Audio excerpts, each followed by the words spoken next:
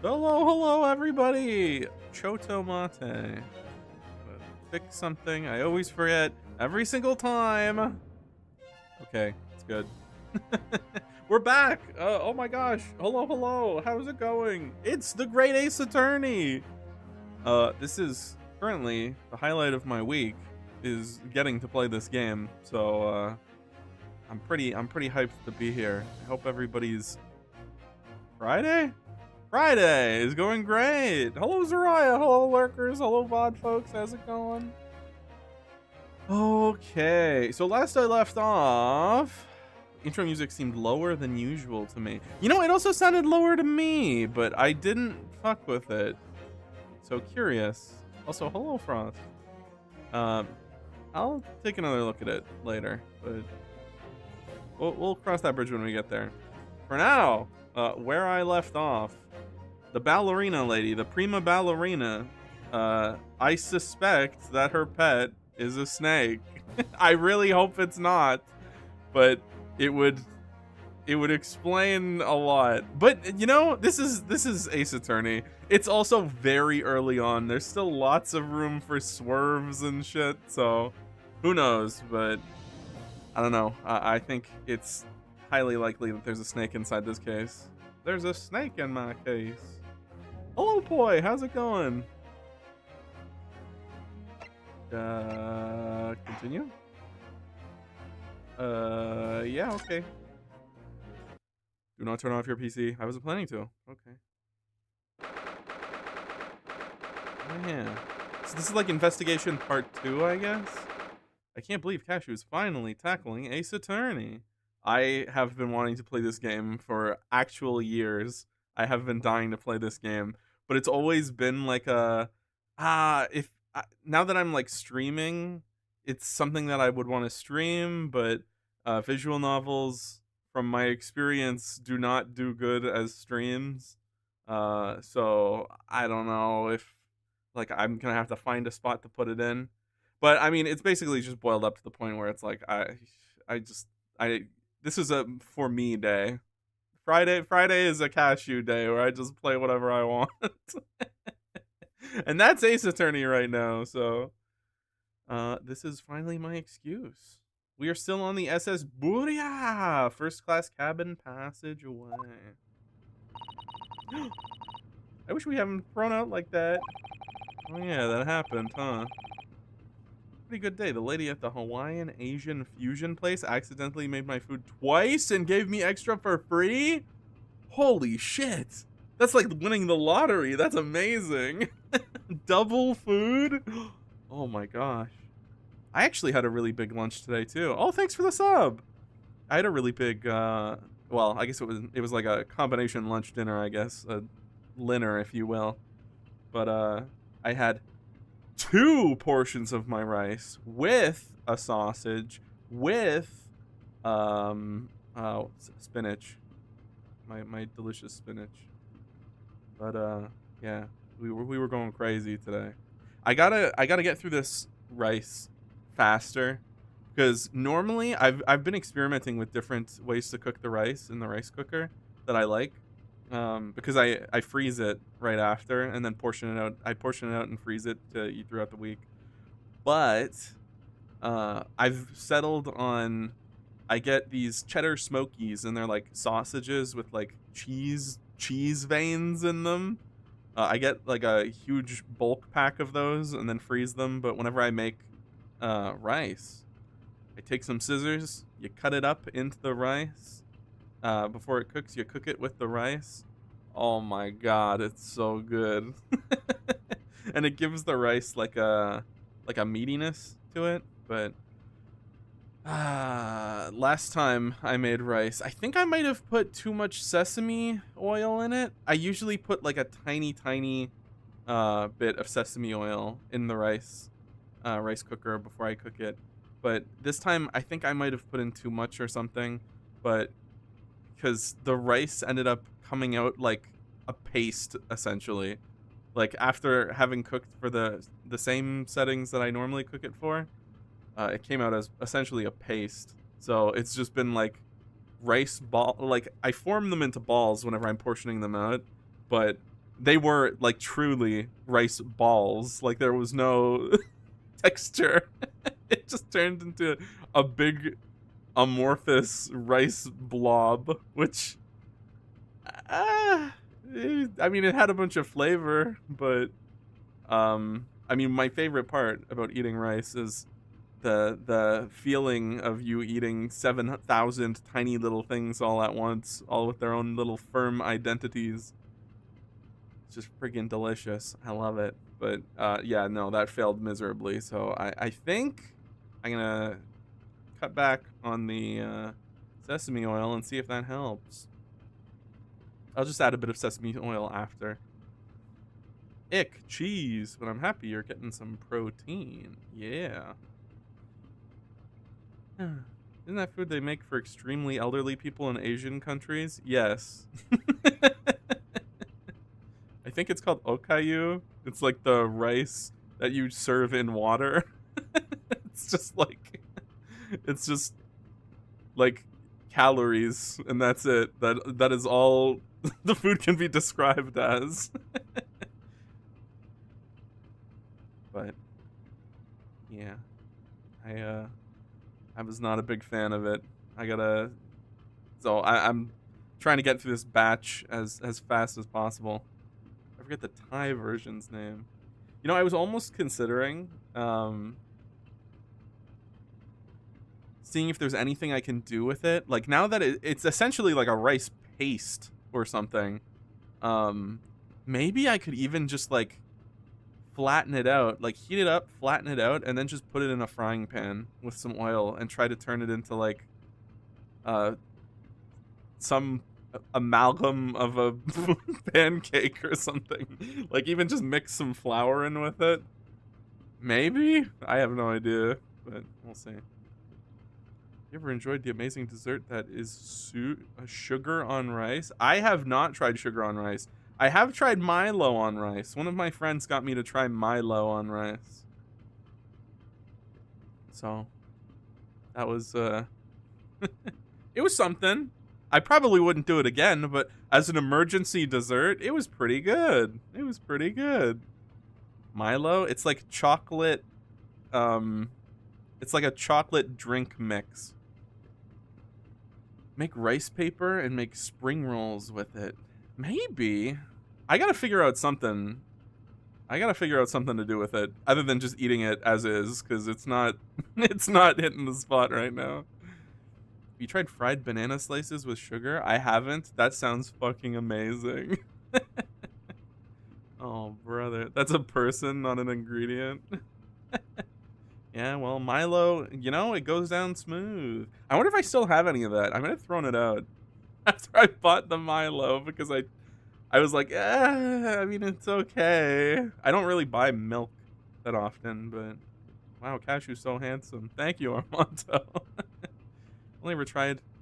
I've only ever had fried bananas as at Brazilian steakhouses. What the hell? Is that something they're known for?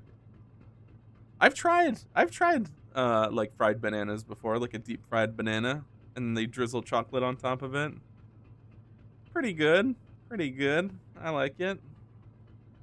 I'd say that's like a top tier dessert, actually. Just deep fried banana, drizzle a little bit of chocolate on top. That's all you need. That's good. Have it with some ice cream though, and then you're on fucking another planet. Oh. Like fried banana plantains with papusas. I don't know what that is, and I'm scared of saying it out loud because it sounds like I just said something naughty.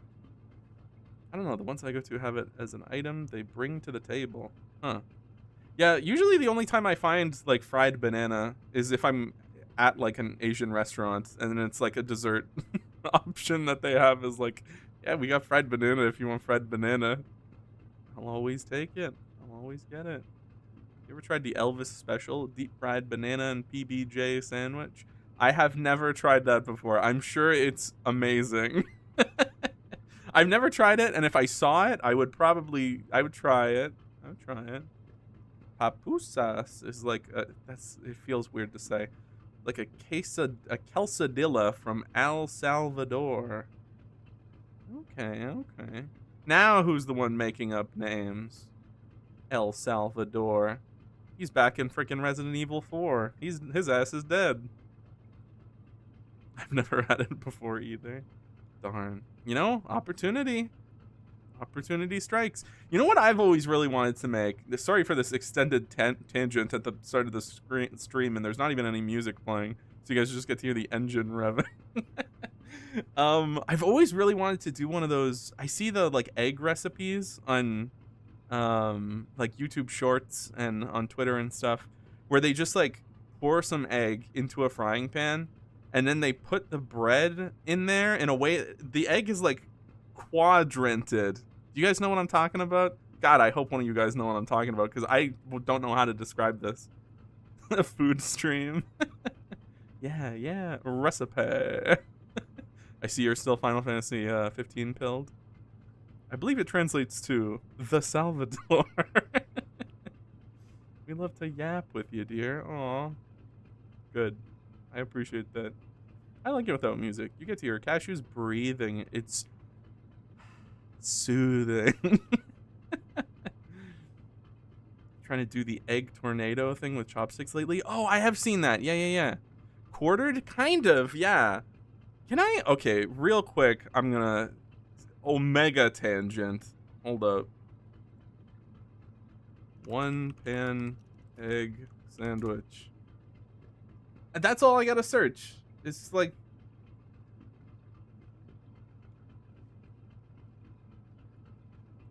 I've seen this a million times. When is Cashew's food stream? I would love to do a cooking stream. I'd love to. Where is something I can hijack? This'll do. Me. Okay. You guys don't need to see who I'm subbed to. And you guys don't need to hear anything. But this is what I'm talking about. Where it's like, it's not like this is like hard to do. They make it look real easy. I've always really wanted to do this though. It looks so fucking good. I don't like tomato, so I wouldn't do that, but doesn't that look slick?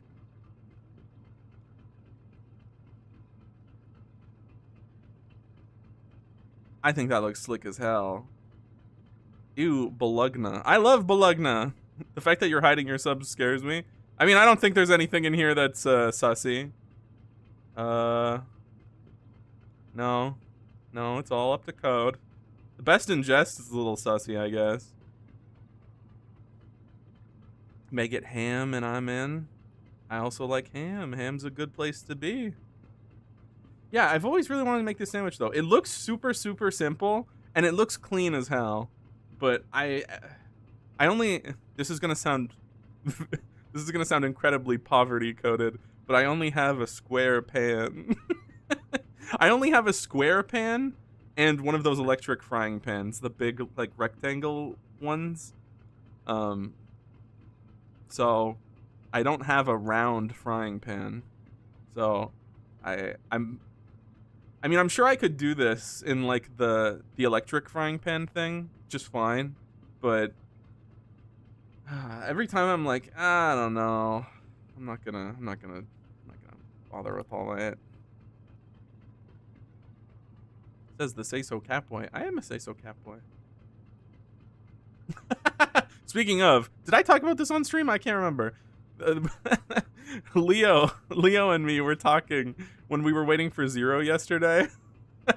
We were like, oh shit. So, I mean, if Zero's down, what were your plans for tonight? Like, what were you doing? And we were talking about stuff. And then we were just like messing around with stuff. And I was like, I wonder if I could do like an H-tags tier, or like an H-tags tier list. Like a Cashew's opinion on H-tags. And then I pulled up a list and I was like, I don't think the world is ready for me to do this stream. There's a lot of stuff on here that's like, I don't think I can publicly assign this to somewhere on a list. So that's binned. What's that? H-tag? Now who's the say so one? Fried bologna with pickle and mustard is yummy to me. I hate that tomato likes to make all neighbors soggy. I fucking hate tomato. That being said, again, I was just talking to Leo today about how much I love tomato juice. Tomato juice is just like, I would drink tomato juice over Coke Zero if it was an option. It's just tomato juice is so fucking expensive now that I can't do it. How do you feel about ham and a can of Spam? I think I like Spam. I can't remember. It's been a long time. Toast and bread are extra. Cashew, you must. We need to know. Wait, what is it? So they're like 18 plus tags on stuff. So maybe, I don't know. Maybe you're into. What's an example that say so? Childhood friend. Maybe if you're into a vanilla childhood friend story, that's a tag that you could put on your list. But I did the list. I made it, and then I was like, oh my fucking god, no, I can't make this public. I'm gonna have people with pitchforks in the streets. They can't be coming after me for this. I think there's a lot of stigma for some tags being discussed publicly. So I don't think I'm gonna publicly release that. But it was funny to look at the list and laugh about it. Too much self-respect to put my preferences out like that. Fair. How dare you badmouth tomato? I literally, if you sneak a tomato, like if I get a burger that has a tomato slice in it and I take a bite, I will literally gag. I will go to throw it up. But if you give me the chunkiest salsa, if you give me some, what's that food called? The bread with it's essentially fucking chopped up tomato on top of it. I want to call it braille, but I know it's not. Shit, I can't remember what it's called, but anyway, any tomato product, any tomato byproduct, a can of tomato juice, a big tall glass of tomato juice, I'll down it and I'll be happy. I'll love it. But a slice of tomato, I will puke. I will puke if I take a bite of it. I can't do it. What the fuck are you talking about? Sometimes I don't even know. Catboy is a tag. Is Virgil but girl a tag? I'm sure you could break it down more into finding your tag, but you must tell us how you rate Catboy for H tags. I'll pull up my list and see. Catboys was not on there. I'm gonna tell you right now, Catgirls is in. Well, I don't have to. I'm sure I don't have to say.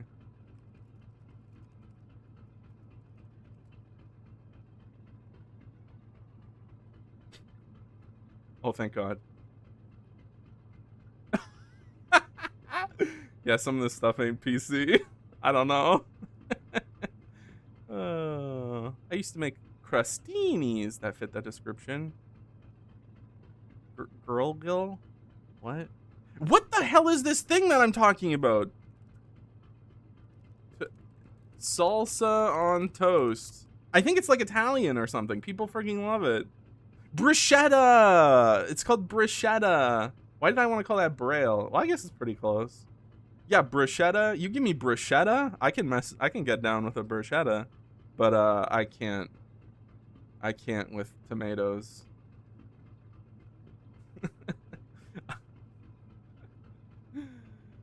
What are some crazy ones here?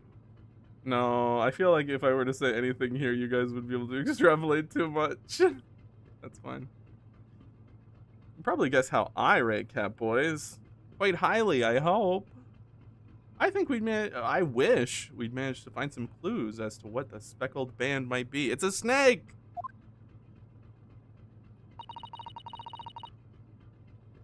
Yeah, those are crostinis. Crostinis and bruschetta are the same thing? Sorry, I had an ice cube. We didn't manage to investigate at all. And I imagine that we won't be able to for a while longer. We'll never get past the sailor guarding the door. He's clearly glaring at us, as if to say, don't even think about it. Oh, wait a minute. What is it? Well, what happened to our great detective friend? Where did he go?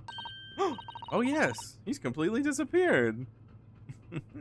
Oh, wow. About 20 minutes in, we got our first button press. Yeah, that is quite remarkable. Why did you do that? Slipped away as quietly as the wind, but not before ensuring these were securely back on my wrists. He gave us the Irish goodbye. Croissants are the appetizers where you slice baguettes diagonally, coat in salt, pepper, and olive oil before baking hard, then topping with various options. That sounds a lot like bruschetta, yeah. I mean, that sounds delicious. I'd be all about that. Can we get any more out of this mouse trap? Can I eat the mouse trap? Trap for catching mice. Yep. Plenty of those back home. Oh. Yeah. Darn. I forgot a game was happening. Yeah, there is. I like pigs in blankets. Pigs in blankets, huh? Okay, okay. Curious. Are we allowed to look at this now that Fella's not standing here? Huh. Probably misread bruschetta. You were playing Stardew Valley and just thought it said Braille. Maybe. That book on top of the table there really is huge. And there's a pen with it, too. Yes, I'm sure that's the ship's log. Shall we have a little gander? The writing is so neat and precise. Every detail about the voyage has been meticulously recorded. Wouldn't expect a rough and ready sailor to have such beautiful handwriting. Anyway, look here. Last night's log is mostly blank. Presumably, that means there was nothing to report.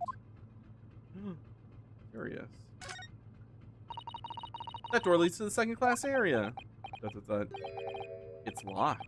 I can't open it. Tam Gander. That's one of my favorite bits. With Rowra. Do people even read books anymore? Oh, maybe. I don't. I think it's good to read. I should probably do it more often. Maybe make my reading go better. Maybe. I think we've come too far though. I didn't tell you guys about this.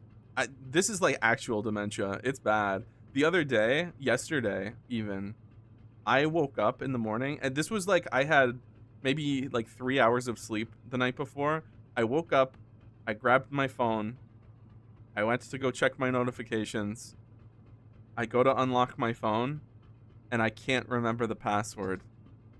The phone that I unconsciously unlock 50 times plus a day. I pick it up, I can't remember the password. I put it in wrong. I put it in wrong. I put it in wrong. I'm like, what the hell? What's my password? Why am I blanking? I can't remember my fucking password. And I'm trying and trying and trying and trying, and I can't remember what it is. And then I'm just like, okay. I just... Eventually I got to the message where they're like, oh, your phone's locked for the next hour. You can try to log in again in an hour. Because if you try too many times, they just brick your phone. Like I had, I think 2 or 3 more attempts before my phone was just permanently bricked. So I'd have to reformat the whole damn thing, which I obviously didn't want to do. So I was like, okay, I'm not gonna try. I'm not gonna guess. I'm not gonna put anything into my phone. I'm gonna wait until I'm out on my walk with Reese, because that's whenever I'll usually like go on my phone to start listening to music and stuff. And I'll try not to think about it. I'll just pick up my phone and hope muscle memory carries me. And that happened. Thank God. My muscle memory carried me and I just remembered the password. But, like, the first time this happened to me, because this isn't the first time this happened. The first time this happened to me where I just straight up forgot my phone password, it was like the motion input thing. And I couldn't remember the motion input. Even now I know what the motion input is. But in the moment, I couldn't remember what it was.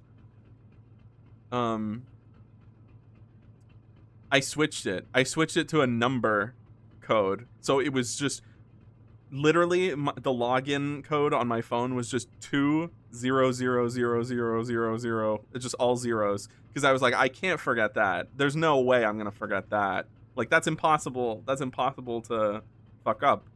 And I fucked up. I couldn't remember it for the life of me. So then I made sure to write my code in a million places. I got it on a sticky note like I'm a fucking 97-year-old man. I told you guys now, so next time I'm locked out of my phone, you guys remember my password is 200000 to get onto my phone. It's time, Cash. Friend at work recently got published? Like a book? That's freaking awesome. What the hell? You're half asleep, you can't write properly, and since it's since it's you, that's 4 times the inability to read or write. True. That's true. Turn my phone alarm off. I have to swipe it away, but then I'm super tired. I'll just press it repeatedly like I'm using the thumbprint unlock over and over. Oh, brother. All my passwords and pins are just 1, 2, 3, 4. So I gotta start doing shit like that, because apparently 20000 was too complicated for me to remember. My pins are just the years of random wars. Whoa, that's exciting. This guy. I got you, Cashew. Bless you. I keep my passwords in my phone book. Just under a fake name? Whoa, that's sick. I wrote a book. It's called The Great Gatsby. You may never heard of it. Kind of a big deal. I've never read it. I have heard of it before, though. No one wants to let the murderer escape. Gosh, she gave me a very stern look when she said that. Almost like she's implying that I am said murderer. Let us move. Let us... Can we just go back in anyways? No. We shall never be able to enter the other cabin with Seaman Stroganoff in the way. Seaman Stroganoff. Ugh. The 9th of January, the SS Burya, first class, cabin number 1. Okay. Wait, you didn't even do a recap from last week. I kind of did, yeah. What if someone comes in and doesn't know what's going on? I kind of did, yeah. I got a new conditioner the past week. I've been loving how my hair's been feeling. That sounds great. I do always love the experience of getting a new conditioner. I'm sorry, what? One of the NPC's names is Seaman Stroganoff. I never know what's going on. Frost, is it herbal essence? Looks like they're still investigating in here. Yes, on that subject, I wonder if Inspector Holsanaga is unscathed. What do you mean, unscathed? Surely you haven't forgotten, have you, Naruhodo-san? Don't you remember what he said about allowing you out of the cabin to investigate? Simple and clean? That's the way that you're making me feel tonight? That's their name? Yes, well, their profession is seaman. Their name is Stroganoff. We just happen to refer to them as that Seaman Stroganoff. So he was going to talk to the captain about it. He said he'd lay his life on the line for you. Oh, yeah. But I'm sure he was exaggerating. Let's see what he has to say for himself. He might have some new information for us. You never know.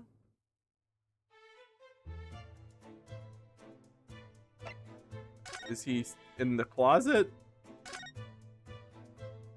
He's gone. That being said, hello? Oh, never mind. He got his ass kicked. Stroganoff. Beef stroganoff. You're back. I only shampoo my hair once a week. I've heard a lot of people say that is like shampooing conditioning.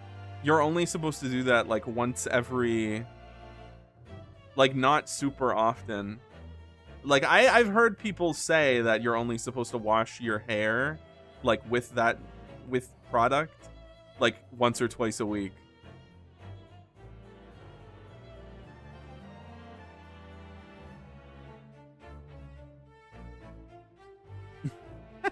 Who said that? The Smash Bros community? A lot of like my mother is into a lot of these like natural things. And she's tried to tell me that it's like, oh, it's actually really, really bad for your hair if you're using chemicals in your hair every single day. You're supposed to be doing like only a couple times a week. Like, still shower every day, absolutely, yes. And wash your hair with water every day, but apparently you're only supposed to use actual chemicals a couple times per week. What if I shampoo every day, twice a day? Let me know how it goes for you, I guess. I don't know. I use hair product every other day. That being said, I'm also a NEET. So it's not like I'm out there sweating. I've been told 3 days, or when your hair is greasy without it being greasy, the chemicals are just rough on the actual hair. Yeah, something like that. A lot of what I've heard just kind of like goes in one ear, and I'm like, that's kind of interesting, and then goes out the other. But I've been doing it for years, and it's fine. There you go. I bet Cashew has long, flowing hair. I used to have very long hair. My hair used to go past my shoulder blades. Like, it was really, really long. Now I mean, what you see is what you get. Like, the length that you see on screen that is my hair right now. So, if you call that long, flowing, then there you go. Ah, you're back. It looks like you got an ass kicking. Inspector, what happened to you? Your faces. Please, don't worry about it. He's dying. You're just entering the 30s, Malachi. This is where your body turns on you. My hair barely reaches my lower back. Whoa. Lower back is that's long. That's longer than I've ever had my hair. Made by a bear, maybe. I told the captain that I'd given you permission to investigate. He told me he'd pummel me with his fists and toss me overboard. What? But the pummeling was over in a flash. He must have decided against throwing me overboard. So it was nothing, really. It looks like he wasn't joking when he said he'd lay his life on the line if he had to.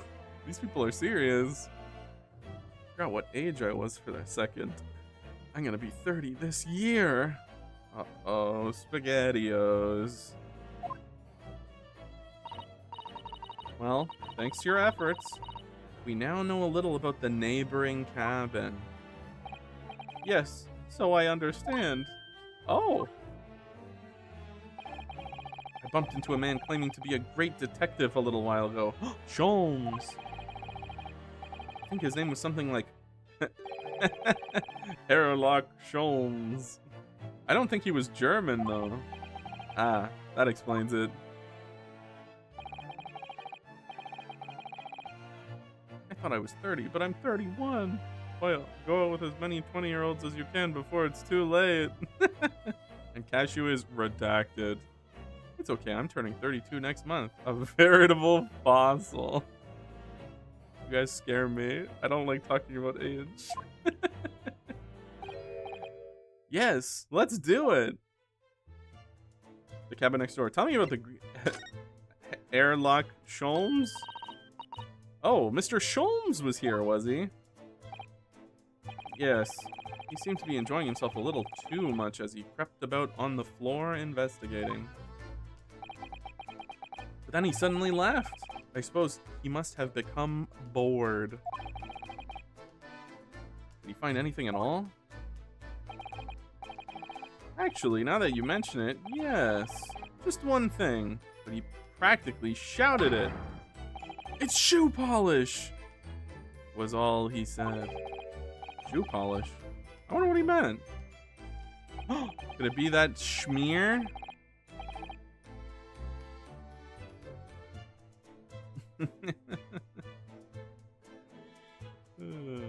30-year-olds, stand up. Everyone's knees popped and sounded like fireworks. I'm horrified. The way everybody talks. Like, man, I can't, like drink milk.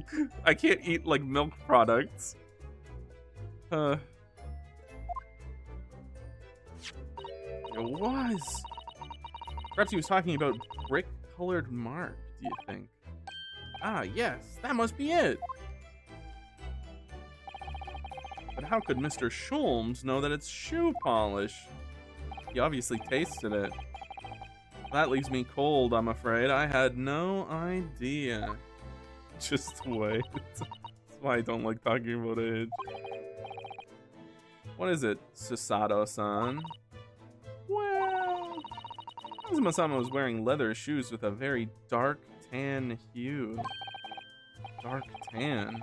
Sort of dark brownish red, then. Hey, don't read into my comments too much. Yes. A little like the color of red wine, but darker. I often repaired them for him. Oh, does that mean this mark was made by the polish on Kazuma's shoes as they scuffed on the floor? Mark on the floor has been entered into the court record. Okay. I have an actual destroyed knee. And it only hurts so bad I can't sleep when it rains hard or is really cool. That's horrifying. Just be weight training. Your body will hold up. If you stop being active and get heavy, it'll be painful. I was actually watching a video the other day how right now I'm sleeping on like a bed, like with a mattress and everything. But I like used to be sleeping on the floor, and genuinely I miss sleeping on the floor. Like I genuinely felt like there were a lot of like benefits that I don't get sleeping on a mattress. And is anyone else lagging? No. God, no. Don't say it ain't so. YouTube is telling me, well, OBS is telling me that everything's perfectly fine on my end. Yeah, I've been considering going back to sleeping on the floor, but I don't know. Maybe I'll just like prop my bed up against the wall and then try doing that. Because I was watching a video talking about it, and they were talking about the pros and cons. And a lot of the pros were stuff that I was like, oh yeah, you know what? I do feel like I'm missing a lot of that stuff that I was with before. But the cons are like, well, it's worse for your joints. Your joints are going to hate you for doing that, but your spine is going to absolutely love you. Like, your mental is going to improve. Like, it's gonna improve a lot of different areas in your like posture, but your joints will take damage a lot faster. I don't know. But my memory foam bed. I'm really happy with my Casper mattress. I'm only aware of Casper mattress because of the Super Best Friends podcast, and they were sponsored by Casper mattresses for like years. Yeah. So they'd always be talking about them damn old Casper mattresses. Don't you know? I have Casper too. Had it for 5 years. It's good. Friendly Ghost makes bed? Okay, I know you think I was joking when I said you have to get fitted with Stone Cold Steve Austin knee braces when you turn 30. I wasn't joking. You've had mine for 8 years and it's still really nice. I think maybe I'll try that. I'll prop my bed up against the wall so that it's not like I can maybe potentially still use it. Then again, what if it falls on me in the middle of the night? That would suck. I didn't think about that until just now. It'd probably be fine. A piece of small glass object and what looks like a scuffed mark made by Kazuma's shoes were found by the victim's body. Tell me about the cabin next door. What? Nikolina Pavlova? She's in the cabin next door? Wow. Did we not? Am I crazy? Didn't we tell her that like we wouldn't tell anyone about her? And we immediately, like the first person we talked to, we were like, man, you're not gonna believe this. What the hell? Oh, do you know who she is? Please. What self-respecting ballet fan wouldn't know that graceful angel? Oh my god, dying live on stream. Aheem! Oops. I think I upset him there. Well, that tells us the neighboring cabin is unrelated to the case, at least. How do you... yeah, you're making a huge assumption. Because angels don't go around committing crimes, do they? Zenless Zone Zero, folks, please confirm. Do the Angels of Destruction, or whatever their band's name is, their group, do they commit crimes? Do they run around and commit crimes? They look like a group of people that would commit crimes, but maybe not. It's enough cushioning, but still firm enough to keep my spine straight. Satan might. I guess, yeah, Satan is like a fallen angel or something, right? At least Lucifer is.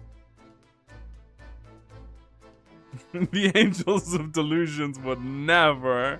Oh, okay. Unless you count sound complaints. Oh.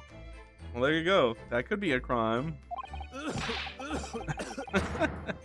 Now I've definitely upset him. I was actually super pumped the other day, last night actually, whenever we were potentially maybe canceling the World War Z stream, I was checking out Muse Dash, more custom charts to see if people have uploaded more stuff.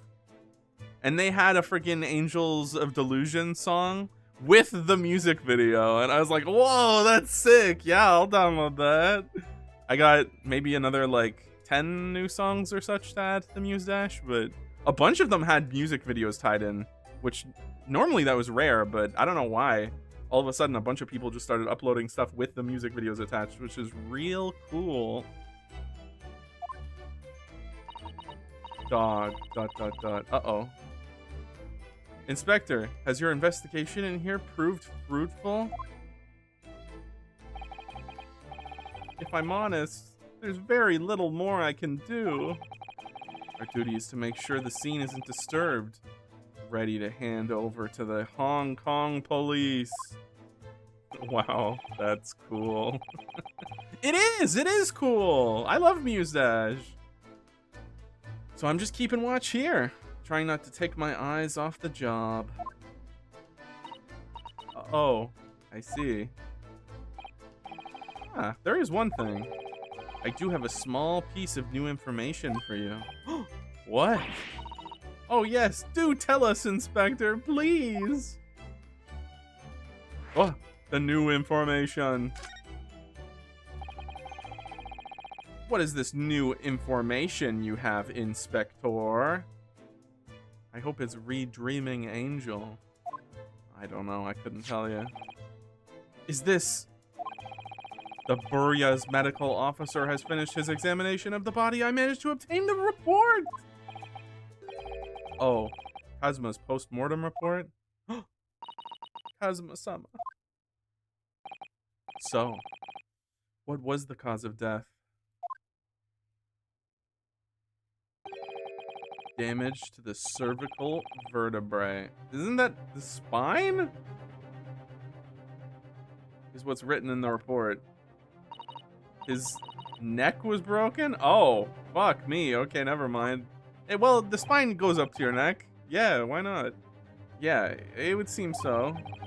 There were no obvious wounds or other signs of injury. So at first, I think they were considering poison. It's high on the spine.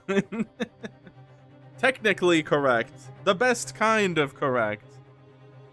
But it turns out they found no trace of poison in his system at all. It's because I ate the sleepy chicken. Me. Well, what weapon was used then? Oh my god, it big was a fucking snake. It was big a snake because the snakes constrict. So the snake fucking choked him. What if they used curare? I don't think so. It might have been a blunt object. Something like that would leave a mark. Yeah, you know, actually, now that I think about it, if a snake choked you out, it would probably leave a mark, huh? They used a snake whip. Oh, I see. Big a snack? A big snack? I think so, yes. That is the speckled band that I assume is in that woman's briefcase or whatever. Yeah, but constrictor type of snakes aren't usually venomous. There's no discussion of. In fact, we just explicitly said that there was no anything in his system. He died from his neck being snapped, I guess. All the body's nerves run through the spine to the brain. A strong enough impact to the neck could induce death. It's a possibility, and no obvious wound would be left. Poor Kazuma. I have a second copy of the report. If it might be useful, you're welcome to have it. Really? Are you sure? Yes, it's fine. I trust you. Aww. Friend. After all, if I didn't trust you, I'd never have agreed to you leaving this cabin in the first place, would I? Man. Unironically, the GOAT. I can't believe I assumed he was a big villain whenever I first saw him. He's great. The postmortem report has been entered into the court record. The cause of death was a cervical spine injury. There were no traces of external injury or poison. Huh. An updated autopsy report from me? That's really all I can tell you at this stage. Hold on to that for one moment. Hold on to your thoughts. I gotta take a quick gander at this document. Male, Far Eastern, time of death somewhere between 1 a.m. and a little past 2 a.m. Cause of death, damage to the cervical vertebrae resulting in instant death. The victim's neck was almost certainly broken as a result of a strong blow to the area. No obvious external injuries or traces of poison. So that has me, my whole assumption is out of whoop. I don't know what the hell is going on now, because I assumed it was a lock that a snake choked him.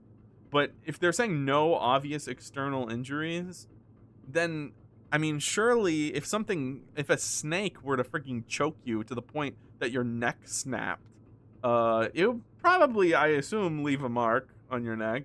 And people would go, oh, he probably died from getting choked.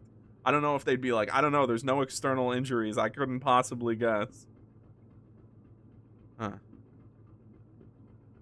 Oh, I thought we were still in the poison thing. Nope. He's real dead. Yep. He's real dead. We only got to know him for one case. Unfortunately, yes. It turns out that he is the Mia Fey of the Great Ace Attorney. Spoilers. Osanaga is actually the boy. I love him. The gorilla can just as easily choke you as a snake. Well, the chapter is called, like, The Speckled Band, and it opened with an image of a snake. And I was like, okay, well, I mean, snakes can be speckled. It looks like a band. It could easily travel between the vent. It seems like an open and shut case that a snake went through the vent, crawled in, choked out Kazuma. But then that doesn't explain who... I mean, I guess I don't know that the chicken was drugged. I feel like the chicken had, like, sleep meds in it or something.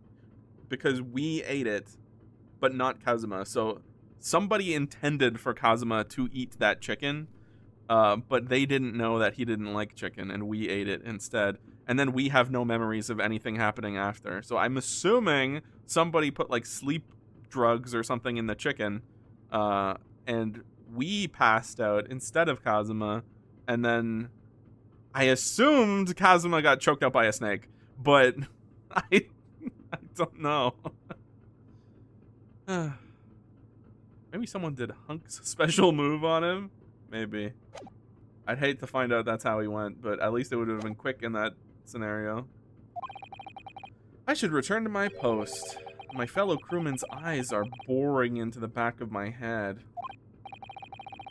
Yeah, that might be for the best. Thank you.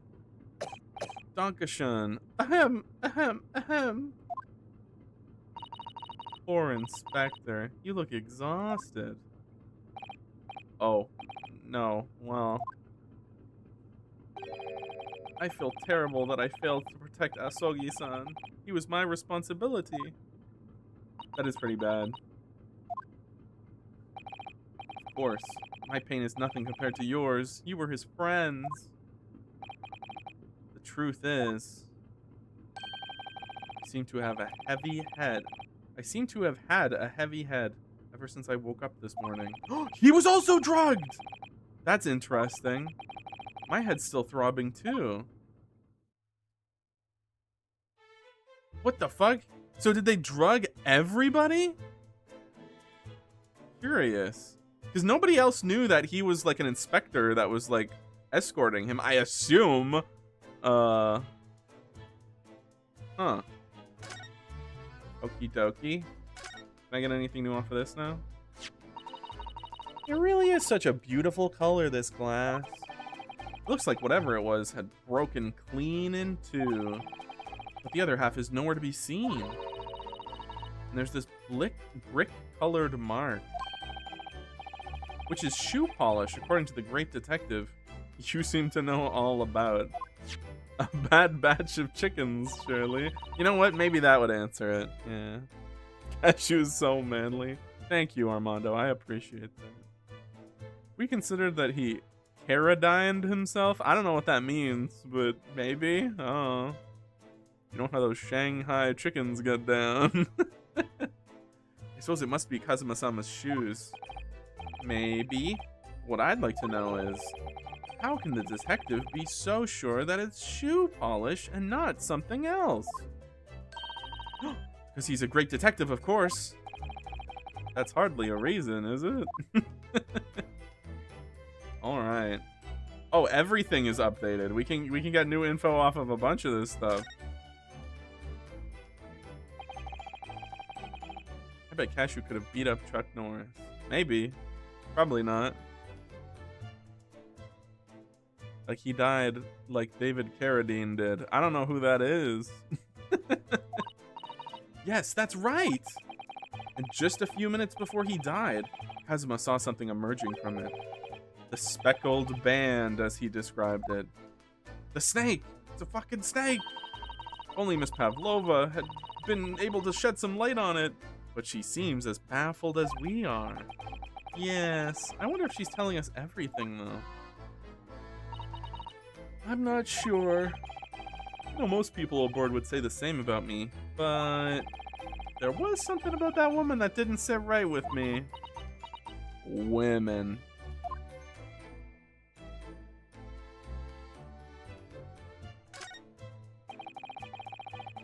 What? These letters were written with ink, somehow spilled on the floor, and they spell Russian word for wardrobe. It does seem to be an unambiguous pointer to you, Naruhodo-san, as you were sleeping in there. But to be truly unambiguous, it should have just spelt my name, don't you think? Well, either way, one fact remains.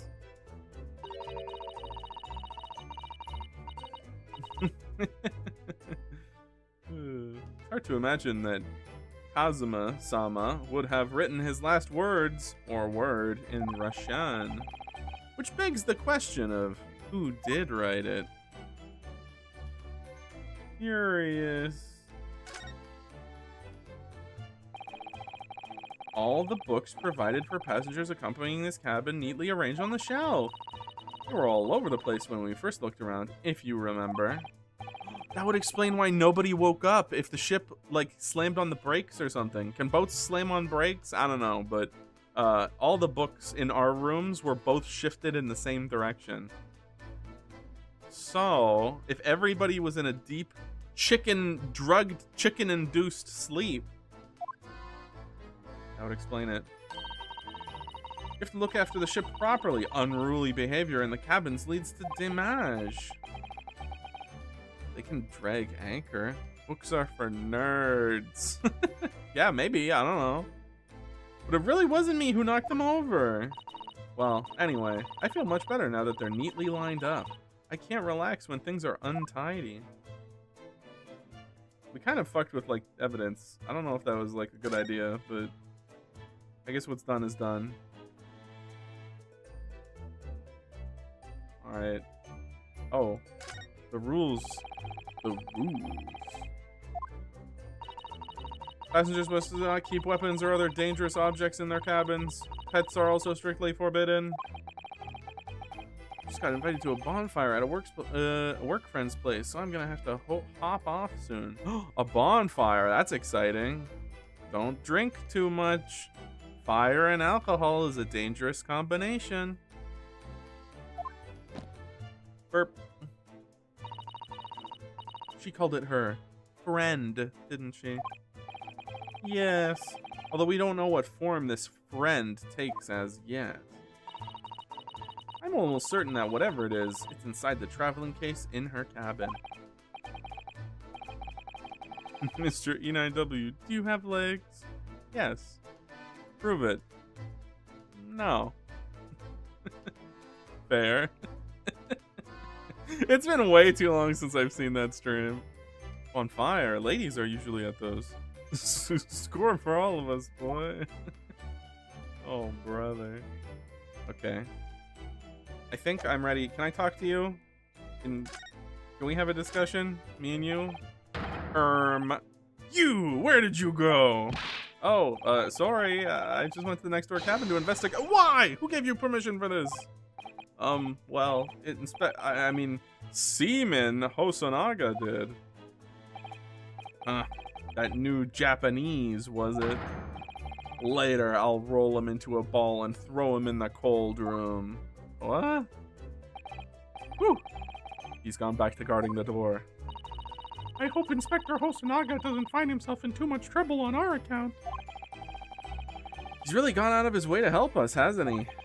Well, when we get back to Japan, we'll have to take him for a steak at Le Carnival. The people do love the snake.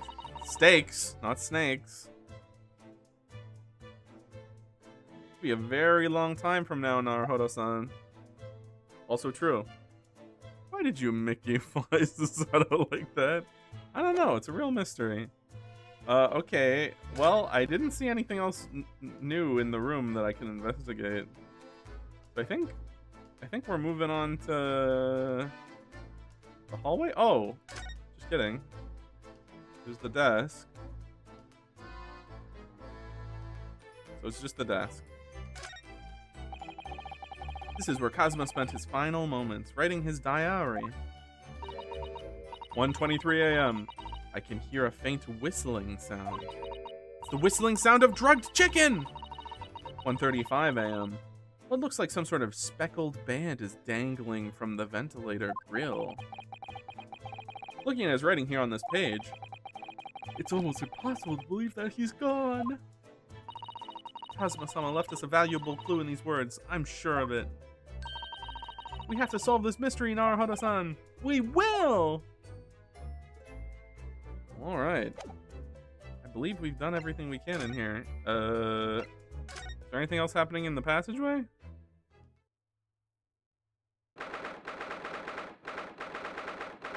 Chinese food for dinner, Cashew? I'm not a millionaire, okay? Even whenever I do tell myself, like, you know what, I'm gonna splurge. I'm gonna get myself Chinese food. And then it's like, okay, what did you want to order, Cashew? Okay, I'd like some, can I get some General Tao? Okay, that'll be $40 delivered. Okay, well, I mean, maybe if I'm adding more stuff to the order, then it's fighting off the delivery fee and the service fee. So, maybe it's not so bad if I add some more stuff. I'll have some fried rice with the General Tao. I'll have some egg rolls. Okay, that'll be 70 Canadian dollars. And at that point, I just close the tab because I'm like, you know what? I can't. $70 is like 2 months worth of food for me. I can't do that. Ah. Look, Naruhodo-san.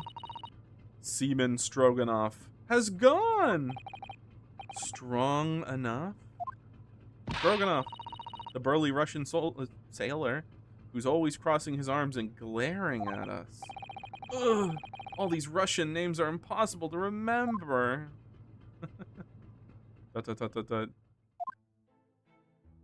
Tra-la-la. Who?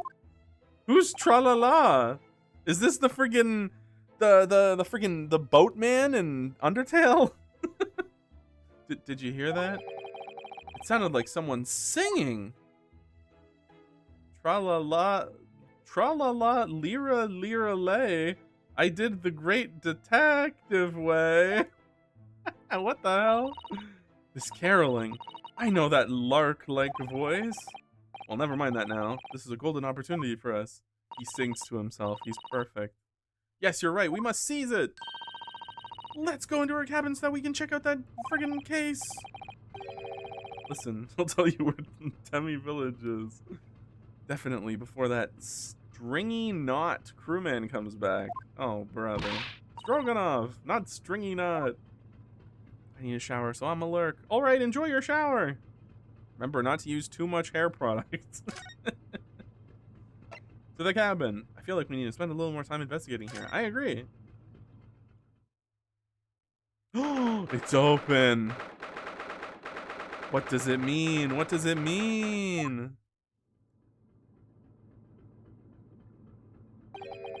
Miss Pavlova isn't back yet. Susato-san. Oh, where's she gone? Hey, what are you doing? Those are her private things. There's not a moment to waste, Naruhodo-san. We must investigate as quickly as we can. I suppose you're right. For Kazuma's sake. Silly Cashew. I use body wash on my hair. Oh, good lord. Not just for Kazuma-sama. What do you mean?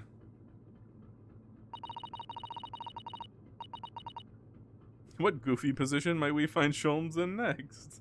It can't be long now until we arrive at port in Hong Kong.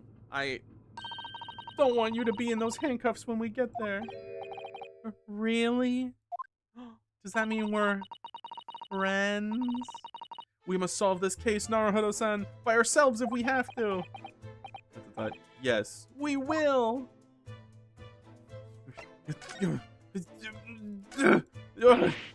Oh my! Pavlova's case is open. It's completely empty inside. Carapo, you might say. But according to the great detective's great deduction, she was hiding her special friend in there. That makes it sound like it's something else that she keeps in there. Yeah, a friend she has to keep secret. Because you're not allowed to bring animals on board the SS Boria. I wonder what kind of animal she had in there. And more to the point, where is it now? Venture if we become friends. I'm very personable. That's possible. There are just a few books on the desk. Nothing else by the looks of it.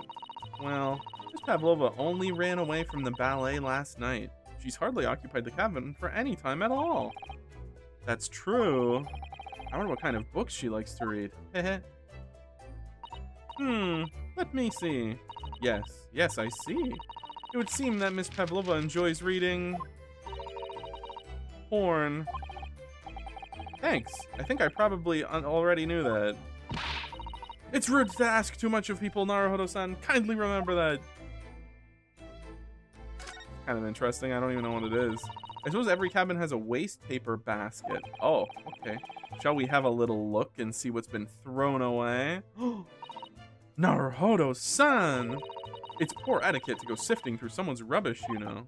Ugh, those eyes. She's looking at me like I'm a piece of rubbish now. A lot of people are into that, so maybe consider yourself lucky. However, these are special circumstances, I think. Exactly! We have no choice! Garbage, garbage, garbage. Garbage day? There's hardly anything in here at all. Oh, well, that's a little disappointing. Curious, your plate is also on the floor. Almost as if to feed a snake. Doesn't look like it's been dropped. More like it was put there deliberately. You don't think? You think there could be a leak in the roof just above here? What? A leak? Is this ship quite safe? I'm sure that even if there's a little leak in the roof, it doesn't mean the whole ship is gonna sink. No, you're right. Of course you're right. She's really trying to persuade herself, isn't she? I love that I thought her character was going to be like I thought she was gonna be like no nonsense, like serious type character. She's a goofball. She's just as much of a goofball as Maya is. Oh, I'm a big fan. It would seem this teapot's empty. So the natural conclusion is that Russians are very thirsty people. At least quirky. Quirky is a good way to describe her. Or, because Miss Pavlova only came into this cabin last night, she hasn't had the time to make any tea yet. I mean, it could be either. It's definitely that they're excessively thirsty. I'd lay 1,000 to 1 on it. You're rather obstinate, aren't you, Naruto-san?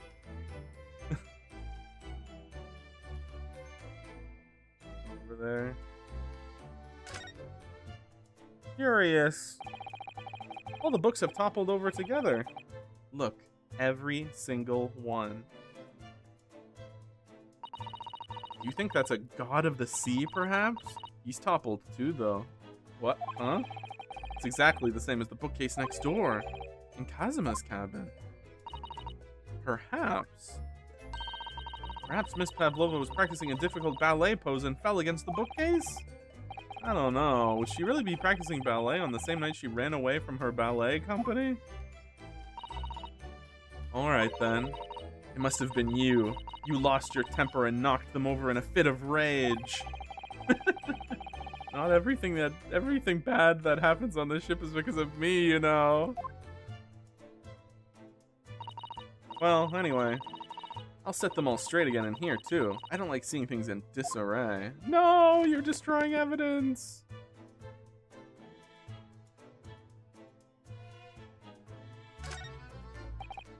Ah, yes. They're displayed in this cabin, too. Look, the SS Borea's rite of passage. Passengers must not keep weapons or other dangerous objects in their cabins, and also no pets. Pets are also strictly forbidden.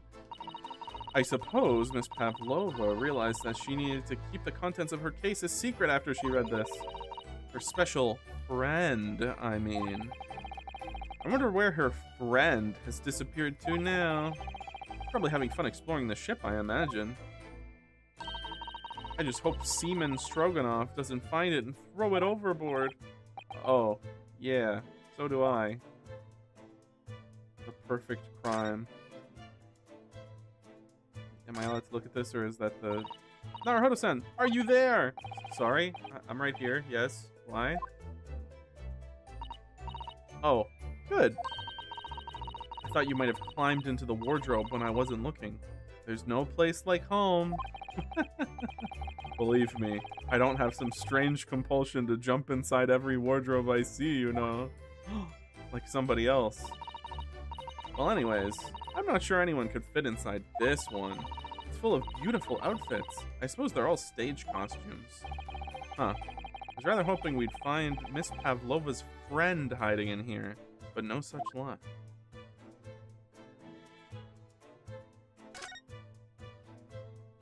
Curiouser and curiouser. This ventilator connects to Kazuma's cabin next door. Yeah, although what a fool a shipbuilder must be to open a ventilator into another room. You could fart into the other person's room. You could just climb up on the wardrobe, press your cheeks against the vent, and just let one rip. Ah, maybe. It's so that if there's a gas leak next door, the occupants of this cabin would notice and raise the alarm. Oh, a gas leak. Yeah, we were just talking about gas leaks. Or the occupants of both cabins would die of gas poisoning. Huh. That is a possibility. Anyway, last night, Kazuma wrote that he saw a speckled band coming out of this ventilator.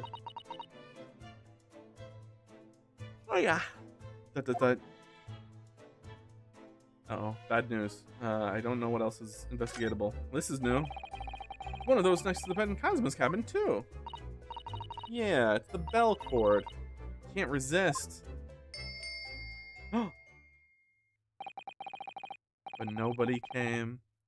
She barely hesitated there, and she gave it a good tug, too.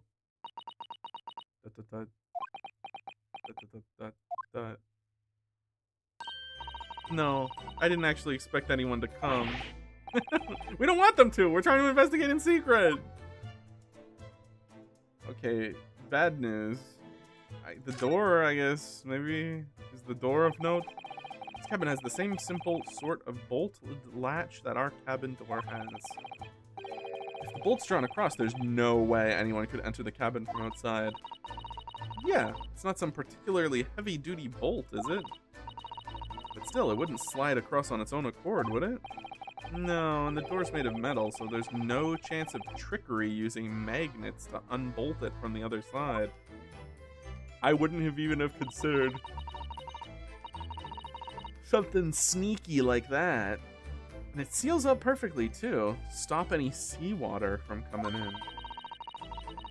So you couldn't use the method you told me of passing a thread through a crack around a closed door either. I seem to know a lot of tricks for opening doors. I'm starting to see why they suspect me. Oh no.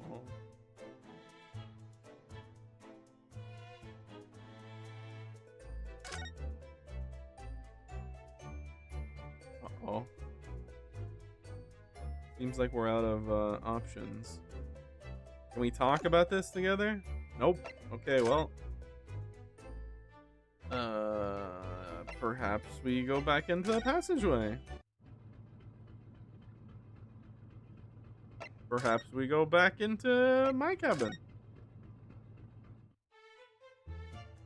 Okay, bad news. We're at our first point in a in an Ace Attorney game where I legitimately do not know where I am fucking up. Maybe now I have more stuff I can talk to you about? Nope. Curious.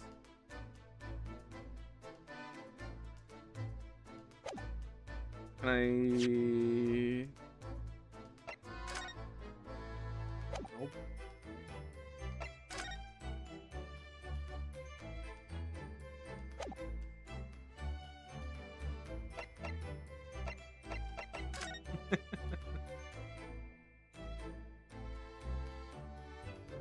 Do you think that's ever gonna come up?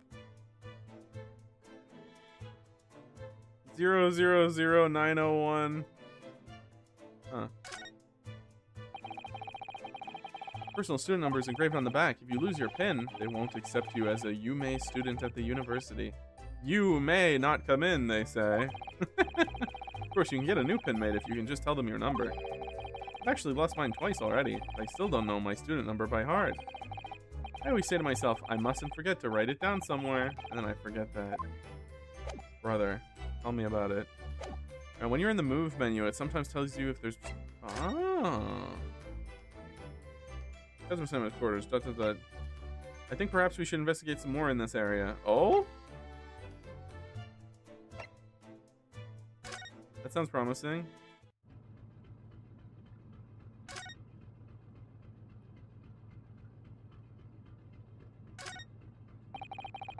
First class cabin number 1. This was ours. Not our cabin. It's Kazuma-sama's. Sorry? Get it right. Got it memorized?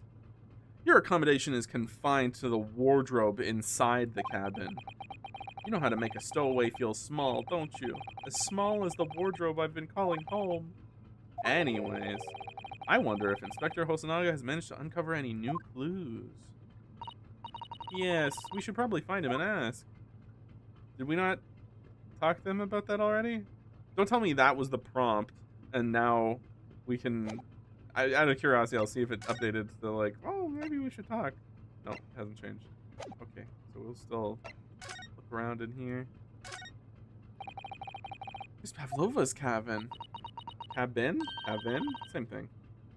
This could be our chance. What? Burly Sailor doesn't appear to be around at the moment. We could investigate every last inch of that cabin. I'm not sure if we could go that far. We could certainly do with looking around more. I'm sure we could learn something. Curious. Beep. Oh, hi. I guess this makes sense, because whenever we came to the hallway, we heard tra-la-la, and then we just left. Oh, It's Mr. Sholmes. Look. Wow, you never know where he's gonna turn up next, do you? Seems to be stealing a look at something as he sings to himself.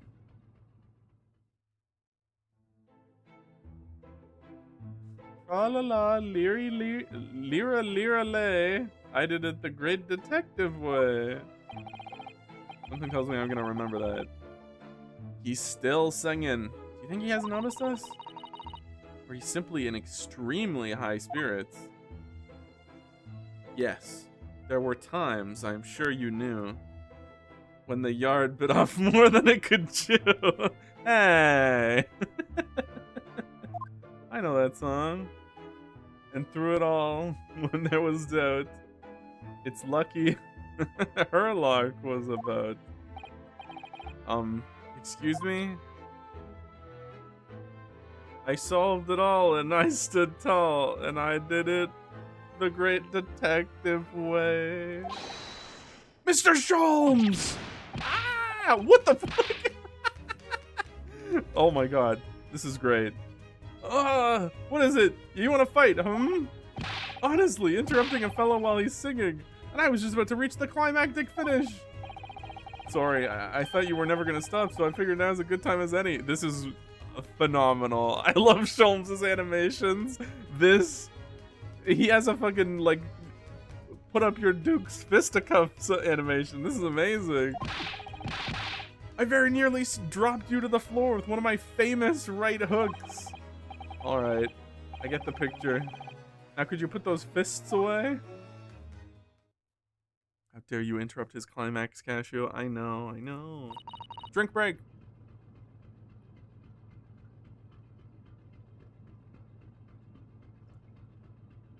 Oh, baby. Mr. Sholmes. You seem to be examining something before we interrupted you. Discombobulate sounding ass. I saw that movie. The Sherlock Holmes movie where that meme comes from. I was at like a, what's it called? Whenever somebody like rents out their house, and you can rent it for like a night. I was at one of those and we watched that movie and I fell asleep during the movie, but I did like it. I'm pretty sure, is it Johnny Depp as Airbnb? That's the one I was that's the one I was trying to remember. Yeah, was it Johnny Depp who was Sherlock Holmes in that one, or am I misremembering? For some reason in my brain I remember it being Johnny Depp, but I don't actually know. Oh, Robert Downey. Yeah. Robert Downey Jr. The friggin' yes. Wait. Yeah. That's right. Okay, thank you. For some reason, I get those two mixed up in my brain. Jude Law is Watson. Is Jude Law the dude from The Hobbit? Because I vaguely remember watching a Sherlock Holmes movie where Watson was the Hobbit guy, and I loved his acting in it, but I don't know if that's the movie that is being referred to. I was immersed in study of the ship's log as penned by the stockily built crewman who's usually on guard here. What? Oh no. Okay, now I gotta Google.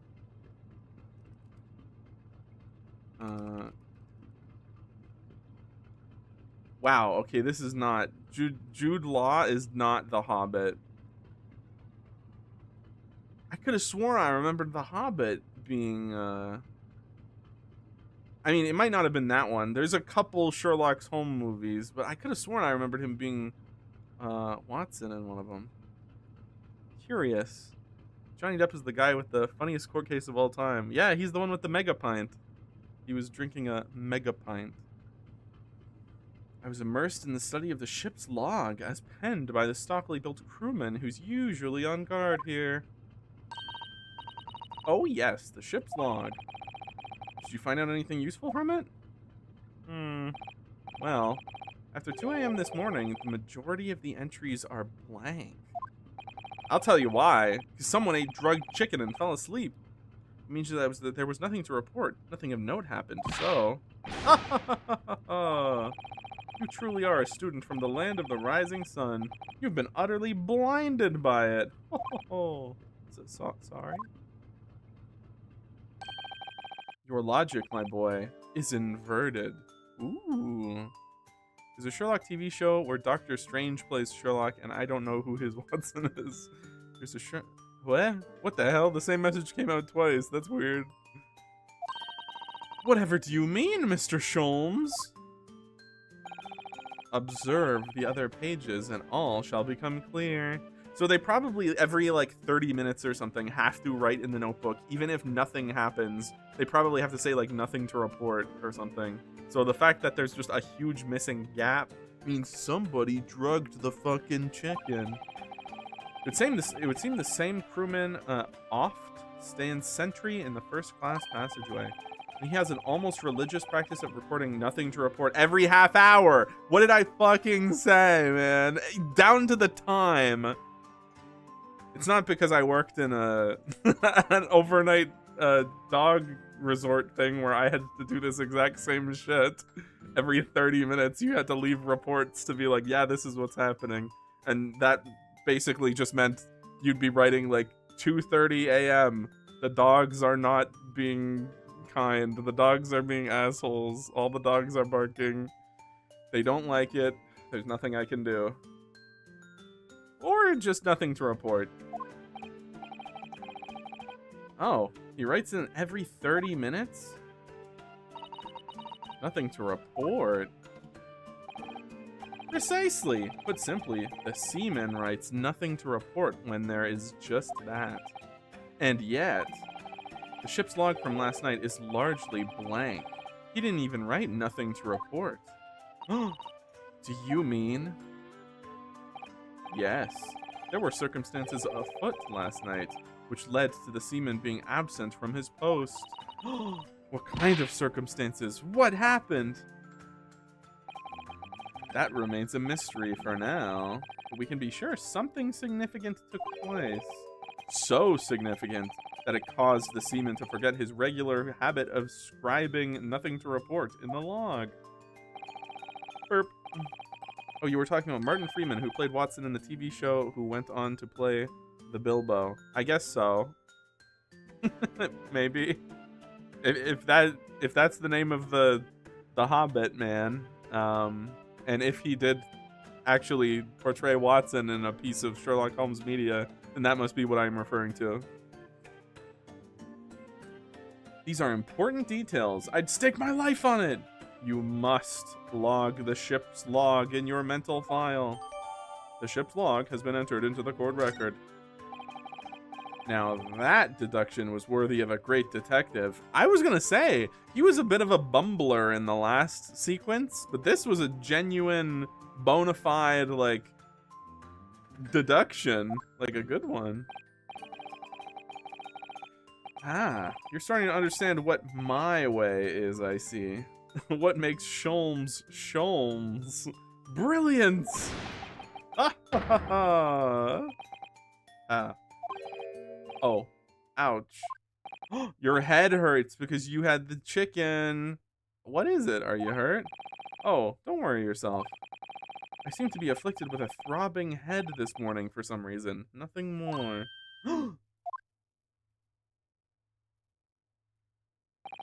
Well, my friends, until our next encounter.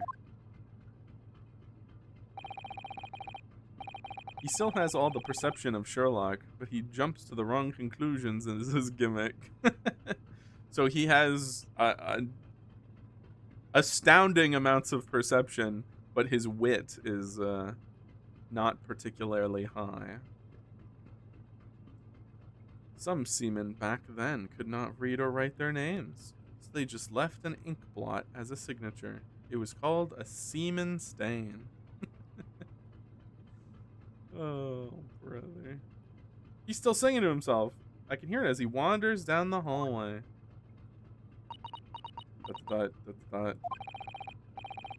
something wrong, Susato-san? You seem lost in thought. It's just, well, I feel the same. Sorry? Ever since I woke up this morning, I've had something of a headache. Sort of continuous throbbing. Oh, Jesus. Oh, you too?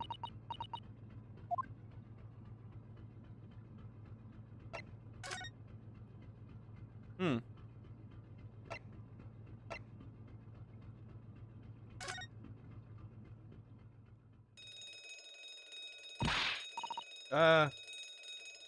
By the way, that's not real trivia. Don't use that. Oh, man.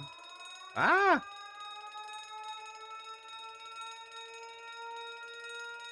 The ship's gonna slam to a break. All of the books are gonna fly forward, and that's when the dummies are gonna know. Oh, so that's what happens whenever that happens. But I knew. I knew. What the? I think we're about to crash into another ship. What? I can't stand. Susato-san, hold on to me. Wow. What the hell? Susato-san, are you okay? Were you injured at all? I think I'm fine. Thank you, Naruhodo-san. What a surprise. All the books are knocked over in the same way. Looks like we avoided a collision. I think. Yeah, ship's come to a stop. Oh my goodness. What about you, Naruhodo-san? Are you hurt? No, I'm fine. Uh-oh.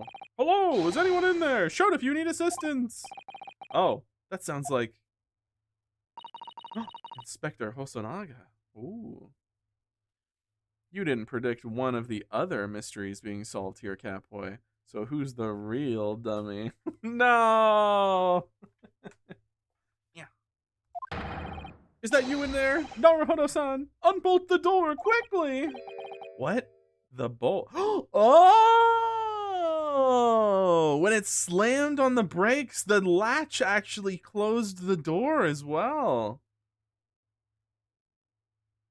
Huh. So that means the door wasn't locked. Or it was possibly not locked. Someone could have just walked in, clubbed him on the back of the neck, walked out, and then slammed on the brakes, and that would have locked the door. What the hell? Look at that! The door's bolted! Did you do that, Susato-san? No, I didn't touch it. Well, that's strange. How did... And look at all the books. They're just like they were before again. Naruhodo-san, aren't you going to open the door and let the inspector in? I'd better tidy up this place first.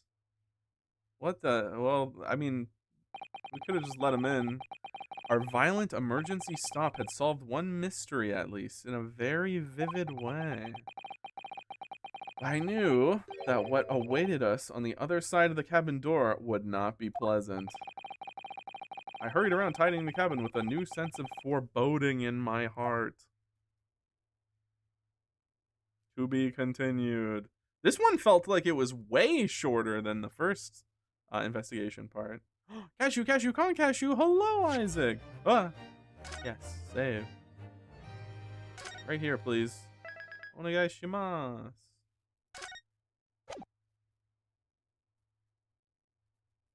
Finally, I got no schedule in Cashew streaming. Oh my goodness.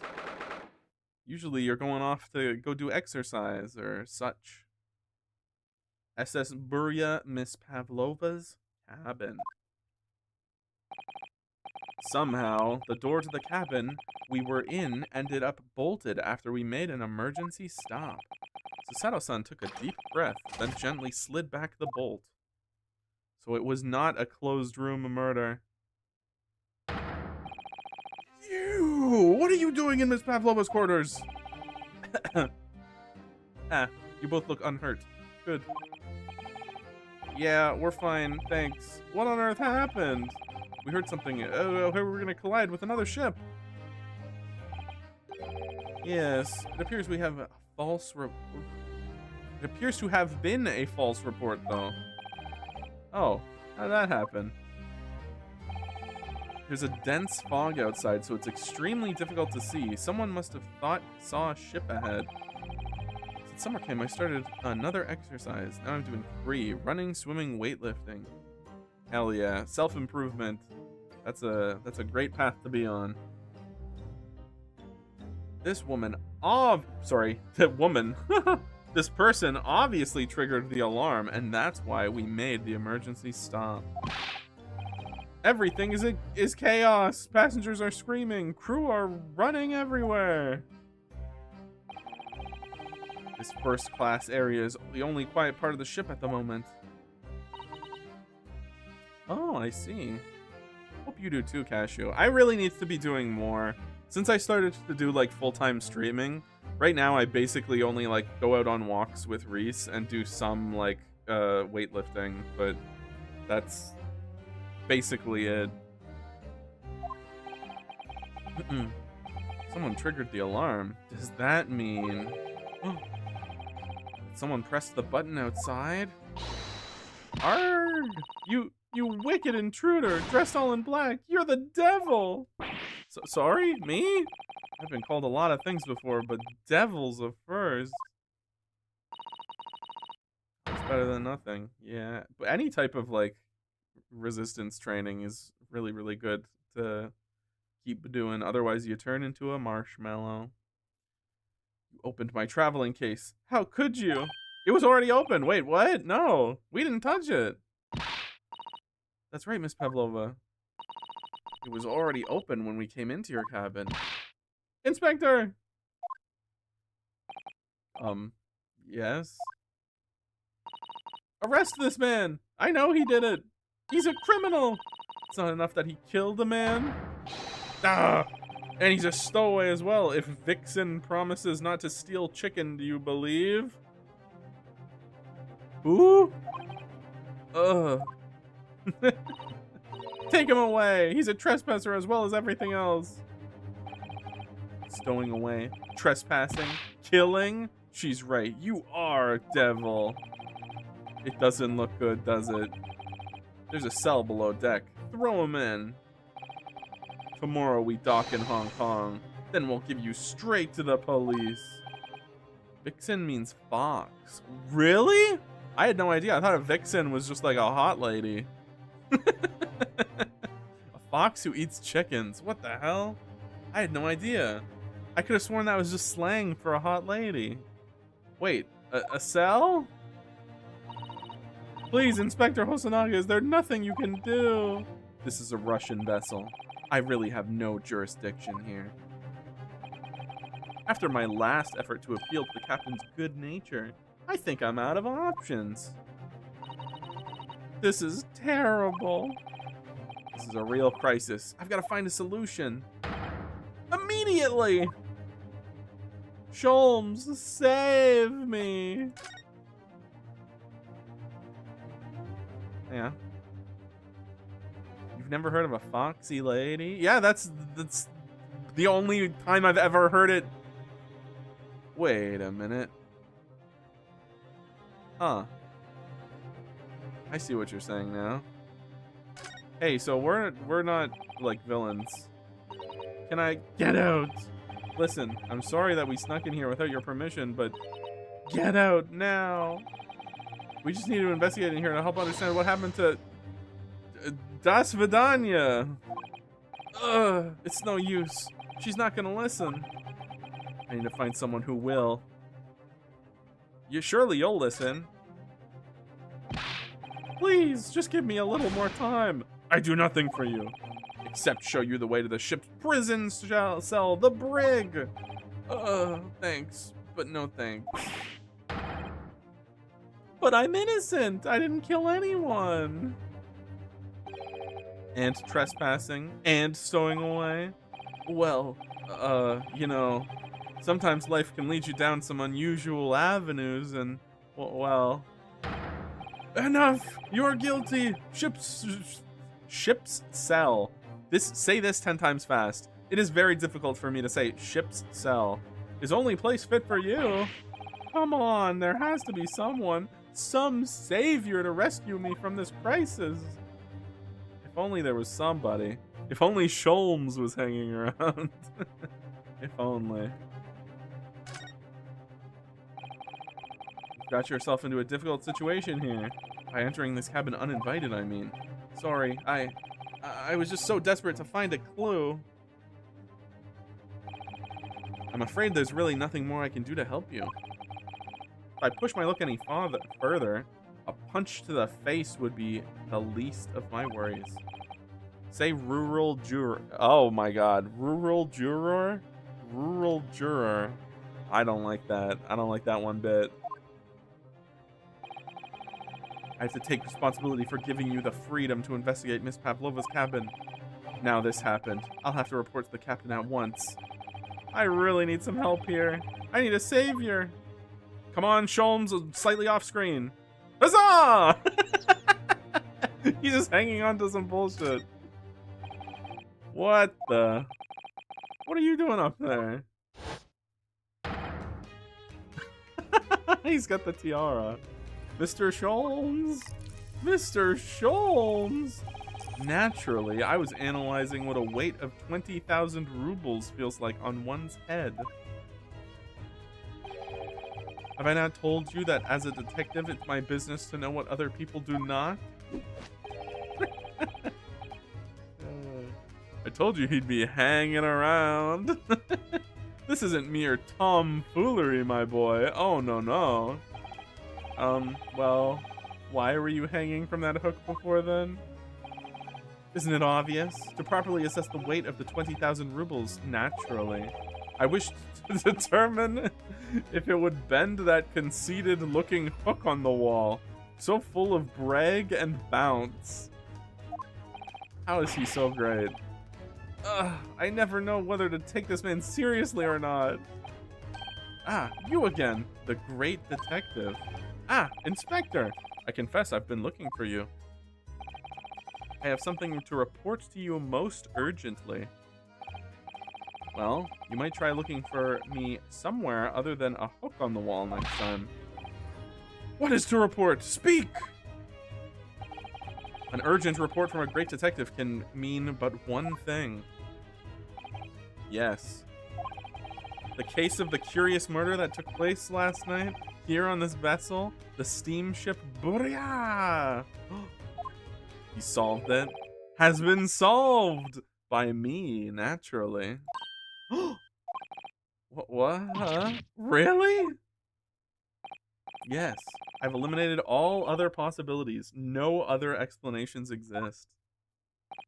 So, allow me to illuminate all your minds. For I am about to reveal my great detective's greatly admired great deduction to the case. Oh, baby. Ah! You solved it? Even Hedgehog understands this case. Sonic the Hedgehog? We all knew who was responsible for killing Student Boy this morning when we found criminal in wardrobe. It's the stowaway! And he has handcuffs here to prove it. I didn't do it! The trouble is, there doesn't appear to be anyone else who could have killed the victim. Because as everyone knows, the cabin door was bolted shut from the inside. If only there was some way that could have caused that to happen. That means the culprit must be someone who was inside the cabin. She'll dance with me, Ryu. Dance the dance of life. Yes, it's what's called a locked room mystery in detective stories. Ah, locked room. That's point.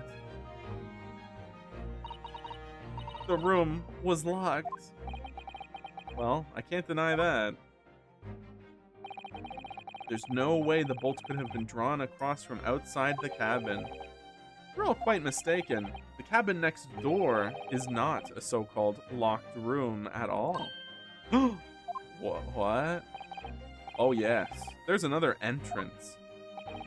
An entrance used last night by the culprit in order to gain access to the cabin despite the bolted door. Eh? What other entrance? We never discovered one. Why, it gapes open-mouthed at you even as we speak. The Ventilator Man! The ventilator man. Already just waiting to get picked up. Enjoy yourself, boy. Remember, don't mix too much alcohol with bonfire. It's a dangerous time. Ha ha ha. You think this is funny? I can't even put my arm through that hole. That's because your arms are as thick as tree trunks.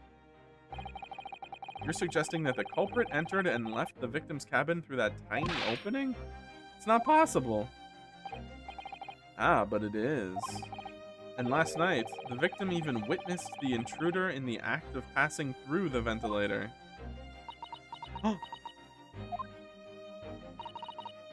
Mr. Sholmes, do you mean... Are you referring to the words Kazuma-sama wrote in his diary? 1:23 a.m. I can hear a faint whistling sound. 1:35 a.m. What looks like some sort of speckled band is dangling from the ventilator grill. Precisely, my dear madam.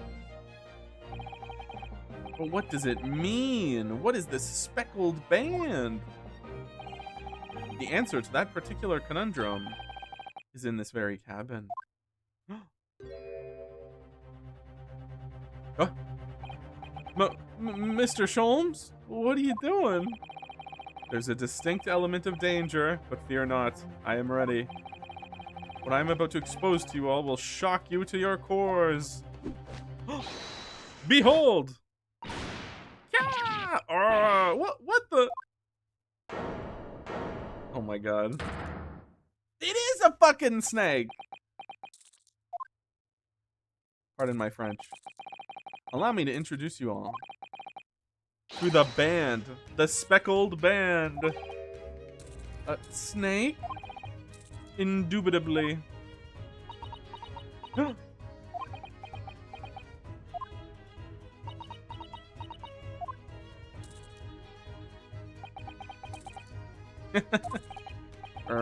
Mr. Sholmes? Just one thing. Pray, what troubles you? Well, that snake isn't really speckled, is it? It looks more stripy, wouldn't you say? Well, you know, maybe the lighting, I don't know. That's how you get fancy tan lines on your face. Oh, that explains why his face has those lines. I never even thought about that. I was wondering how he got those. Huh? Yes, you're right. I think in this case, you'd have to call it the striped band. The striped band, wouldn't you? I read ahead. I wrote this script. But I thought, you both see and observe with distinction. However, do you not think this is precisely the trap into which the culprit wishes you to fall? Oh my goodness. Really? It's a trap? How exactly? I think perhaps it's time I explained the intricacies of my train of thought.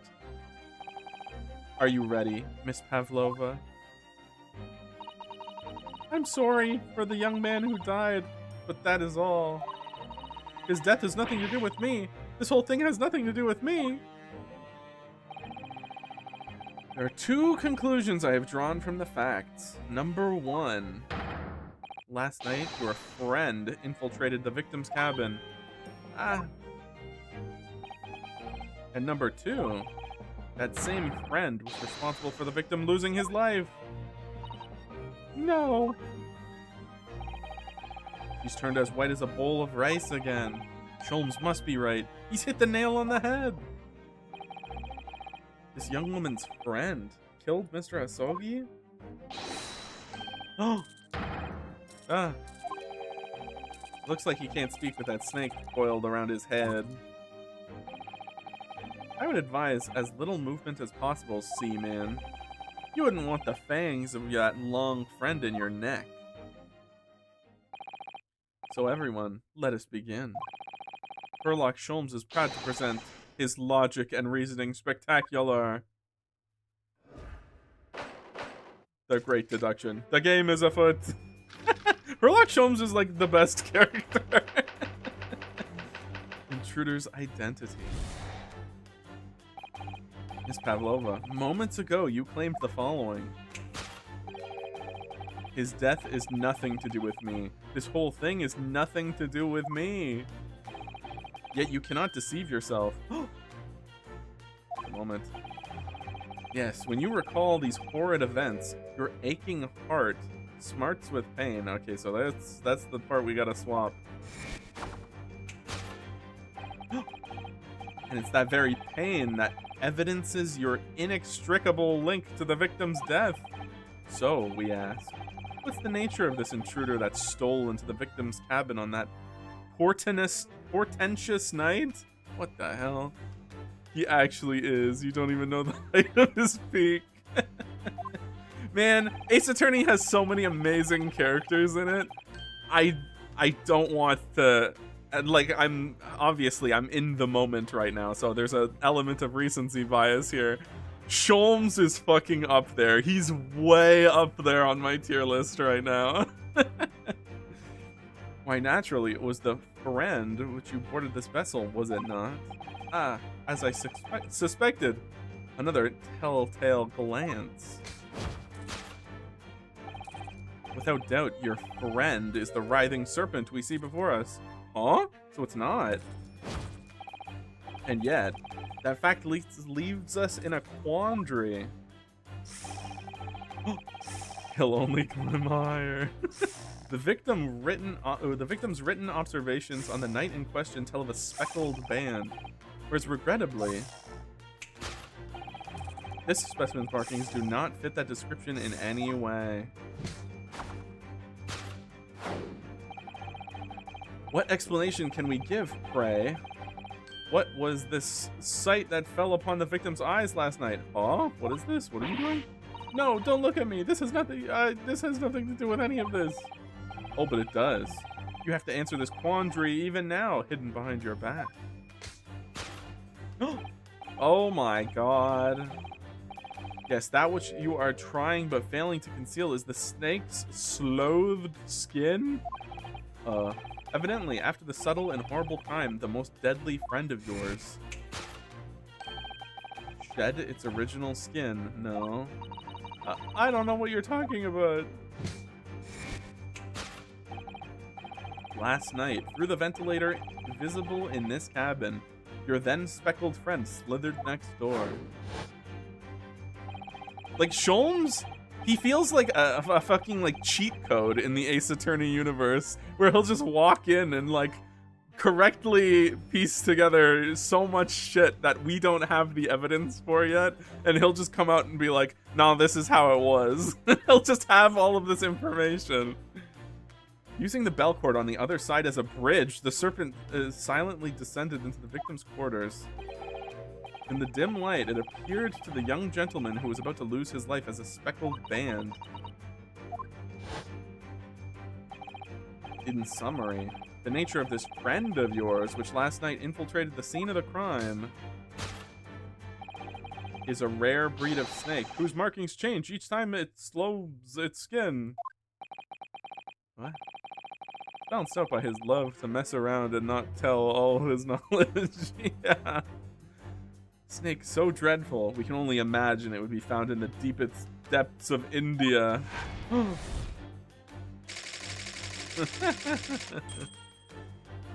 Oh my god.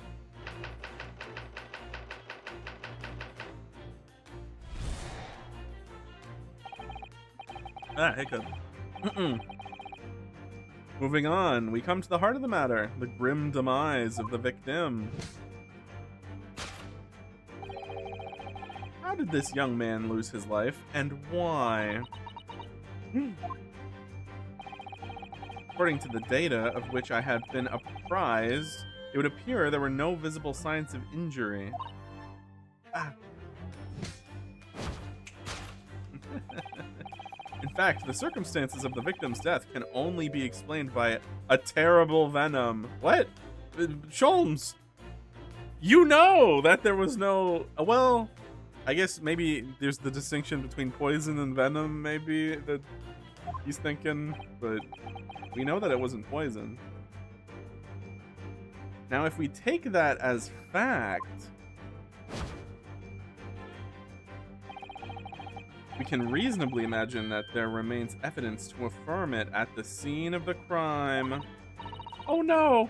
Could there be? Yes, an examination of the deceased's body will prove the cause of death conclusively. The almost, but not quite, imperceptible puncture wounds left by the venomous fangs will seal the truth.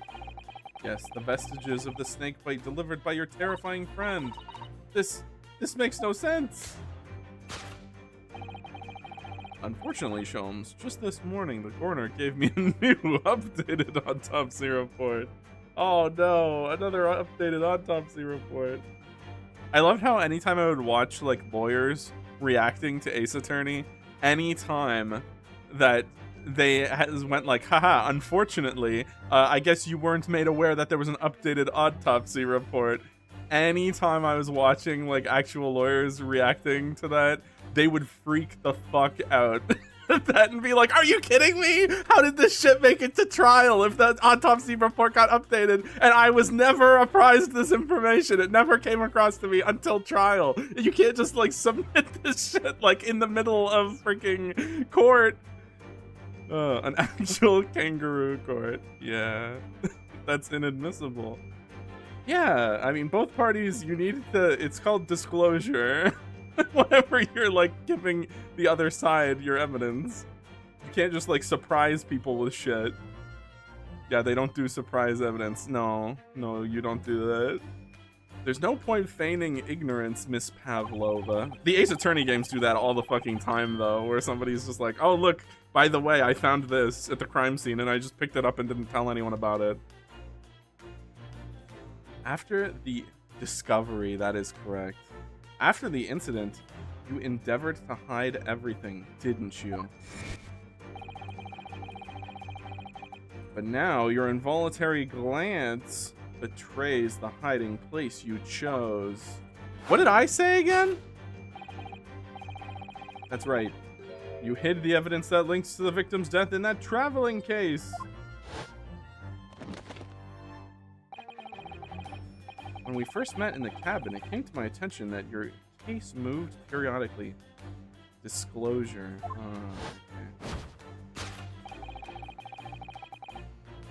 Your serpent assassin was restless inside, no doubt. You don't! It is telling that the victim made note of a low whistling sound that he heard minutes before his end. That was your signal, was it not? The sound that you'd use to train your serpent friend. To train? Two completely different words after the first 4 letters. Very, very kind of similar. Indeed. You'd put the serpent through the ventilator and wait. After a period, you'd summon it back with a whistle. But the whistle happened before the murder. You couldn't know if the animal had done its duty, so you would listen for signs of life next door. If the victim appeared not to have been dispatched, you'd release the stake once more. I guess we don't, it's not like he wrote like, oh yeah, I died, and then the whistle, and then I heard the whistling again. So I guess there could be 2 instances of whistling. You deny the snake has undergone such training? It's not true! Having slithered through the ventilator and down the bell cord, the creature needed only sink its fangs in once. And its venom would course through the victim's veins, ending his existence forever! That is the true nature of the speckled band that took the poor young man's life. There can be no doubt. My logic is infallible. Sick. Death by a venomous snake's bite.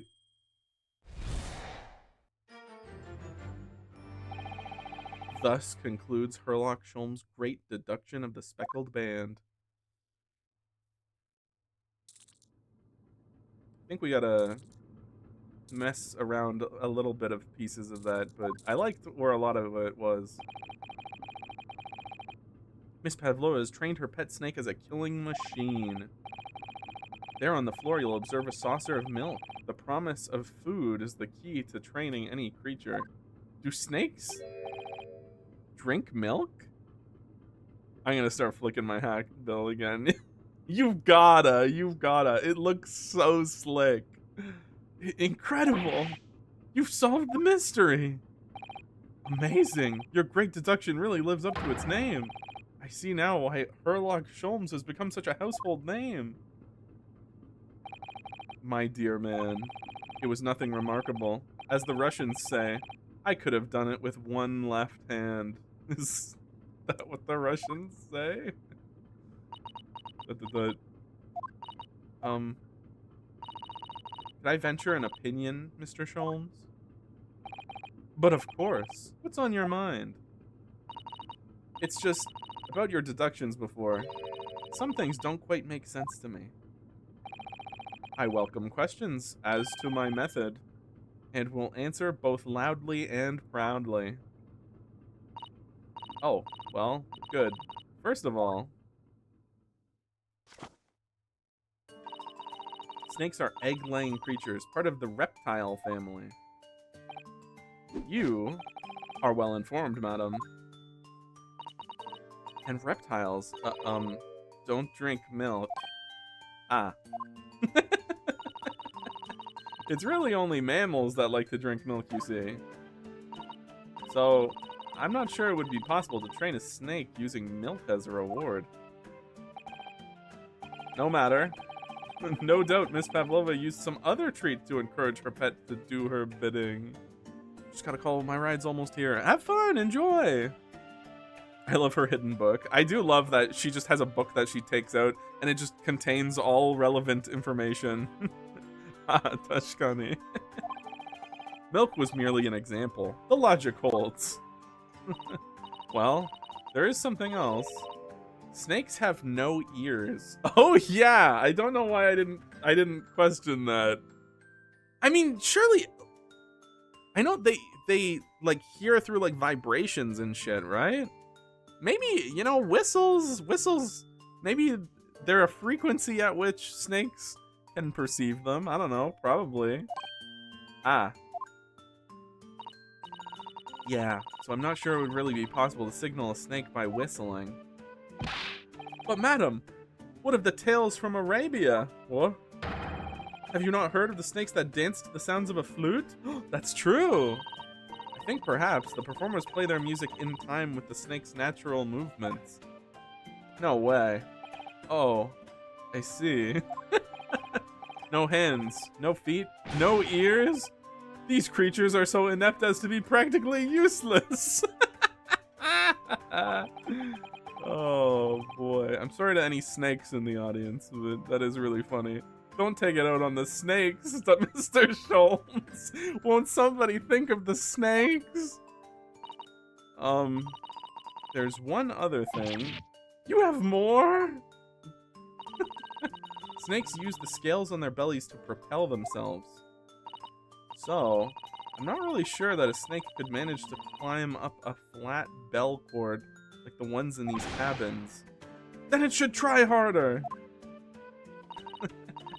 Please, don't be angry with me, Mr. Sholmes. The point is, even if the snake had gone through the ventilator to the next door cabin, it couldn't have come back without help.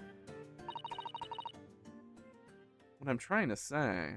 I love the unhinged Sholmes moment. Tell me, pray tell, what quench my urge to kick? I do love that. I won't stand for this, because I can't. Frickin' snakes. That there are a number of reasons why it's difficult to imagine the snake could have had a part in this.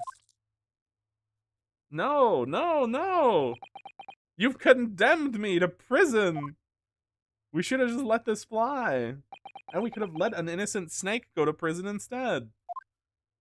I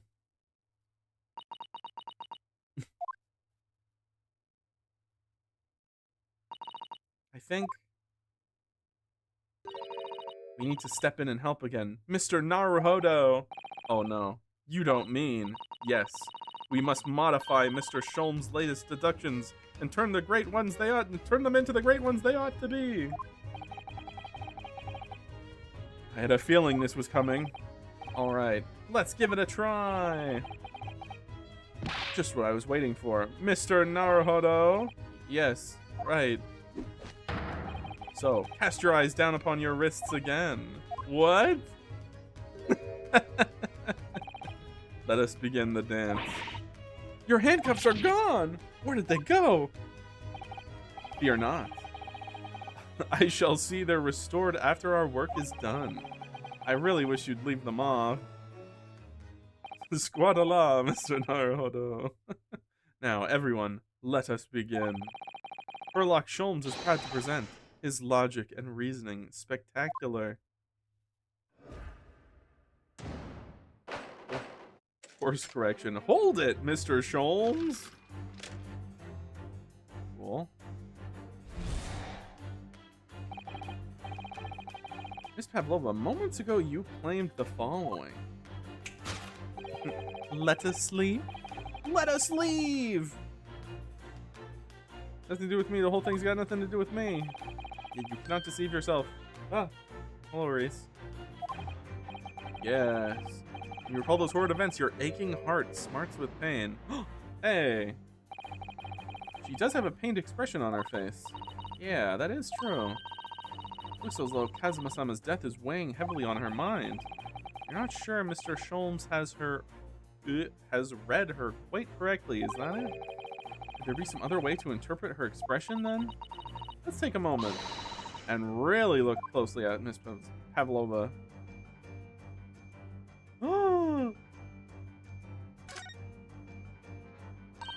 It's a cat? She has a cat? I didn't want to say when they said that it was a saucer of milk, because I was like, no, it's got to be a snake. But that's a cat scratch. Looks like a scratch made by some kind of small animal. And fairly recently, too. Well, whatever scratched her doesn't appear to be around here.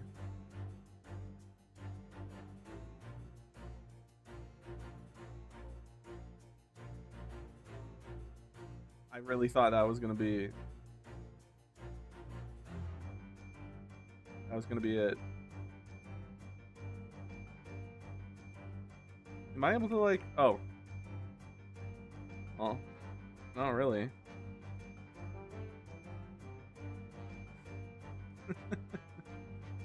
Am I allowed to... No, that's ridiculous. Well, we can say aching heart. Get some more info out of this, I guess. She really does look troubled. Yeah, it's hard to believe she's putting that expression on to fool us. Oh, you have to present on the scar. Oh, okay, okay. If you look closely, it's almost as if she's actually staring at something. What, you think? Perhaps something physically causing her pain. We should have a closer look. Yeah. Oh yeah, there is a present button. Look at that. Whoopsie poopsie. Yes! Yes! Claw scratch. Yes, when you recall those horrid events, that claw scratch smarts with pain. Indeed, and simple observation reveals that the wound is fresh. Miss Pavlova, did you in fact receive that scratch sometime last night? Ah! When I think about the young man who died next door, I feel so sad. And when I'm sad, the pain from this wound is worse. That very pain, that evidences your inextricable link to the victim's death. So, we ask, what is the nature of this intruder that stole into the victim's cabin that portentous night? Why, naturally, it was the friend with which you boarded this vessel with, was it not? Ah, as I expected, another telltale glance. Without doubt, your friend is the writhing serpent we see before us. Okay, well, we big know that that's wrong now. Seems likely that the scratch mark on the back of Miss Pavlova's hand was made by this friend of hers, doesn't it? Except, snakes don't have claws, do they? No, they don't. They don't even have hands or feet on which claws might grow. Well then, that snake isn't her pet. What is? What's the true identity of this friend of hers? We should follow her gaze, Naruhodo-san. That's where we'll find the answer. Oh, yeah. Oh, that'll do. It is a cat! Oh my god, it's adorable. I love it. Look at the photograph in the frame. Oh my god, that's the bell! That's the bell that there's half of it in the room! Oh my god, it was sliced in half. Oh no. What happened? Oh, I'm scared now. This must be something Miss Pavlova brought with her when she ran away. She's exceptionally beautiful, isn't she? Yeah, that's true. But personally, the little black creature she's holding that's caught my eye. Maybe we'd better take a closer look at this. I was hoping you'd notice the bell. I big noticed the bell. Look at that little cat here. Oh, what a cute little kitten. It could vie with you, couldn't it, Naruhodo-san? For the blackest outfit. Huh, a black kitten. From the look of this picture, at least. Miss Pavlova seems very attached to it. Now I'm scared. I'm a little scared because I don't know. I don't know how he died, but the katana is on the ground. Well, there wasn't blood. I was thinking to myself, the katana was like unsheathed and on the ground. So I was like, okay, so maybe he fought back and took a slice at it.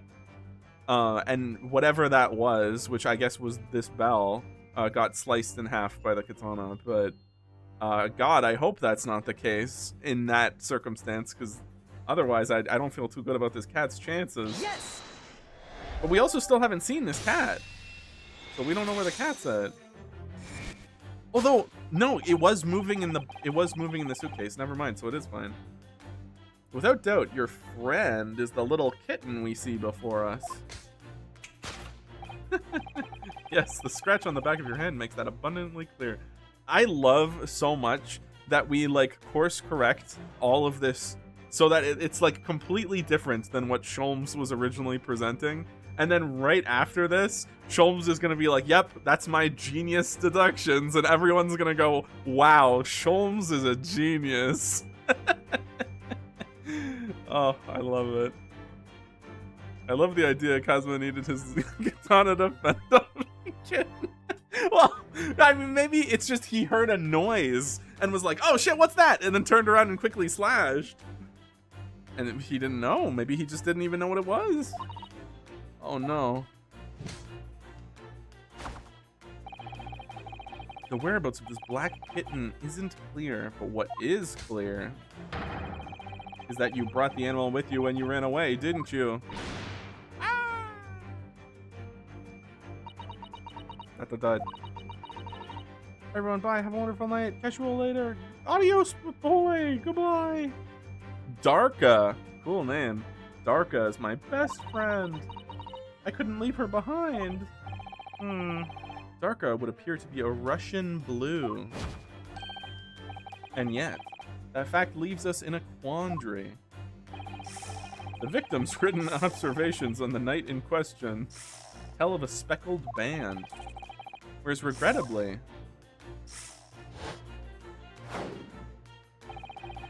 this specimen's markings do not fit that description in any way. What explanation can we give, Ray? What was the sight that fell upon the victim's eyes last night? No, don't look at me. This has nothing to do with any of this. Hey, it's Cat.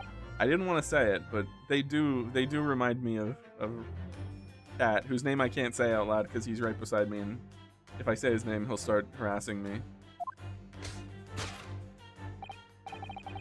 That which you are trying but failing to conceal can only be the snake's sloth's skin. What? Did you see that? She took something out of her pocket and hid it behind her back. She just left it in her pocket. No one would ever have known. Oh yeah, ploys like that are Mr. Sholmes' specialty. He's ever so cleverly forced her to reveal something.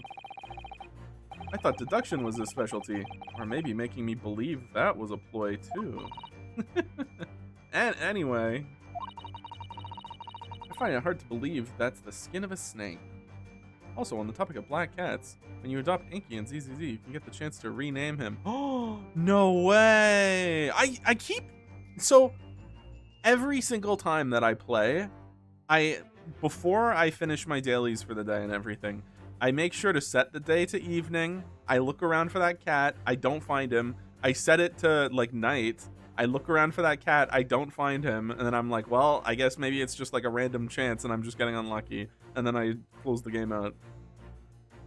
I can't find that friggin' cat. It doesn't want to show up for me. In which case... Just what is Miss Pavlova hiding behind her back? What the hell? Like a brush or something? It is random? Oh, man.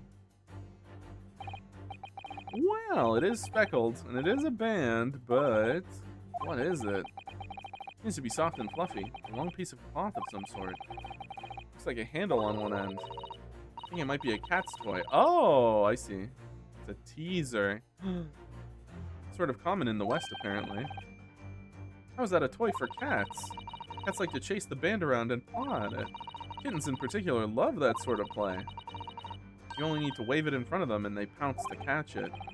Huh, it sounds positively adorable. I think it becomes more common the higher your bond. The bond growth is exponential in a way. Well, they're certainly making me work for it, because I have not seen that cat since the last time we saw him on stream.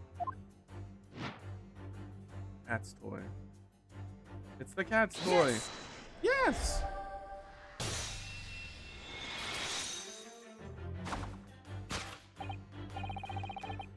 The thing you're trying but failing to conceal is a cat's toy. Precisely, and the true nature of the now infamous speckled band.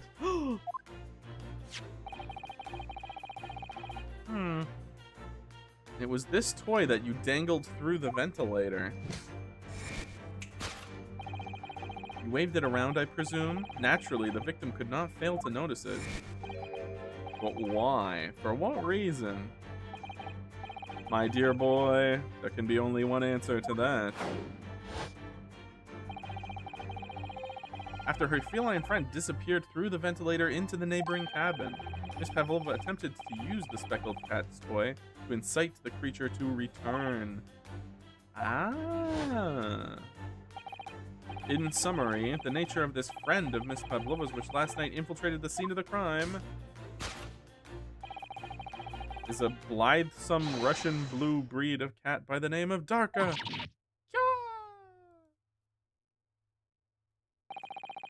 A truly troublesome feline, young Darka is proving to be. She must have caged once. She must be caged once found. Oh, forgive us for borrowing the photograph of your pet, Miss Pavlova. The photograph of Miss Pavlova and Darka has been entered into the court record.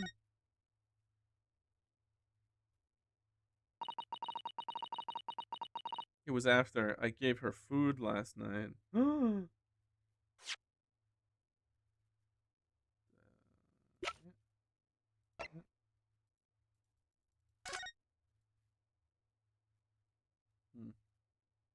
One of these days, they're gonna let me zoom in on something and it's gonna be relevant.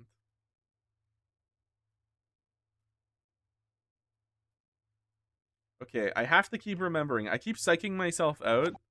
Damn, Sholmes has done it again. I keep psyching myself out and being scared that I'm like, no, maybe the cat ate some of the chicken, and then the cat can't have their tiny little bodies. That sleeping medicine would be too much, and maybe they passed out in the vent, and like they're like cooked, they're done. But we know because the briefcase was bouncing around earlier today, so we know that wherever the cat is, they are okay right now. I believe. I hope. That's when it happened. She scratched the back of my hand and ran up the bell cord. Before I could do anything, she had disappeared through the ventilator. Darka, she's so naughty. Just Just like another cat I know. A beloved kitten. Now this is a lot more confusing now. Moving on, we come to the heart of the matter, the grim demise of the victim. How did this young man lose his life, and why? According to the data of which I have been apprised, it would appear there are no visible signs of injury.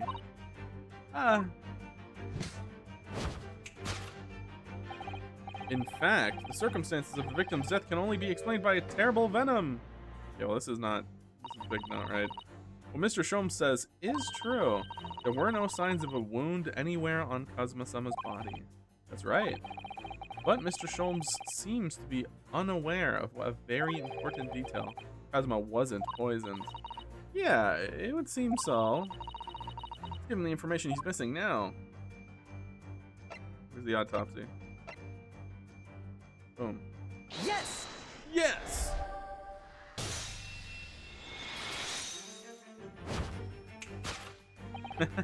In fact, the circumstances of the victim's death can only be explained by the post-mortem report. Ah, yes. I knew it was one or the other. His neck was... Indeed, the breaking of the cervical vertebrae is fatal. Only that Goliath would be strong enough to survive that. Seaman Stroganoff isn't some immortal freak, you know. The jury's out. Anyways, we have on good authority that the victim's neck was broken. Now, if we can take that as fact, we can reasonably imagine that there remains evidence to affirm it at the scene of the crime. Oh no. Could there be? Yes, an examination of the deceased body will prove the cause of death conclusively. Okay, well, I mean, the bell is there. I don't know how this relates, but... so the snake killed Kazuma with the curse after all. I love how Sundari is about enjoying this. Why is there a snake on his face? Great question, Weiru. Great question. In other words, he was probably struck by something or someone. In fact, I don't even know where the fucking snake came from. We were just... Sholmes was just like, oh, by the way, I know where this wonderful pet is. Everyone watch out. And then the screen went black and then a snake appeared. So I don't know if Sholmes was hiding the snake in his pants or he knew that it was underneath the bed or something and it just didn't show us how, but the snake suddenly appeared and it was destroying Seaman Stroganoff's face. Yes, that's a distinct possibility. I love how perfectly you overlap with Susato. We do that sometimes. Presumably, Darka didn't silently creep up behind Kazuma and deal him a fatal blow. I suppose it's possible that he had a fall and hit the ground awkwardly. Could have been a terrible act of misfortune that he broke his neck completely by accident. This would be absolutely horrible if the man among men died from just like getting startled by a cat and then going like, whoa, and just falling back and just landing in a bad way that his neck snaps. Oh yeah, a bad fall could explain it. But you know, that doesn't explain the drugged chickens. It doesn't explain the room coming to a stop, the ship coming to a stop and the door locking, like all that extra stuff. The fact that everybody was drugged makes me think that there is an actual villain afoot, and it's not just like a circumstance. And so currently I don't know anything about a villain, so I think there's still a lot more stuff to figure out. The Chowder Chef from The Simpsons. It's pronounced Chowder. Chowder. It's called Chowder. Say it right, Frenchie.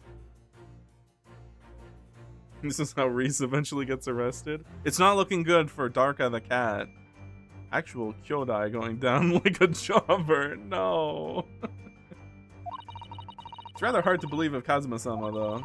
He wasn't a clumsy man. Huh. Well, we need to fix this deduction somehow. Is there anything from the scene that could explain what happened? Well, there is the bell thing. Oh. Okay, well. Yes! Work on this, I guess? No one suspected the cooks who have access to the kitchen? We haven't talked about it yet. We haven't made it there. Yes, an examination of the mark on the floor will prove the cause of death conclusively. This particular mark, so prominently visible next to the victim's body, is a deposit of shoe polish. Shoe polish? Sholmes looks like a fucking giant compared to Pavlova right now. I realize they're just in two different, like, planes right now, but Sholmes just looks like he's, like, 12 feet tall or something. Indeed. Positively identified by a little analysis device I constructed, which I carry now as a matter of course. Beeswax, tallow, and dye were my results. The undeniable ingredients of shoe polish. And the color of the polish is a perfect match to the color of Mr. Asogi's laced leather shoes. Giant Sholmes isn't real. He can't hurt you. That being said, there's also, like, we've only been able to explore the first class cabins. I assume, because there is a door to the next area, there will be more characters and stuff for us to figure out. I assume that there's still more mystery. Looking at this mark, it's not hard to imagine what happened. For some reason, Mr. Asogi must have caught his foot on at that point on the floor and tripped. Please, no. And by a dreadful turn of misfortune, caught his neck against some immovable object as he fell to the floor. Suffering a fatal blow to the spine, the victim's vertebrae shattered, and in that instant, he lost his life. No! I don't know. I don't know anything about this. Is that really true, Miss Pavlova? Now, how do we know Sholmes' goggles aren't fake and he isn't just making things up? He's Herlock Sholmes! Anything he says is true. What about the evidence left at the scene where Mr. Asogi lost his life? Yeah, the facts are clear as day to me. You did all you could to conceal the incriminating evidence, which is the bell. But now your involuntary glance betrays the hiding place you chose. That's right. You hid the evidence that links you to the victim's death in this traveling case. I don't believe it. Kazuma-sama merely tripped over and now he's no more? It can't be true. I refuse to accept it. I know it's hard to believe, but that mark on the floor does seem to suggest that's what happened. But and if this part of Mr. Sholmes' deduction is right, Miss Pavlova is trying to hide some evidence that would prove it. Here in this cabin, somewhere in the direction that she cast her eyes. Where, I wonder? Let's have a good look around. The answer must be here somewhere. What? I mean, this is sort of jumping out at me. But I don't know how this is the evidence that points to her. What's crazy is they showed us Sholmes' goggles have X-ray vision, which is concerning. He can just blast radiation out of them. True. Somebody appears to have dropped 20,000 rubles here. It hasn't been dropped, Naruhodo-san. It's been placed. I'm starting to sound like Mr. Sholmes. Stop trying to sound like the great detective. Okay. What else am I missing? Can I look? There is nothing in the case. So, they're really... The tiara is jumping out at me, but I genuinely... The evidence that links you to the victim's death... How could it be the tiara? I don't think there's been any mention of the tiara. But, I mean, it's the only thing I can see looking around. So, I mean, it's gotta be the tiara, but I don't know why. Yes!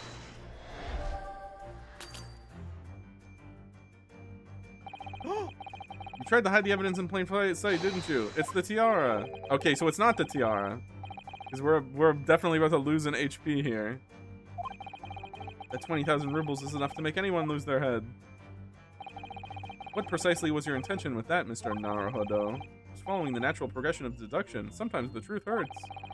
Well, the truth is, you don't have a turn for observation or deduction. Did that hurt? Yes, a lot. The only other thing I'm seeing is the traveling case. I still can't bring myself to believe it. It seems so unlikely for him to stumble carelessly and then fall to his death. I know it's hard to believe, but the mark on the floor seems to suggest that's what happened. Yes. I have a feeling there's something here in the cabin that links to Miss Pavlova. Yep.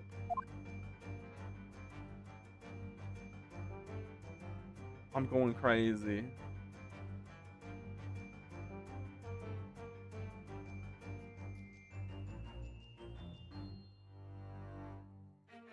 I guess no, because we looked in the waste.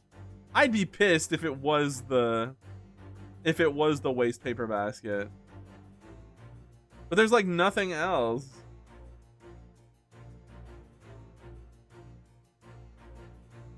Because we looked in the waste paper basket and they were like, "Oh, there's only a little bit of stuff in here." And there was nothing of note.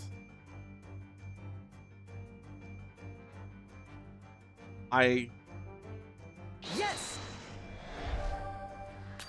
No. They didn't let you look in it earlier. I'm sure the waste paper basket is hiding something. Perhaps I should have examined it more thoroughly. Regardless, I'm just gonna throw caution to the wind and say this is it. That deduction was wanting in every way. Okay, well we're about to like lose. I find myself wanting to never have heard it. I'm quite pained by it, in fact. Oh, sorry. I'll try again. I feel like I'm going crazy. What the hell is there other than the traveling case, which we know is wrong, the tiara, which we know is wrong, the basket, which we know is wrong. Is there anything else we can even present? I don't see nothing else. I really want to look at that like paper, but paper boat. I don't want to say the traveling case again, but yes. Okay, no. Have you examined all of them? Oh, you're right. I am just presenting them without actually talking about them. Okay, well, this is obviously wrong. We can move past this. So I did. I do understand. As inimitable as I am, you won't make a great detective like that, nor even a great detective's assistant. An assistant's assistant, then? Alright, I'll think again. Okay.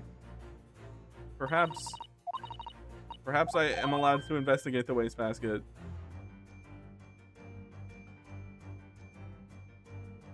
Now I'm scared. Okay, good.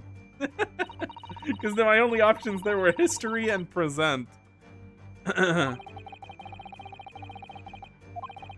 Presumably there's not much rubbish in there yet. Oh my fucking god. Are you serious? I looked in it! I swear I did! It's a broken piece of glass, isn't it? Yes, it is. I feel like I've seen it somewhere before. Looks familiar. Perhaps it's more than your mind simply playing tricks on you.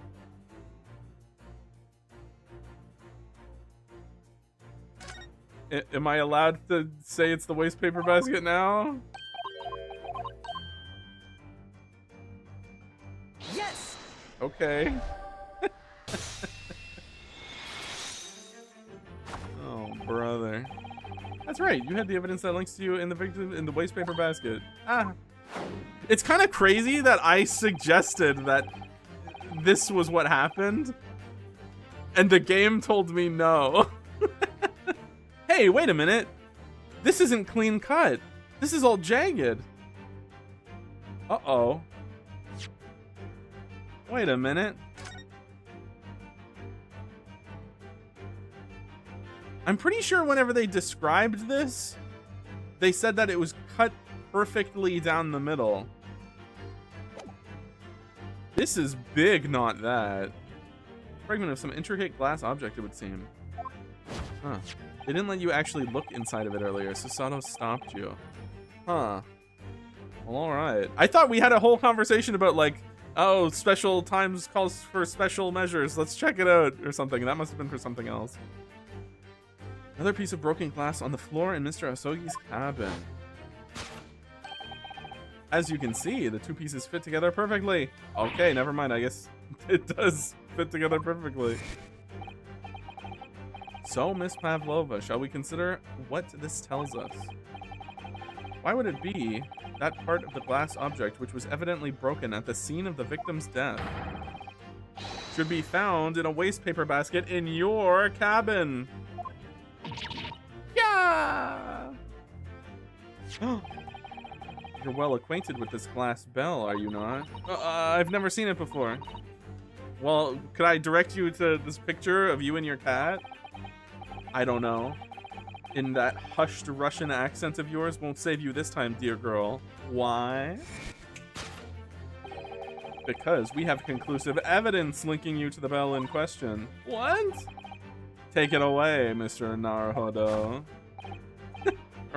Yes. The evidence linking Miss Pavlova and the little glass bell. That would be... well, it would be the picture. Do I have to actually, like... No. Okay, perfect. Yes! If you look at this photograph, you can clearly see, hanging from Darka's collar... You're cooked. Bake 'em away. Book 'em, toys. The very glass bell in question. Oh my god. The truth is caught up with you, Miss Pavlova. The young man who lost his life last night died, so after a truly inauspicious fall, and the cause of that fateful stumble? Darka the cat. Your absent feline friend, Darka!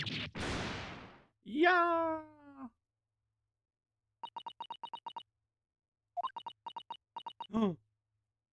We got her dead to rights.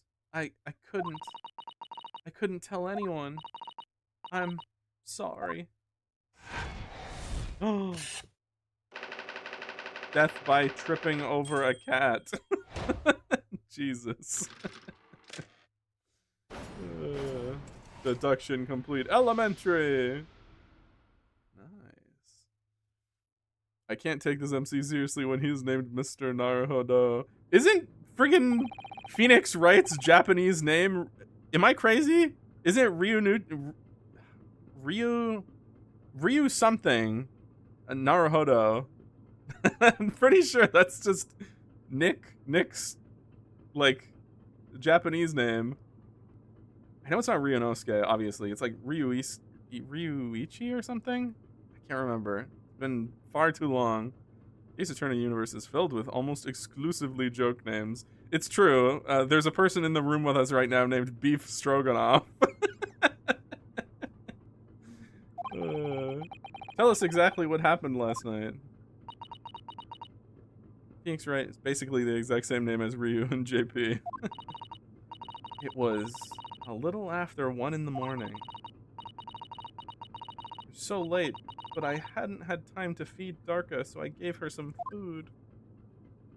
I remembered his name was Naruhodo in Japanese, which is hilarious. And then, all of a sudden, she scratched me and jumped out of my hands. People do say that cats become very anxious and nervous in new environments. It's true. She was so fast, she disappeared through the ventilator before I could stop her. And that's how you acquired a rather nasty wound on the back of your hand, I take it? Yes. I had read the, rules on the wall. I knew that I was not allowed Darko with me. Seems to me like we're going to have to arrest a cat. Yes, modern science struggles that animals can carry infectious diseases. It's a precaution, really. Although I guess all the cat did, in their interpretation of the events, all the cat did was the guy tripped over the cat. It's not like you would then go to the cat and be like, "Murderer, you killed him." In the series of events that they have prescribed here. He went from dragon to phoenix, and I understand to right/correct. Alrighty. Very quiet. I was sure if someone was there, he must be sleeping. So at that point, you thought it safe to try and lure the kitten back again? By dangling the end of the toy through the ventilator and into the adjoining cabin? Darko always loves this toy, but it didn't work. Nothing worked. Imagine being killed by a house cat. Oh, I wouldn't like to imagine that. I've had nightmares before of like a nightmare where it's like I'm just doing my thing and then Reese like comes up to me and starts like being affectionate and stuff. And I'm like, oh, that's nice. Oh, Reese is being nice. And then I see Reese in like the other room.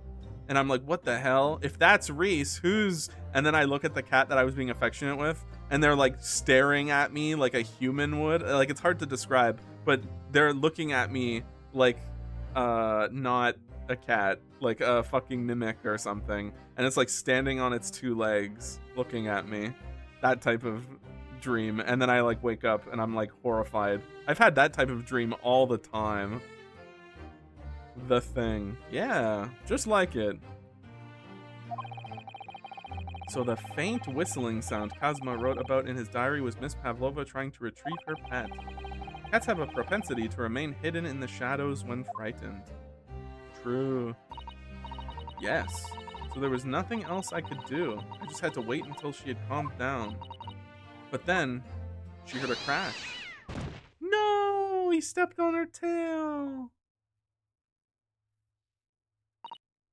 I nearly passed out with shock. I heard her cry out, and then... Oh, it was such a dreadful bang. Then afterwards, nothing. It was totally silent. Kazuma was... From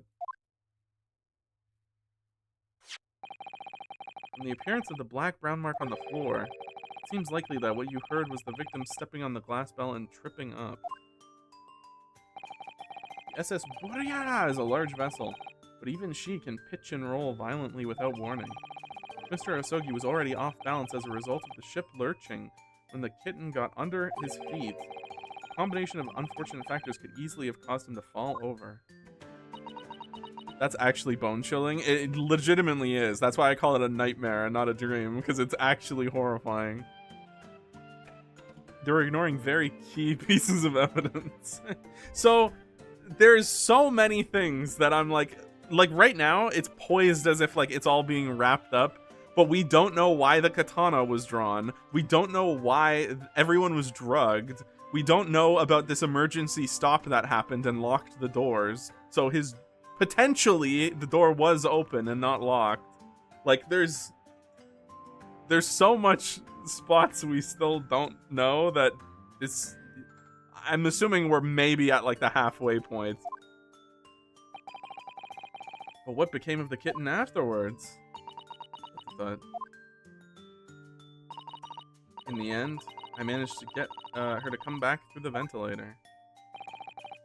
Yet Darka's nowhere to be seen. I must have forgotten to lock my case. And now she's disappeared again. No! The Russian writing, yep. That's another thing that's like completely mysterious. Gracious. That cat is as insufferably restless as I am. Well, he knows something about himself at least. When I woke this morning, I heard that a young man in the cabin next to mine had died, but I couldn't bring myself to tell anyone what had happened. I was too scared. Scared that they would send me back. Oh, hold on a minute. What about the snake? You're right. Where is it? The snake isn't your friend, Miss Pavlova. Then whose is it? And where did it come from? It's his snake. What on earth is such a dangerous creature doing aboard this ship? Oh, I didn't say? Snake is my friend. His name is Pirizko? How the fuck do I pronounce that? Pirazko. Pirazko. Pirazko. Reese fucking hates this snake right now, let me tell you. Reese is on my desk, and he's big not a fan. He's already swiping at the screen. Because he's looking at the tail swinging around. Okay, Reese, sorry. You gotta go. I can't have you blocking half of my monitor. It's just a video game snake. Cats and snakes are vicious mortal enemies. What? That snake belongs to you? He escaped from cage when emergency alarm sounded. I was looking for him. I did not expect to find him in here. Yeah, how did the snake get into this cabin? But animals are not permitted on board. We're at sea for 1 year. You want to be so long without a close friend, without someone who understands? Couldn't you find someone a little more human who understands you better? Yeah, don't cats hate cucumbers because they look like snakes? That's what I've heard, yeah. But, my dear burly fellow, aren't snakes why cats hate cucumbers? I believe so, yes. Pirazko is Finnish for when cows fly, apparently. What? Oh my gosh, okay. A gargantuan venomous snake? Surely you can appreciate the danger you're putting everyone in. No venom. Huh? He doesn't have venom. In fact, he doesn't even have fangs, but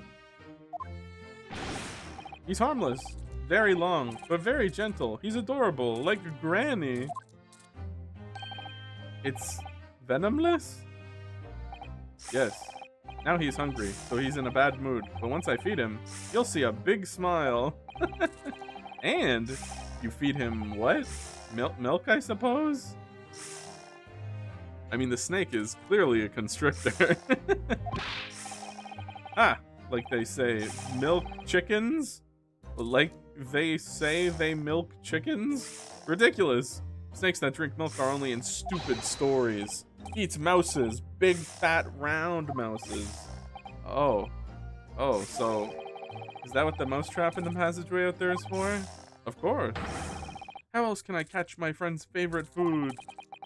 Nothing says top of the food chain like the look in their eyes right now. Sholmes' expression.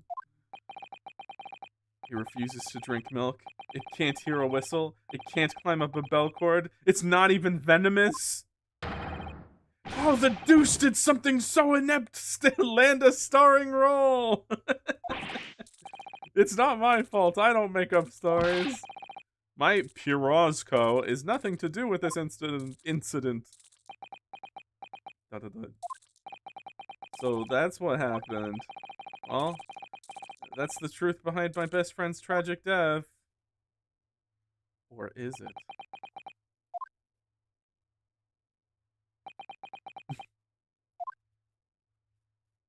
Are we gonna question the Russian writing? I feel like that's a pretty big one. Miss Pavlova? What? I understand the difficult situation you found yourself in, and I do sympathize. However, we must charge your cat with manslaughter! A young man lost his life. If you're going to attempt to cover up your guilt with lies, then... Then no matter what the circumstances, I cannot forgive you. But, what are you talking about, Miss Miko Toba? What lies? Miss Pavlova has confessed to everything. Yeah, but she lied relentlessly to get her to this point. It was just a series of unfortunate events. An accident.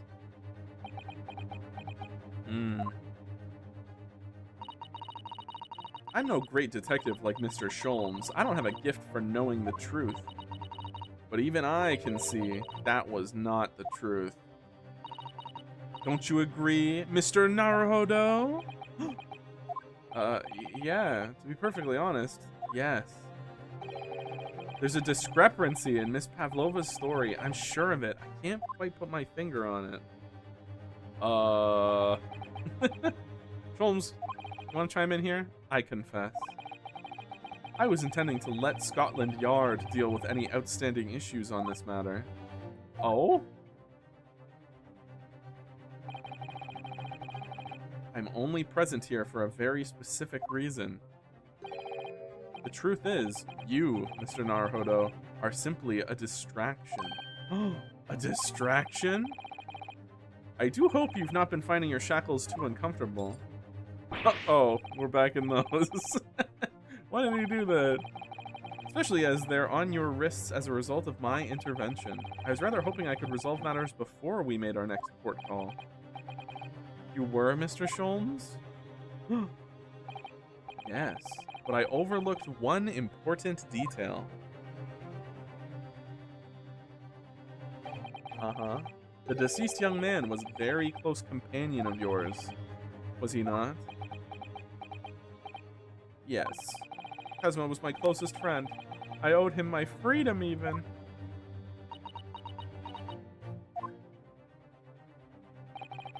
In that case, we must follow this to its conclusion. No further distractions. You must uncover the real truth here, Mr. Naruhodo. Yes, whatever that may be. Can we take those shackles off? The key to this discrepancy in Miss Pavlova's story, I'm sure. If I can chase that down, maybe the truth will become clear. The truth about how you really died. About how the scene in your cabin really came to be. Well, alright, I'll see what I can do. Excellent. Thank you, Mr. Naruhodo. So then, shall we begin? Yes! What we should ponder first is the victim who lost his life in the cabin that was bolted shut from the inside. Was this truly an unfortunate accident? Or was it in fact no accident at all? That's what we must establish in the first instance. But we've already established it, haven't we? The man tripped over the kitten that had climbed into his cabin via the ventilator. Tragic, yes, but still an accident. Hold it! Ah, okay. Wait! Let's just take a step back. It doesn't make sense if that's really what happened, does it? I'm gonna have to ask you to spell it out for me, I'm afraid. Yeah, it's starting to take shape now. There's a clear contradiction between the facts and Miss Pavlova's story here. The evidence is right there in Kazuma's cabin. It's undeniable! Death couldn't possibly have been a mere accident. Let me, just in case. I'm sure we're gonna talk about the writing on the ground, but I did lose 3 HP, and I don't know if it's gonna carry over for the entire chapter. Really? Let us show our hand, Mr. Naruhodo. Time to present the evidence. The evidence that proves unequivocally that the victim's death was no mere accident. I mean, this is pretty damning, I think. Yes! The truth is clearly recorded in this photographic print. There's no way Mr. Osogi could have left this message on the floor. That script, it's Russian, isn't it? Indeed, it is. The word means wardrobe. Apparently that was a lie on Reddit. Its name is actually a Russian pastry. Oh, okay. So the scumming begins. Hey, I haven't reloaded once, and I don't plan to. See what you mean. Most people would leave a dying message in their native language. Japanese, in this case. But maybe he was studying Russian. It's a simple language. He could have picked it up very fast. That doesn't seem likely. It's actually not the point. It makes no difference whether he knew Russian or not. It's because we've proposed the idea that he would have died instantly upon falling. Oh, man. Sorry? What do you mean? Exactly what I said before. There's no way he could have left this message on the floor. And the reason why is clearly explained in here. Damage to the cervical vertebrae resulting in instant death. Instant death. Burp. Which means after the victim fell to the floor, he couldn't possibly have written anything. Because he was already dead! Ooh. That's not the only reason either. There's something else we found in Mr. Asogi's cabin. Well, hey, thanks for the sub! A remnant of something that couldn't possibly have been there if what Miss Pavlova told us were true. What? Well, Susedasan has noticed it too, then. Putting this message on the floor aside, there's something else that gives the truth away. Another piece of evidence that proves this was no accident. In other words, oh my god.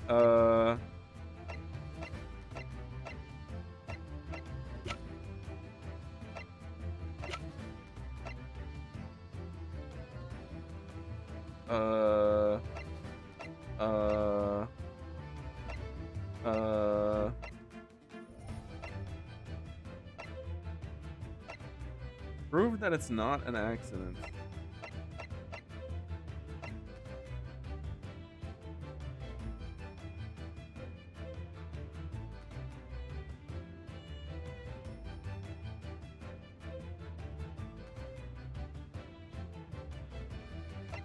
What proves that it's not an accident?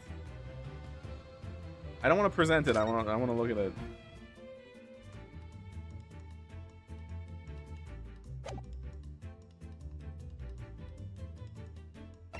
Am I crazy?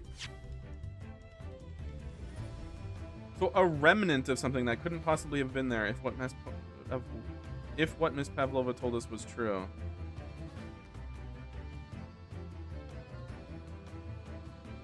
The only remnant of something that's still there is the piece of bell, but what did she say that contradicts the possibility of there being a bell there? I thought that wasn't like up for contention.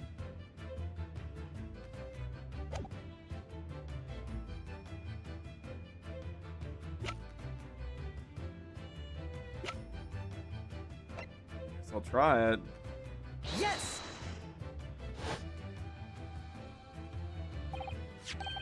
Yes, a piece of broken glass next to the mark on the floor.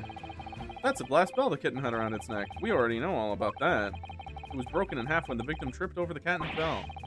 So we already have a satisfactory explanation. Where's the flaw in that logic? Unfortunately, there's a very big flaw. A fatal flaw. What? If that's really what happened, then how did one half of the bell end up back here in this cabin? Ah. There. In my brain, I was just like, okay, so if the bell split in half, half of the bell was still around the cat's neck, is what I assumed. But this is a very good point because you can see that it's not like the loop is broke, so it wouldn't have been like that. Curious. Yeah, remember we found the other half of the glass in the waste paper basket? Would you care to explain that, Miss Pavlova? Oh no. Both these pieces of evidence clearly point to the same conclusion.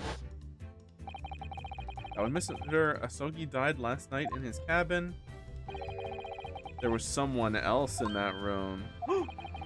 And that same person deliberately arranged the scene to disguise the truth in order to cover up his or her own guilt.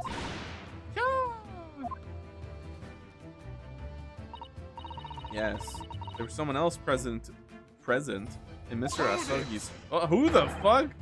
You're wasting time. Someone else was there? Ah, of course, we know this. What are you talking about? Bulkhead was bolted shut from the inside. There was no way in or out. Oh, yes. Well, if somebody were to slam on the brakes... The only person in the cabin with the young student died was you. Yes! Yes, that's true. It's true. I was in the cabin when it happened. You were shut inside the cabin wardrobe, to be precise about the details. But I don't know Russian. There's no way I would have left that message. Not would have. There's no way you could have left that message, to be precise about the details. Would you mind? Forgive me, my dear fellow. Cholmes is the best. As I was saying, the person in question wrote the word wardrobe in Russian on the floor in an attempt to incriminate me for the crime, even though I had been asleep in there the entire time. And then the same person picked up the broken glass bell that had fallen to the floor. Okay, well, I mean, there's also the hiccup in the logic of nobody knew that I was in the wardrobe. I mean, maybe you could say that, like, he was snoring and they heard snoring coming from the wardrobe, so they were like, oh, perfect. I'll set this up like this. But the wardrobe wasn't opened because the piece of paper wasn't disturbed. And nobody knew that he was in the wardrobe. So, unless he was, like, actually snoring in there, I don't know. How solid was that paper seal on the wardrobe? I suppose it could maybe be, like, reapplied. But I'm pretty sure they said that it wasn't disturbed. Maybe it's possible. Maybe I'm jumping to conclusions. Let's find out. For fear of it becoming evidence that would show how Mr. Asogi really died. But why wouldn't this person have taken all the pieces of the bell? Leaving half of it behind is always going to raise questions. Yes, well,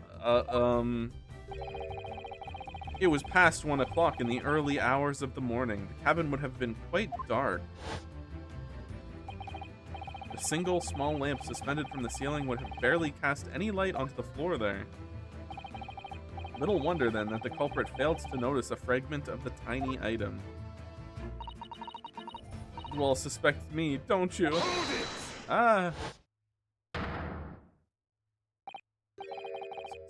Seaman Stroganoff. Nina is a woman of the sea. She's a daughter of a strong sailor. 2 years ago, they noticed her dancing skills and she went away to join the ballet company. But before, she was a dancer on the ship, a member of the ship's band. Lore, you do not accuse a ship's angel of being criminal. Ah, so that's it. You say that when young student died, Nina was there in his cabin. But that's not possible. I give my tooth. Eh? Huh. Well, this is all most interesting. And why would you give your tooth, pray? How can you be so sure? You're a great detective. You should know. Look truth in eyes. Cabin bulkhead was shut from the inside. Nobody could have gotten into the cabin. Not Nina, not anyone. Or do you want to tell me the killer can walk through locked doors? Niet. It's impossible. No, it's impossible. After all, how can anyone have fun at work? It's a job. He's right. Sorry for me going on a Pika-me tangent. But wait, I've read about this in detective stories. People often tie thread around door latches so that they can open and close them from the outside. We've had this discussion. Thread? Are you stupid? Oh my god. These bulkheads are not barn doors. Certainly not. These are watertight doors, as one would expect to find on any modern steamship. Constructed of heavy steel. With not a gap in sight, no threads or needles or magnets could have been used. No, of course not. I thought so too. But Mr. Naruhodo suggested it earlier, so... What the hell? How could you shift it onto me like that? So Seaman Stroganoff has a valid point. Cabin door couldn't have been bolted shut from outside. What? Yeah. Not necessarily. What? I put it to you that I could bolt this cabin door without laying a finger on it. Sholmes, the fucking goat. I don't even have to do anything. Sholmes knows everything, man. He's so great. And in this very cabin, we can see the traces of the method I have in mind, having been used before. I don't believe it. Well, Mr. Naruhodo, I believe you know what I mean, don't you? Oh, I do. A way to shut the bolt of the cabin door from the outside? One way does spring to mind, yes. Do you really know what Mr. Sholmes means, Mr. Naruhodo? Yes. And so should you. Because we've seen it happen. Indeed we have. So, would you care to do the honors, Mr. Naruhodo? Point out the telling signs of the method that was used to slide the cabin door across the bolt from the outside. I can't use this. I can't use this. I can't use this. Why? I'm just supposed to click on the bolt? Wait, what the fuck? Oh, present. Yes. Okay, thank you. Look at the bookcase there. See how all the books and things on it have toppled over? That must have happened when the ship made its emergency stop before. Yes, that's right. Very powerful vessel after all. When the engines are thrown into reverse, a violent jolt goes across the entire ship. Any small objects that aren't fastened down are bound to fall over. I believe, yes. It's what's known as inertia, yes. Acting on the object. Is there nothing Susato-san doesn't know? Or that isn't in her book at least? Well, whatever it's called, the same force that pushed back the books on the bookcase also made something else in the cabin move. The latch, the bolt on the cabin door. It's very obvious. For some reason, the way obvious is spelled here looks wrong to me, but that's correct. Obvious just after the emergency stop that the ship made earlier. We come into this cabin not long before, and we hadn't bolted the door. But then... Hello? Anyone in there? Shout if you need assistance. I do recall this happening. Oh, yes. That's it! When the ship stopped suddenly, the bolt flew across and locked the door. Yes, it's made of metal. It's small and light enough to be moved by the ship's sudden change of speed. Or the force of ineptia, if you want to call it that. Are you trying to say that last night, after Mr. Asogi was killed?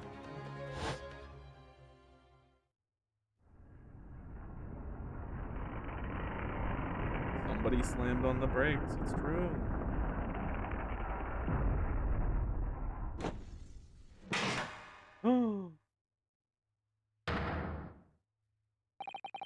The SS Korea made another emergency stop? When I woke up this morning and looked around the cabin, I thought it looked a little odd. All the books on the shelves had toppled over. All the ornaments. It was almost as if someone had run their hands across the shelves and deliberately knocked everything over. Oh yeah, I remember that. I stood them all up again, didn't I? We came into this cabin. We were surprised to see the same thing in here. All the books and everything had toppled over, just like in Mr. Asogi's cabin. Oh my! You have anything to say about this, Miss Pavlova? Are you out of your mind? You say Burya made an emergency stop? It does seem a little far-fetched.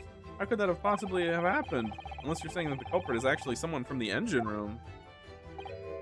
Oh, it is simple enough. What? Huh? Are you forgetting the button in the passageway outside?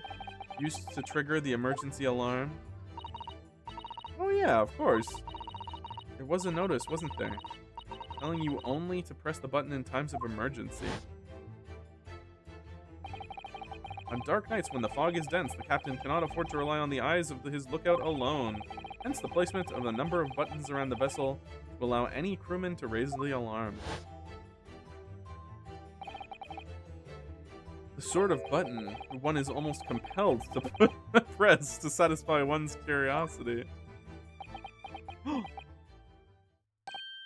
Wait, it was you? When the button is pressed, two things happen in the interest of safety. The emergency alarm bell rings and the vessel comes to a complete stop. As indeed it did a little earlier today.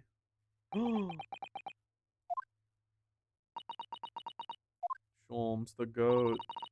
Mr. Sholmes, surely it wasn't you who... As I always say, a button has just one purpose in life. To be pressed, whatever the occasion. He sounds almost proud of himself. How dare you mess with the ship? I report you to the captain. You're in much trouble now. Now, I'm sure all that can wait until later. Let's not overlook the fact that we have now learned a valuable lesson.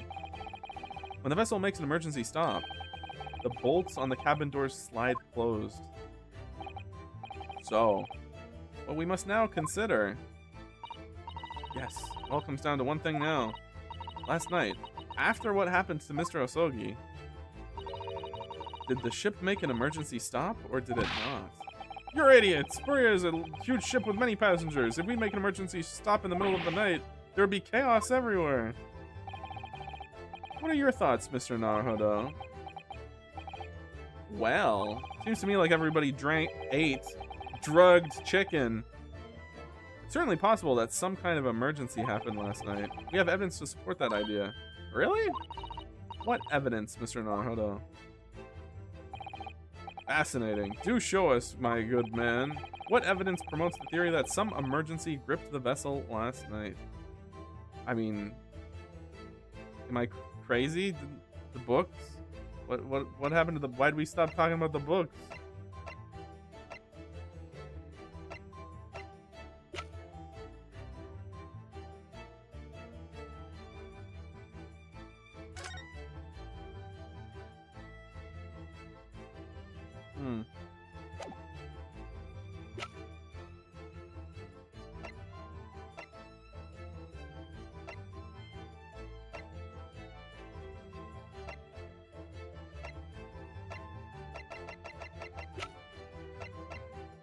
Yes! Demon Stroganoff. It's your duty to patrol the first class area of the ship, isn't that right? Ah, that's correct. Why? In the ship's log here, this would be where you record the details of your duties. What are you doing with that? That's mine! Ah, you rather carelessly left it atop the little makeshift bureau in the passageway out there. But as responsible passengers, we took it on our care with a mind to return it to you later. I left it there on purpose. That's where I put it always. The point is, looking at what you usually record, it's clear that under normal circumstances, you write the phrase "nothing to report" every 30 minutes.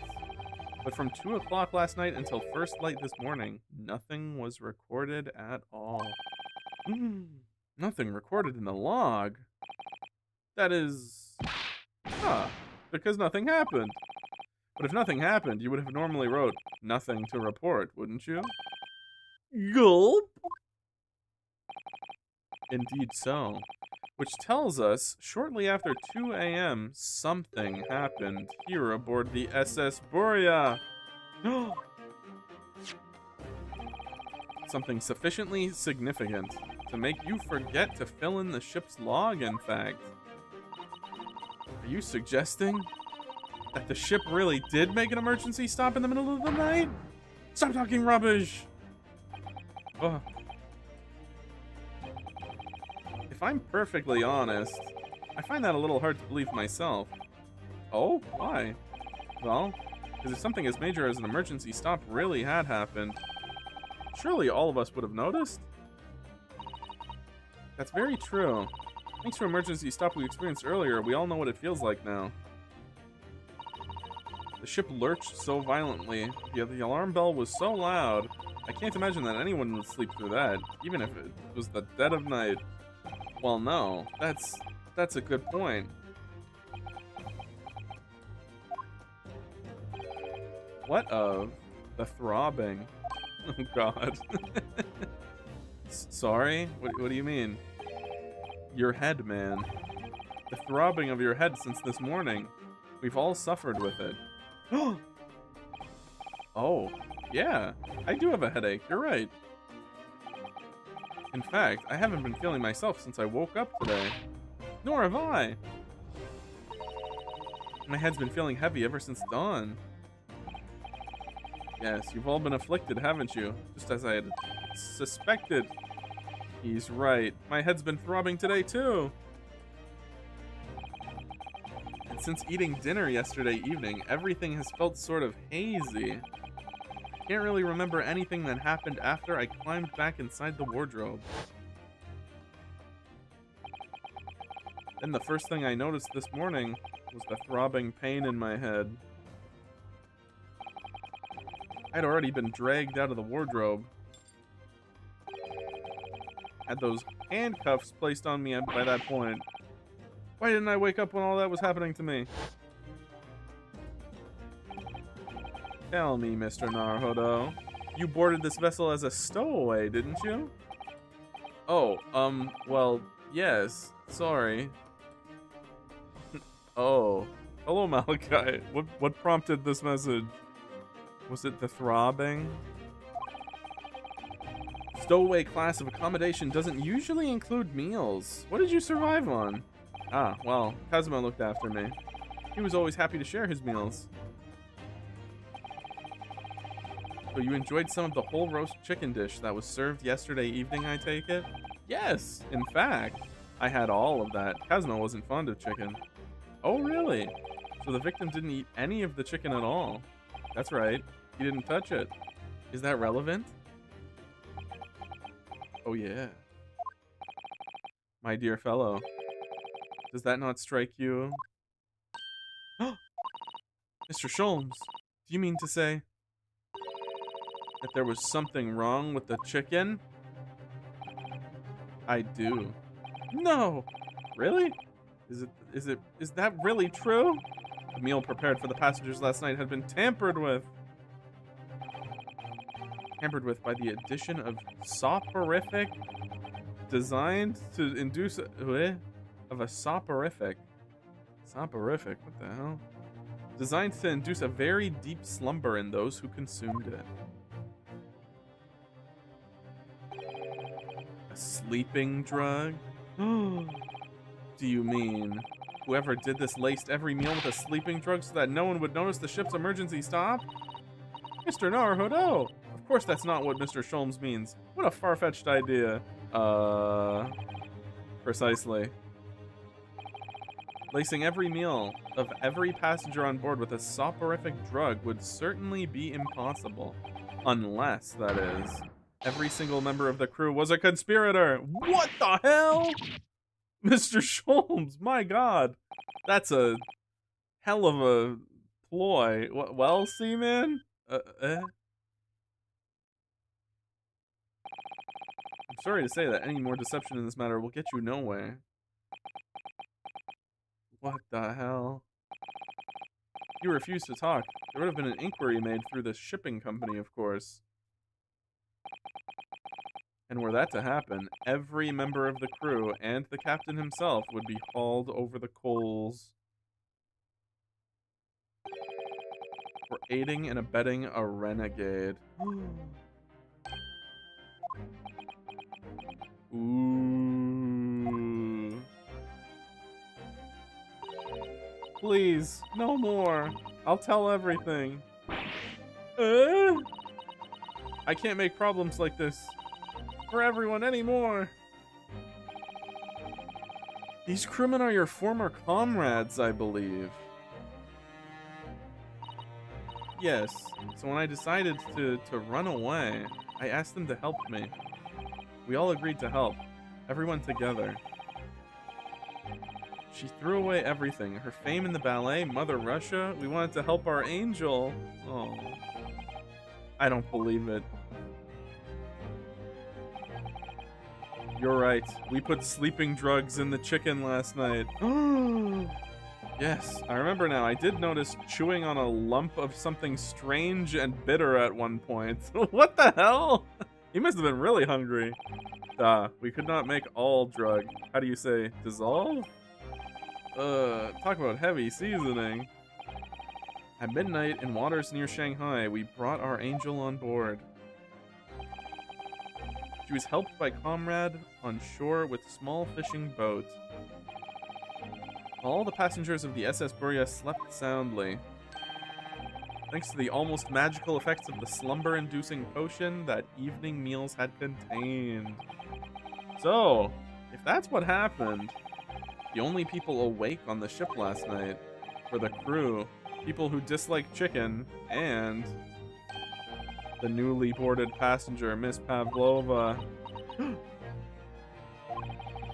And that means it would have been possible for you. You could have used the emergency stop to trick the emergency stop trick to lock Kazuma's cabin door.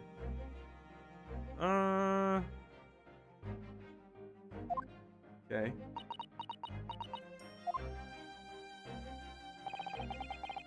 How does that make sense? Surely every cabin door would have ended up locked in that case. And there would have been complete chaos. Oh, I wouldn't say so. What? Oh, of course. Just like us, all the other passengers would have eaten their evening meal of chicken in their cabins, after which they would have been overwhelmed by tiredness because of the sleeping drug. Quite. And accordingly, all passengers were already in their cabins for the night.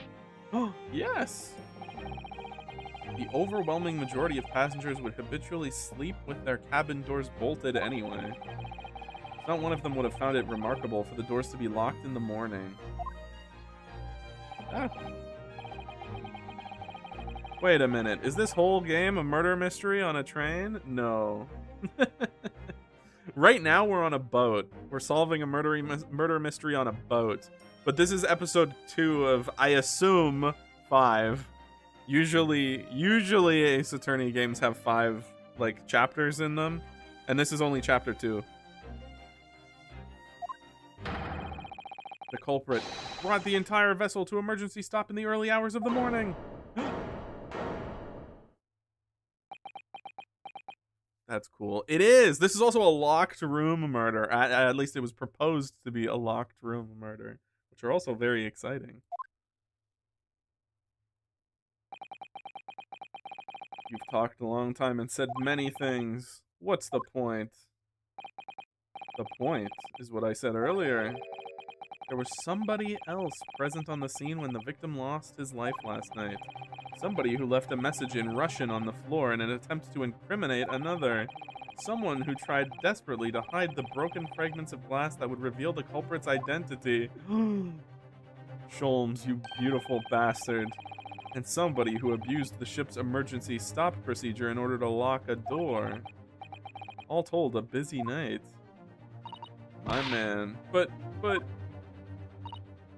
I don't know about any of this. I'm just a little girl.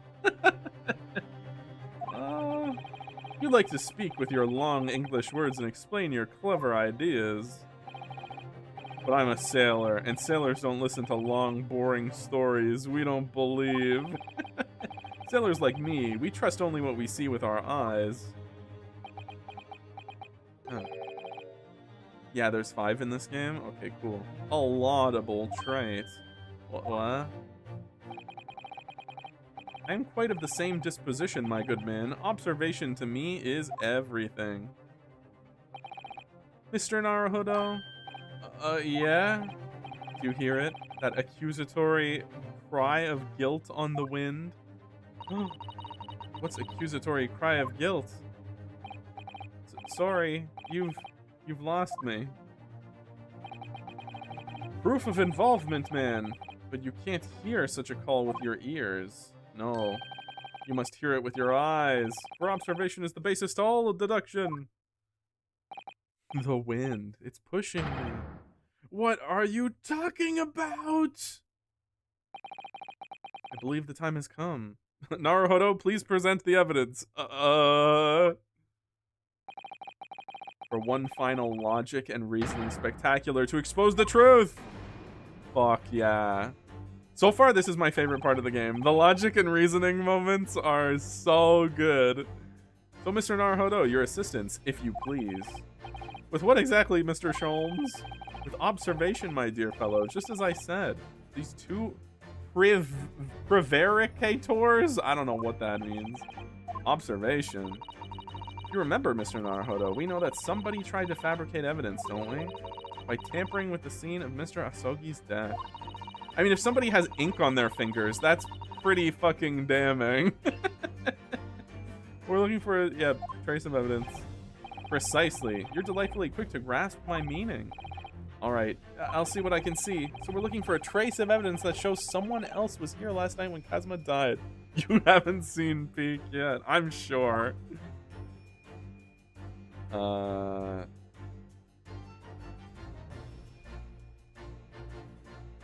What is... Oh, that's his tie. Never mind.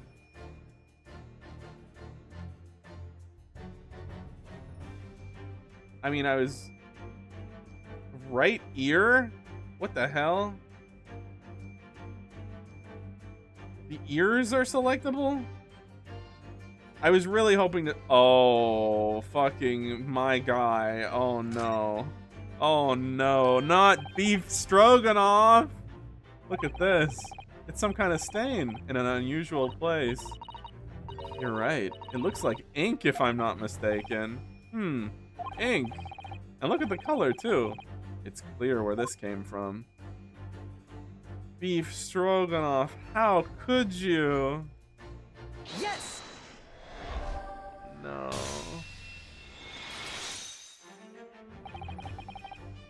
Seaman Stroganoff.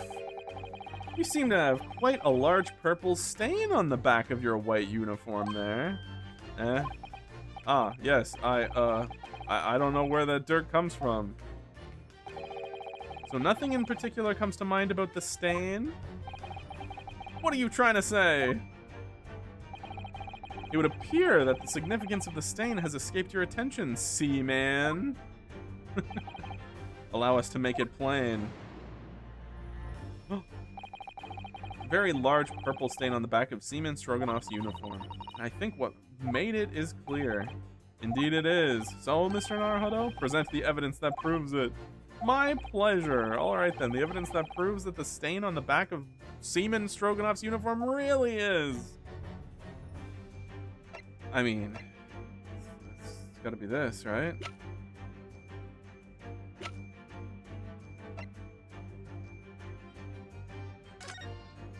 Whoops.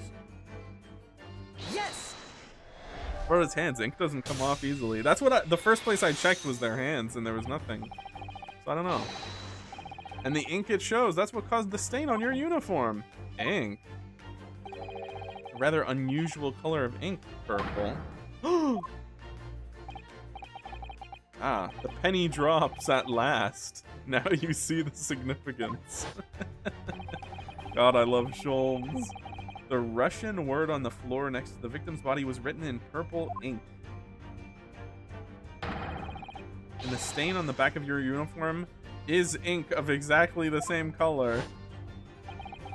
If the ink had been dry, it couldn't possibly have been stained. It couldn't possibly have stained your uniform in that way.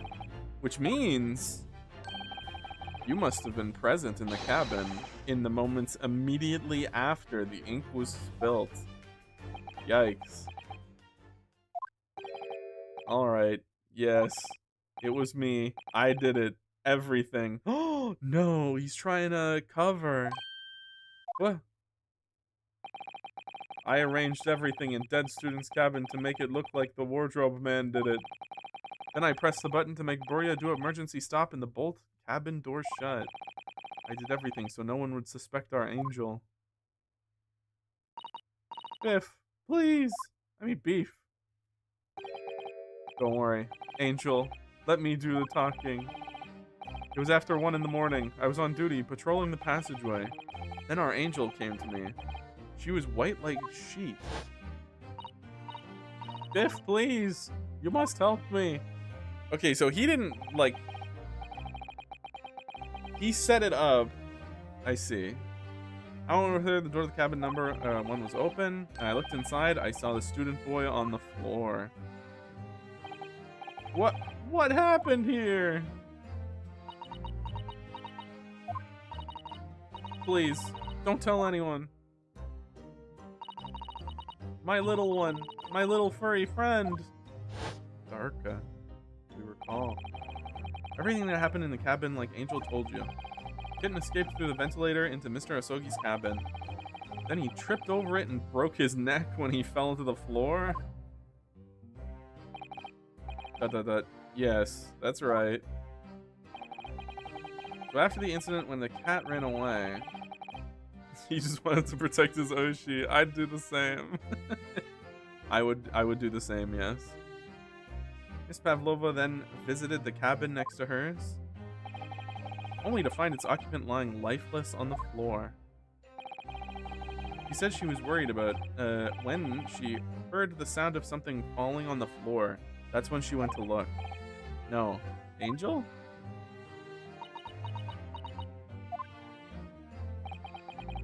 The door was not locked, so she opens to look, and you already know what happened after.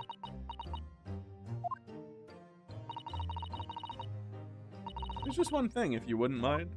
Or what? When you went to Mr. Asogi's cabin, Miss Pavlova, was he already dead? Why? I already told you! When Nina opened the door of the student's cabin and looked inside, I was asking Miss Pavlova. Well? Miss Pavlova? Da, I assume. Oh. Yes, that's right. I saw him. It was dark, and he was wearing black, but he was on the floor, not moving. I was scared. So we still don't know where the cat is, also. I understand, and I believe you. Was that finally it now? Have we discovered the real truth about Cosmo's death at last? Ah, something very nearly slipped my mind. Oh, Mr. Sholmes? This photograph. Yes, I took it myself, you know. Cause of death was a broken neck, therefore the victim died instantly. In the unfortunate accident that precipitated these events, a kitten, of which the victim stumbled. However, if these are the facts, there's one peculiar area in this photograph. It seems to me somewhat unnatural. What the fuck? What do you mean, unnatural?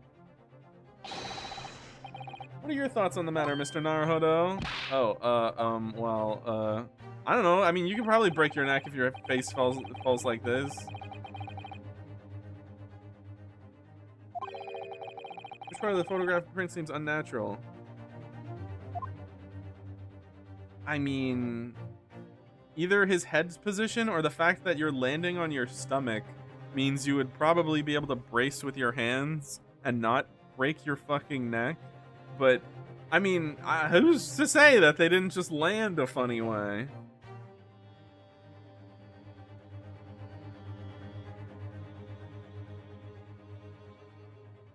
I mean, they definitely repositioned the body anyways to do this.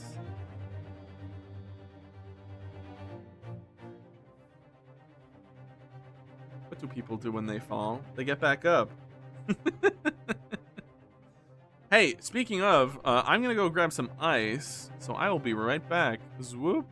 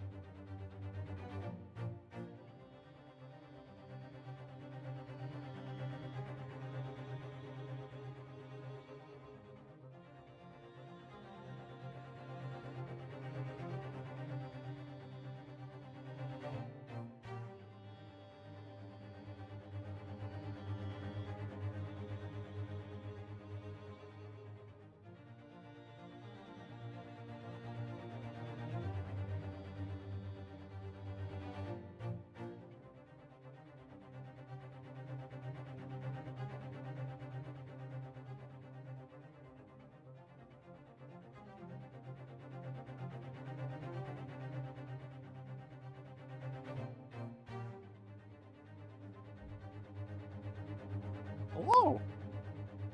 As they're falling. I mean, my thought process is if you're landing on your chest like this, you would like stop your fall with your hands. You wouldn't snap your neck on the ground. But I assume they also moved the body so that they could set up this scene.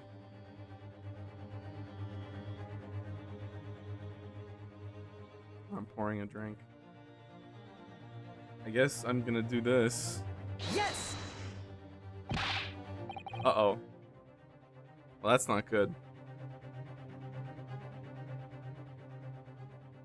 Something tells me we're gonna get hit here. Allow me to offer you a piece of advice regarding the pursuit of detection, my dear fellow.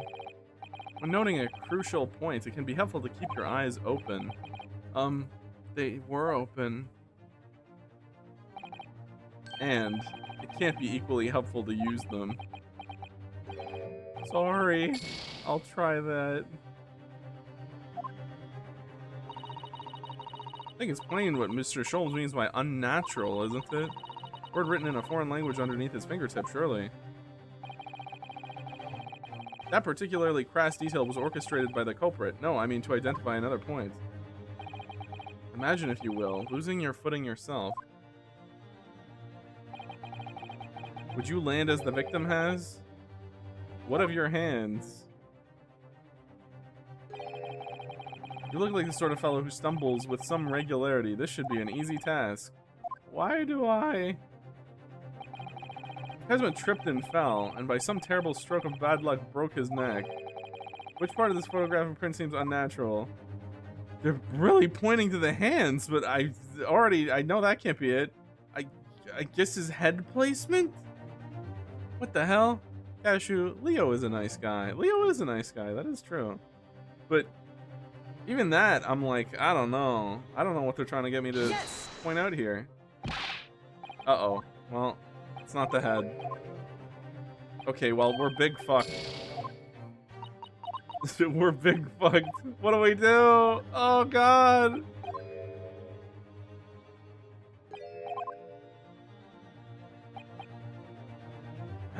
Let me just go into my little insurance here.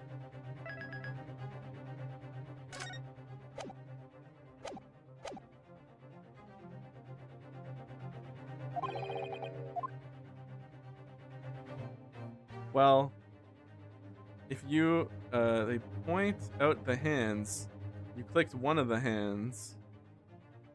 Are you telling me to click the other hand and I lost the 50-50? I'm gonna be pissed.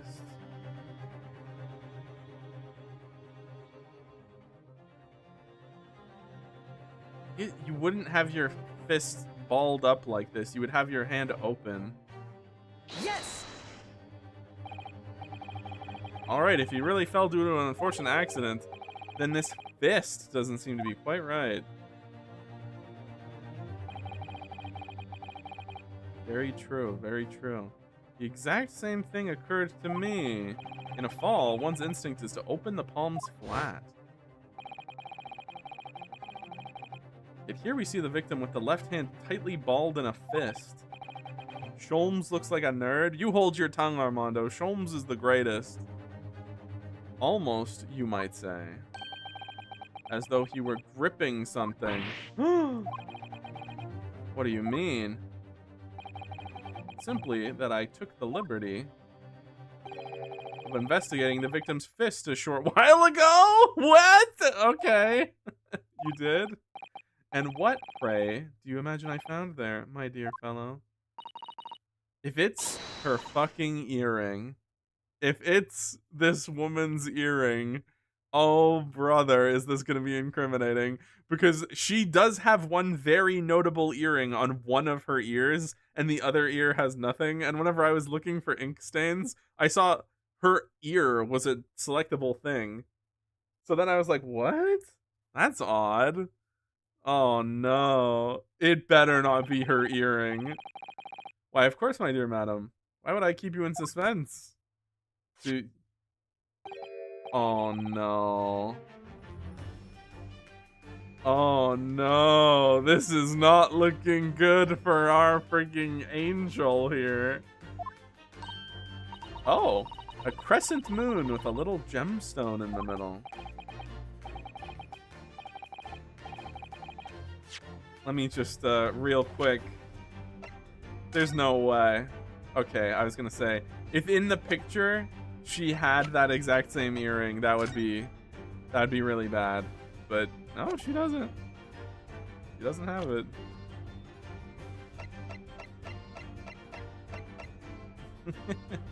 I forgot about Grimsby Roylott. It tells us nothing. Yeah. I'm not so sure. That crescent moon looks ... It looks familiar somehow. I'm sure I've seen it somewhere before. Observation, Mr. Naruto. That is key. I heard Sholmes is behind on child support. He's no good. Oh my goodness. Times might be tough. We don't know. Truth is now tantalizingly close. How did that crescent moon come to be in Kazuma's clenched fist? This is the final clue, the last piece of the puzzle. Ask yourself, what does this little crescent moon mean? What significance has it? And observe. Find the answer with your own eyes. Let me just... Hey, that's kind of remarkable. Yes!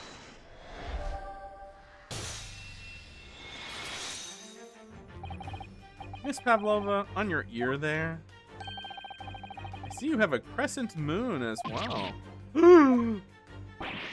What? And on your other ear, there seems to be a crescent moon missing. The little link holding it on must have broken, I suppose. Now, the missing crescent moon was found in the victim's clenched fist. Clearly, there's only one logical conclusion. Wouldn't you agree, Mr. Naruto? Yup. Miss Pavlova, Mr. Osogi must have grasped that crescent moon and pulled it from your ear.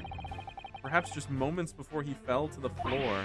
In other words, last night in Mr. Osogi's cabin, you witnessed the moment where the victim fell with your own eyes.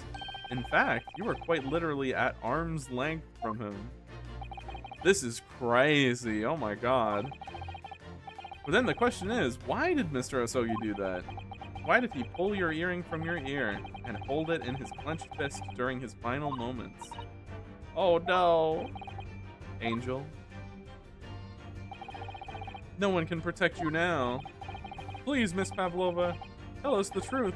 Last night, what did you do to Kazuma? See, I still believe that she's like this, none of this was like planned or anything, because she just seems like so much of a cinnamon roll. And I know characters will in Phoenix Wright all the time, there are like the cinnamon roll characters that are like, haha, so I see my evil schemes have come to light. But I don't know, I do still trust this person. I think she's got too much going on. But I mean, it could have still been an accident, but then why was she in the cabin, and why did she... There's no way she was gonna rob everyone. And then whenever she went in there, she saw that he was still awake, and she was like, oh, fuck. Get money to start off on a new life, maybe. But I don't know, she doesn't strike me as that. Maybe she's a famous cat burglar. Man, you have not listened to enough true crime. Kids do some really messed up things. True. That is true, yes. Oh boy, it's looking real bad for her, I gotta say. If this was any other like Ace Attorney character, at this point, that's whenever they would go like this is enough evidence to condemn this person. And at any other point in an Ace Attorney career, is whenever they would realize that they're cornered, and that's when they would be like, "Oh, well, it's crazy. I've been looking for that earring all day. My cat must have ran away with it. I was chasing the cat. Now, you just reminded me. The cat took my earring and jumped just before it jumped away. So that must have been how it happened." The breakdown animation. We're not quite there yet, I don't think, but I hey.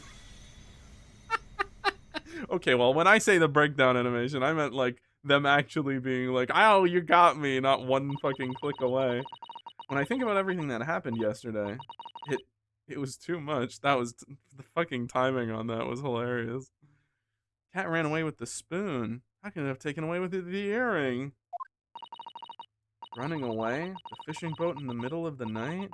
Trying to climb onto this huge ship? And then, when I was at last in the cabin and I could relax after this horrible long day? Ah! Darka, wait!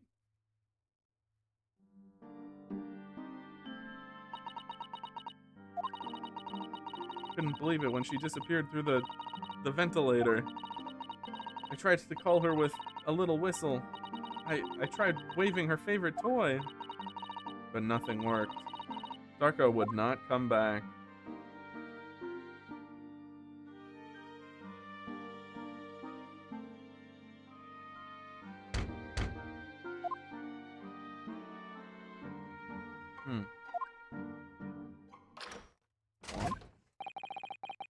What are you doing here at this time of night, Inspector? Oh, I'm sorry. I thought it was a friend of mine.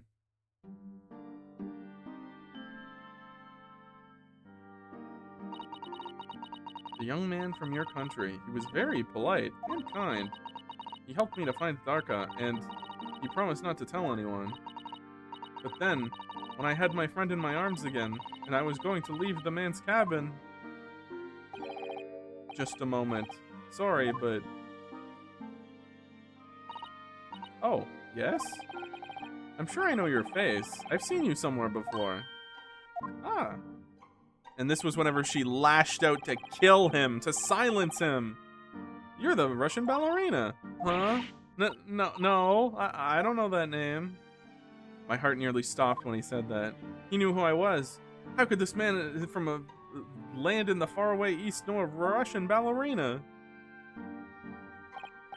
Yes, I saw your performance in Japan. The beauty of the ballet made a deep impression on me. But, what are you doing on this ship? I'm sure I read that your ballet company was performing in Shanghai at the moment. I can't fool him. I have to tell him the truth and hope he doesn't tell anyone. I have no other choice. I see. So you've run away. Please keep my secret. Don't tell anyone. Give me a moment. I could use another opinion here. What the fuck? Okay. He's gonna pull that cord. He's gonna tell the captain. Why did I think I could trust him? No way. She actually went to fucking kill him? And then it happened. Everything at once. It was only a second, but it felt like forever. Wait! I shouted, and then... Darka jumped out of my arms and down to the young man's feet. Then... as he turned around to look at me...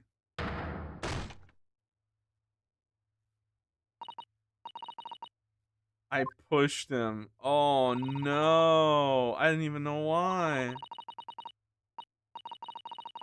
I don't know why I did it. I was just so scared. And I had to stop him from telling anyone about me. Well, you made it way fucking more complicated, buddy. So what's insane about this to me is like, okay, hypothetically, he goes and rings the bell and calls over one of the ship crew. Okay. So the ship crew that would have came to check in on her, and would have talked to her about this. The ship crew who orchestrated this entire scheme to get her onto the boat.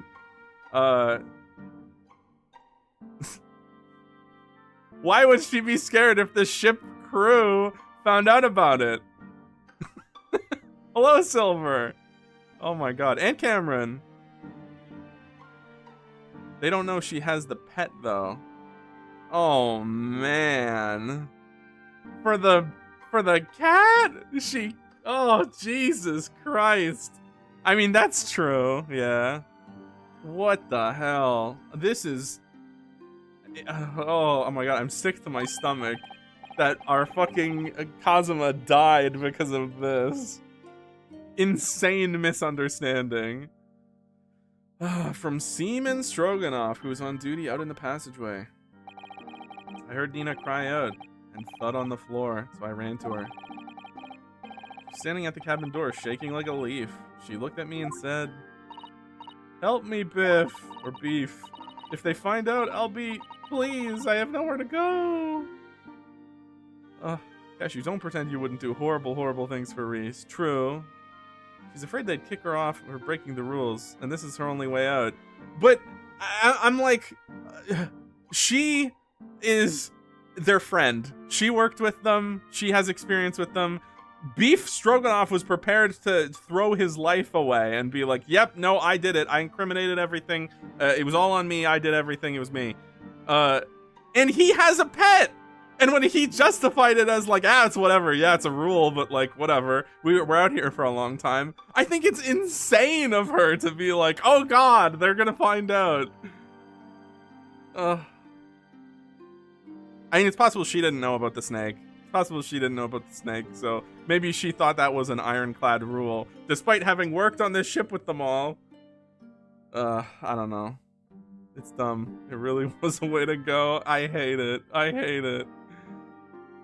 If the ship's crew already knows, then what's the difference does it make if Kazuma knew? What the hell? So you decided to help, and that's when you arranged things in Kazuma's cabin to make it look like I did it, so that no one would suspect the passenger in the cabin next door. Yup. I went into the cabin, I looked around to try to make sure nothing to show Nina was there, and then I found a stowaway. She literally snuck onto the ship like an hour or two before the incident. But it was orchestrated by the entire crew. Everyone was in on it. I realized that she had a pet with her, but I think it's crazy that she would be like, oh no, they're gonna kick me out because I have a cat with me. Oh. Right, that's when he found me. So you worked out a plan to lay the blame on the stowaway. Close the wardrobe doors and put back the strange paper sign. Okay, well, there you go. I guess this wasn't an ironclad rule. Luckily for me, that's the only reason Susato-san started to believe me when I said I was innocent. I dragged the young man's body to a good place and used ink that he was spilling to write on floor. That was spilling to write on floor. I wrote, meow, meow, meow, meow, meow. So the person who found him would look inside the wardrobe to find a stowaway.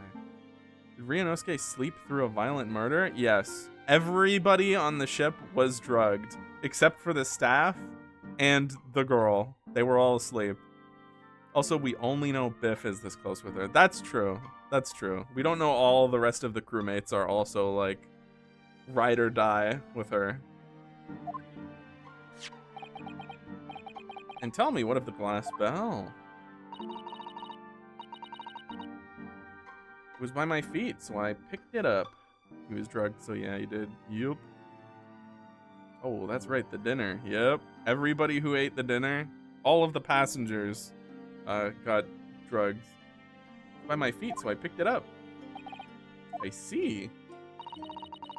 But it was dark in the cabin. I didn't notice the other half.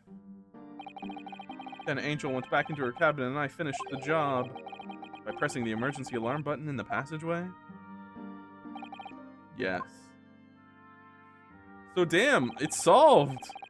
Accordingly, the SS Buria did indeed come to an emergency halt, little after 2 a.m.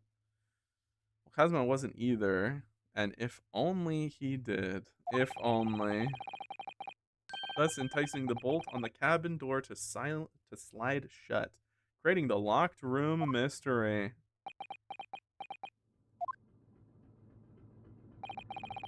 There's still one thing I don't understand, Miss Pavlova. What? Well, you said that you told Kazuma about the fact that you'd run away from your homeland. It's because you were worried he was going to tell the captain that you pushed him. Isn't that right? I pray to God he asks what I was just talking about. But even if he pulled the bell and called for the captain of the ship, aren't you friends with every member of the crew? This is what I'm saying! This is what I'm saying! Why would that have been a problem? Thank you, video game. Thank you. It was what he said first that made me scared. What he said first? What? What are you doing here at this time of night, Inspector? Oh, fair. She probably thought that he was going to call over an outside party because he said Inspector. I see, I see. Sholmes' goggles let him see the truth of the universe? I think so. Also, I wasn't here. Did you enjoy Sholmes' findings sections? They are absolutely perfect. They're 10 out of 10. My favorite part of the game so far is whenever we get to do the great detective deduction sequences with Sholmes. Thought it was a friend of mine. He said an inspector was his friend. Ah, yes, meaning me. Who was supposed to be acting as his bodyguard. I thought that if police knew about me, they would arrest me. Before he could pull the bell cord, You killed him. May I stop you for a moment, please, Miss Pavlova? What? It just doesn't seem to make sense. I mean, was Mr. Asogi really going to pull the bell cord? I don't know. What? What do you think, Mr. Naruhodo? What? Well, I'm not Kazuma, so I don't know for certain, but he was a man of his word. If he told you he wouldn't give your secret away, then he wouldn't have done. No, he was walking over to it. He was going to pull the cord. He was going to make them send me back. I mean, he was obviously going to reveal me sleeping in the wardrobe to be like, and now we're all in on the secret. Look, I have a secret too. I've got my own stowaway. So now we're accomplices in this crime. Well, Mr. Naruhodo, the day's work is not yet done, it seems. There's one more deduction to make. What? Another deduction? Partners in crime. That's the phrase I was looking for. He wanted a second opinion, he said. He did, yes. What action was the victim really about to take at that moment? He's going to go talk to me. Aww. Can we determine whether the young man's gaze was directed? He was going to go talk to me. First, consider the victim's location within the cabin. That's easy. I remember every detail of that room. I mean, yes, I spent quite a lot of time in the wardrobe, but still. Cabin's been my home for this entire voyage. So this is how the cabin looked last night when Miss Pavlova visited Kazuma-sama? Yes, it's exactly how it was. Are you ready then, Mr. Naruhodo? Yes! There's one thing I've learned today. It's that a simple gaze can reveal all manner of truths. And not only that, in order to draw the right conclusion, you can't afford to be out by even a little bit when you're following the gaze of where it lands. What the fuck? Okay. So when he turned away from Miss Pavlova, what exactly was he looking at? The wardrobe! Take that! Wah. Considering everything that happened last night, certainly it may have looked as though Kazuma was going to ring the bell cord. Yes, however, What is directly beside the bell cord? The wardrobe. The wardrobe? And more importantly, what was inside the wardrobe? The man's great friend, sleeping soundly. Miss Pavlova, please, think back very carefully. What were Mr. Asogi's exact words last night? Give me a moment. I could use another opinion here. Another opinion? Yes, but not from a member of the crew. No, Mr. Asogi intended to consult his close friend on the matter. See if between them they might be able to help in some way, no doubt. Oh, no. This is like omega tragic, man. This super sucks. Sadly, we can't know the truth for certain now. It's too late for that. But I wish you'd made sure of what Mr. Asogi was looking at. Things may have ended very differently if you had. What the hell? I like the solemn version of the theme. It's breaking my heart. It's like that SpongeBob episode with the dead body. What? I want to thank you for finally admitting the truth. But unfortunately, you did murder my friend. The truth is, a man lost his life because of what you did. And that will never change. I hope you'll never forget that. Bummer. I'm sorry. Really? I'm so sorry. What have I done? Yeah, you really bungled it. You really, really fucked up. And so, at long last, the mystery surrounding the tragic accident on the SS Buria is finally laid to rest.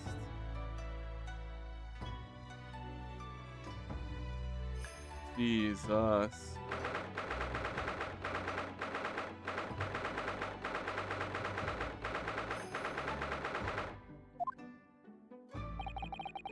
Oh, he healed up nicely. What will happen to Miss Pavlova now, then? Once we reach Great Britain, she'll be handed over to the British police at Scotland Yard. What about the fact that she ran away from Russia? Won't the Russians try to repatriate her? Apparently, the English detectives can speak to the immigration office and sort all that out. Mr. Sholmes can do that? So she won't be going back to Russia, then? No, I don't think so. She'll spend the rest of her days in a British prison. Even if she wanted to return in the future, I doubt she'd be able to. She ran away, so now she's in exile for life. I see. I'm sorry. What about Darka? Seaman Stroganoff? Yeah, don't think you're getting off the hook either. I wanted to help our angel, no matter what. But I didn't think about you, about how you lost your good friend.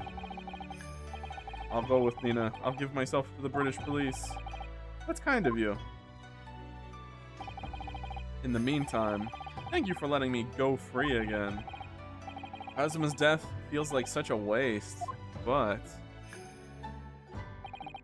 well, what you can for Miss Pavlova, won't you?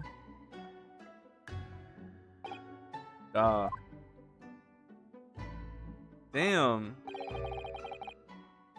Well, I'm afraid you need a pack now. We're due to arrive in Hong Kong tomorrow.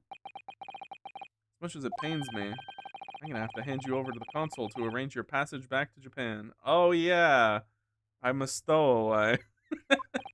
God damn it. Yeah, I did stow away after all. I couldn't really expect any different. So you should get back to your cabin now.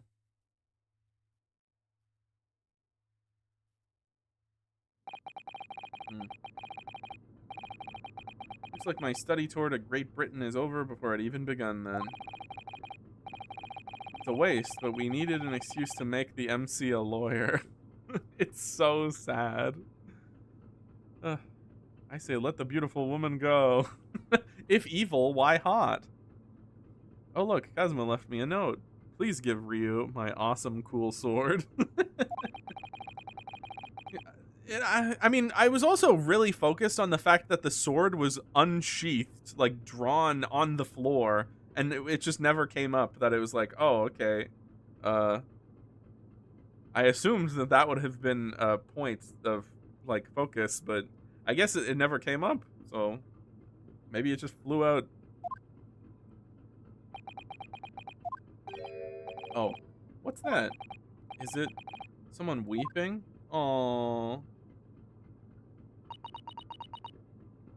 No, the Japanese man's katana is his soul. Don't you know? A red herring.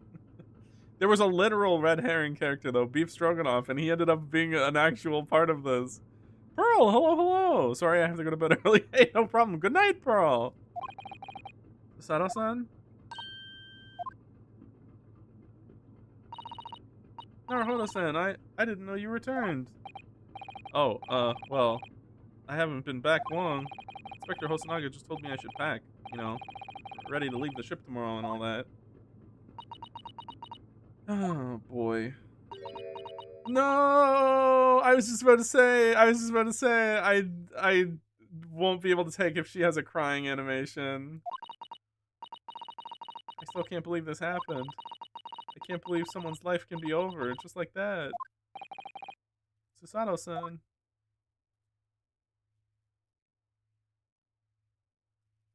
Aww. He had such grand ideas for his visit to Great Britain.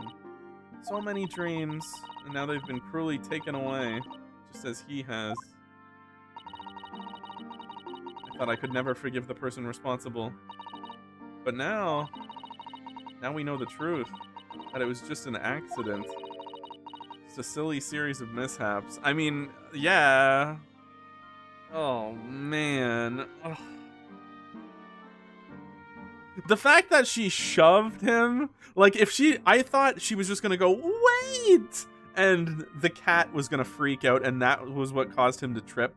The fact that she actually physically pushed him and that resulted in him breaking his neck, that's rough, man. That's, oh my god. Because at least if it was just like she shouted and then the cat freaked out and then he fell over, then it's like, okay, well, that was just like, that was a horrible accident.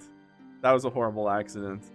The shove into him just happening to die really fucking sucks. Because it's like, yeah, I mean, she probably didn't think she was gonna kill him from pushing him over. But, I mean, it was a direct result of her, like, actual, like, physical, oh my god. Oh. It's tragic. It's too much, Naruhodo-san. It's just too much. Yeah, I know. I wish there was something I could say. Hosonaga, maybe? Yeah. Inspector. My duty was to see Asogi-san safely to Great Britain. But I failed, and caused his two closest friends great pain and suffering as a result. I believe the term was mana laughter? Oh, man's laughter. Jesus. I've let everyone down. It would be psychotic if he was like, hey, so it would be like Zoidberg-esque if he's like, so I guess you two have a friendship opening, maybe. Oh my god. I'll do anything to make up for my terrible blunder. Nobody blames you, Inspector. Hey, what the hell? Oh yeah, I guess. Because we are being shipped back. Maybe they put the shackles back. Sholmes! Where the fuck is Sholmes? Oh, okay. He's just posing. Surprised, Mr. Naruhodo. What is the meaning of this? Oh, a trifling matter. Simply that in my head, I think I'll always picture you wearing those shackles. Without them, the balance seems all wrong. It's distracting. Oh, shut up. Sholmes just put them back on for fun. Sorry? So I decided to restore them. For old time's sake, shall we say. You are a stowaway, after all. Oh my god. He thinks this is funny? I think it's kind of funny. Put them on for fun, as an ace detective does. Mr. Sholmes. Hey, thanks for all your help. We do appreciate all your assistance. I'd like to thank you from the bottom of my heart. Not at all, not at all. Although it's a little late, may I offer my sincere condolences, question mark? The loss of your companion is truly heartrending. I hope that you'll be able to fulfill some of his aspirations in his honor. That's the line. That's the line that's going to strike a chord with us. Need to get Cashew a prop of him wearing shackles. Wiru, that is legitimately a genius idea. Absolutely genius. I promise you, next stream I will have a shackles toggle for that reason. Oh my god. We shall be disembarking at the next port in Hong Kong. We have to return to glorious Nippon and make a full report about everything that's happened. What? Wait a minute. It's just me that has to go back, isn't it? I mean, I was the stowaway. Damn, I didn't know Cash was freaky like that. The terms of the study tour were negotiated by the Department of Justice in both Great Britain and Japan. It was to be one lawyer and one assistant. Was to be. In the light of Mr. Hosogi's unfortunate death, I'm afraid the study tour can no longer go ahead. Oh no. I don't care for me, but poor Susato-san. I've just now decided that I'm a lawyer. My dear fellows, the majority of problems have an extremely simple solution, you know. All you require is one lawyer, and the study tour can continue, surely. There's no one else with the necessary qualifications, Mr. Sholmes. We know of no other lawyer. Qualifications, you say? Any qualifications obtained in your own country will be of little value in Great Britain, I'm afraid. Oh, but anyways, the voyage to London still promises a good month of time. Ample opportunity, I would say, to find yourselves another suitable lawyer. Yeah. That's a thud. Miss Susato? Yes? Do you think, perhaps, I might be able to do it? But you're no lawyer, Mr. Naruhodo. Oh, unless. Are you studying law? No, I'm not, but... I'm sorry. In that case, I don't think there's even a chance it could work. But as I said, there's still more than a month before we reach England's shores.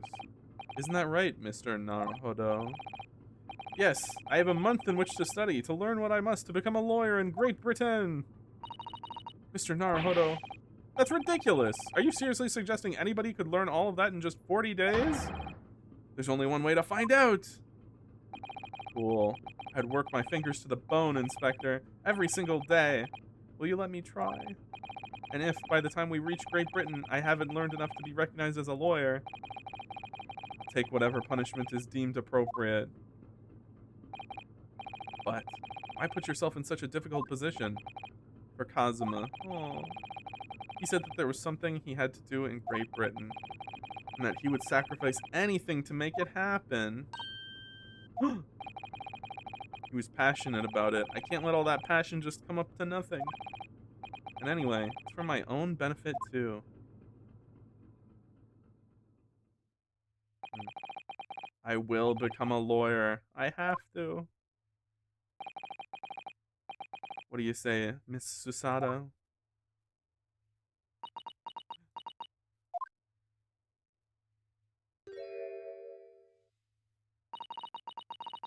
I love it. I think it's a wonderful idea. Thank you. So, what does our bespectacled inspector friend say? I'm taking a drink break. Stay hydrated.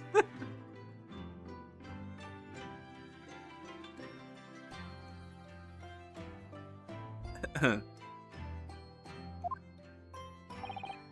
you serious? One lawyer and one assistant. The numbers are indisputable. No, no, no, it's madness! Yet fascinating, wouldn't you agree? God, Sholmes is the best. Fascinating? Duty and rules are the dull routine of existence that we all abhor. Give us interest. Give us fascination. Speak for yourself. I genuinely think this game and its sequel make the best story in the franchise, personally.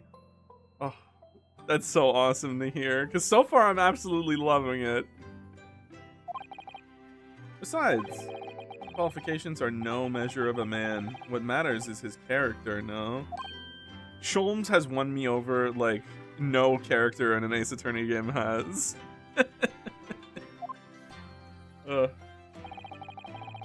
And you've witnessed ample evidence of this man's exemplary character today in your own eyes. From the early hours of this morning until the very moment now. How come you really loved making these two games and it shows? What?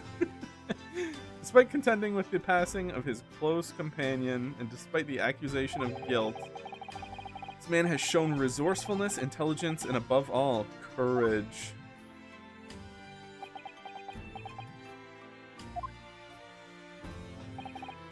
Very well. I'll think of a clever way to word my report to the Department of Justice. Inspector! After all, I did just make a promise, didn't I? I said that I'd do anything at all to make up for my shortcomings here. Oh. Thank you, Inspector! You'll excuse me. I must pay a visit to the captain's quarters, I think. I'll need to discuss what to do next and how best to make my report. Are you really prepared to attempt this, Mr. Naruhodo? Yeah, I'm gonna try. I wonder, would you consider teaching me what I need to know? Everything about being a lawyer?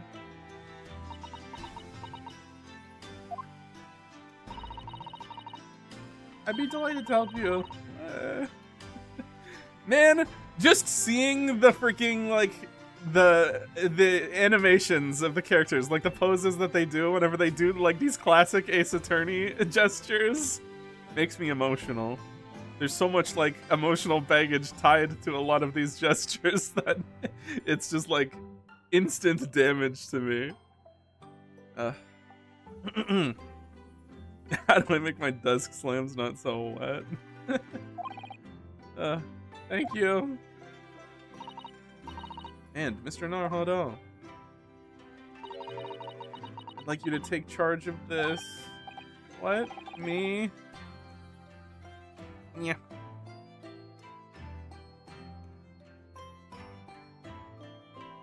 Are you sure? I'm sure it's what Kazuma-sama would have wanted. Its name is Karuma? Like a car? It's a great sword that's been in the Asogi clan for generations. Karuma. Very well. I accept. I'll treasure it always.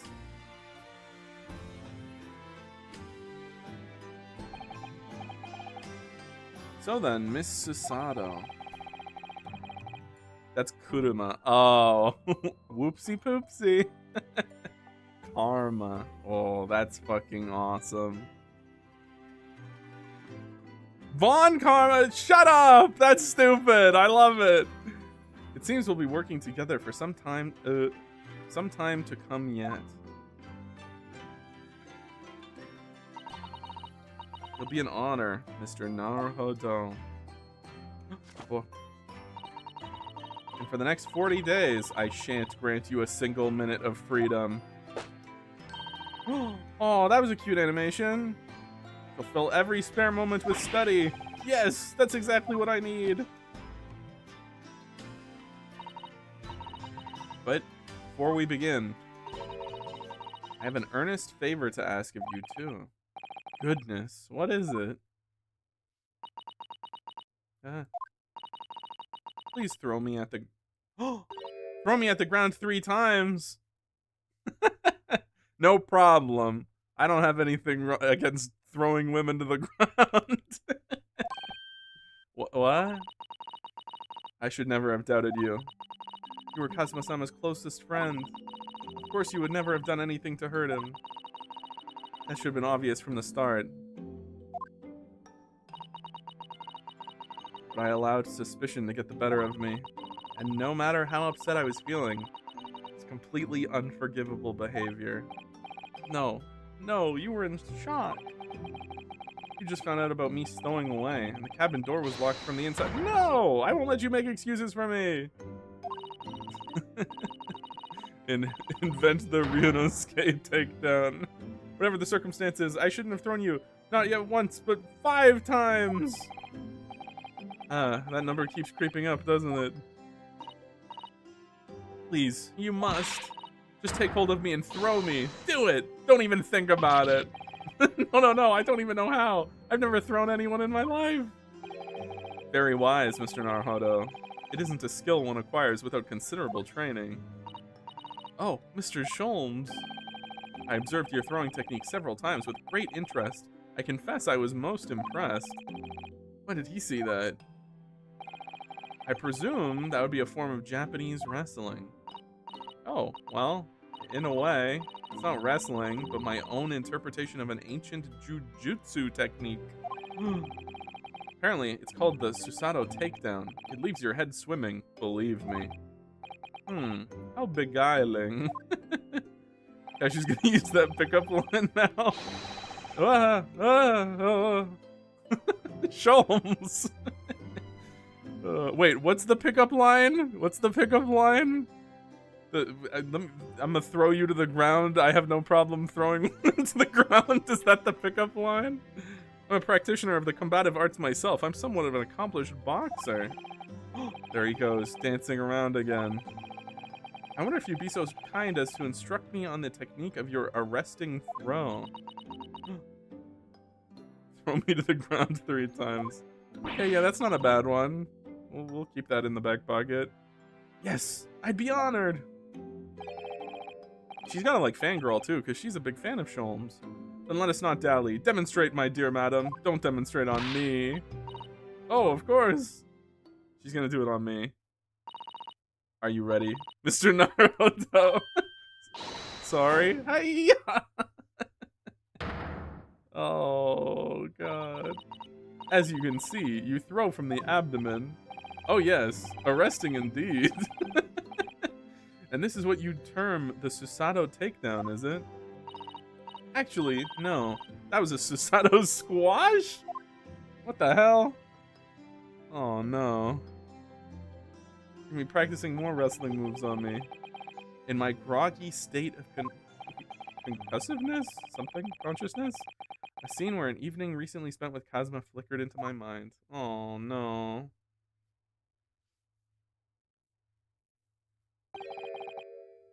Karuma. That's right. It's a prized sword that's been passed down through generations of the Asogi clan. I can't believe you managed to get permission to bring it with you. I mean, taking a katana on a study tour is more than a little irregular, surely. Oh, this is definitely going to be relevant later. No way. Secretly, Naruto loves it. She has variations for the mix-up. She has to be ready for the next NPC. Damn. She's gonna be waiting a while. Sick. A Japanese man's sword is his soul, Ryunosuke. I can't be parted from my katana. Karuma guides me. I truly believe that. Its name compels the wielder to slice evil in 2. Not that you would need much compelling. On that subject, there's something very important that I have to do in Great Britain. I'll sacrifice anything to make it happen. I'd appreciate you seeing it through with me. Of course I will. Whatever it is, I'll see it through to the end with you. I have to overthrow the monarchy. I know you wouldn't let me down. That important thing he had to do. I still don't know what that was.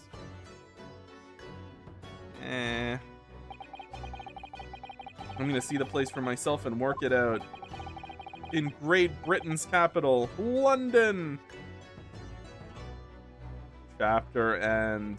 That's a really good bookend. Damn. Funny, because Kazuma doesn't come out as a future lawyer at all. Save your progress? I'd love to. Boom. The Adventure of the Runaway Room. Sick. Oh, man. Well, I guess that's where we're going to end it today. This is a great place to put an intermission for next stream. But man, oh man, can I not fucking wait. I've said it multiple times. I've said it in my tweet. I've said it all over the place. By far, the game that I am most looking forward to streaming every week is this. I'm having so much fun. I love this. I love this with every ounce of my heart and soul. I love this game so much. So I cannot wait to continue.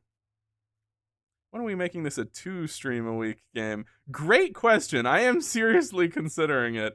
On one hand, I'm like, I want to play it more. I want to just be able to play it more. On the other hand, I'm like, then the dream comes to an end sooner. Did you see that Zero finally finished Ace Attorney 1? I didn't. No, that's awesome. How do you like it? I assume you guys played the extra stuff. That being said, I am very much considering.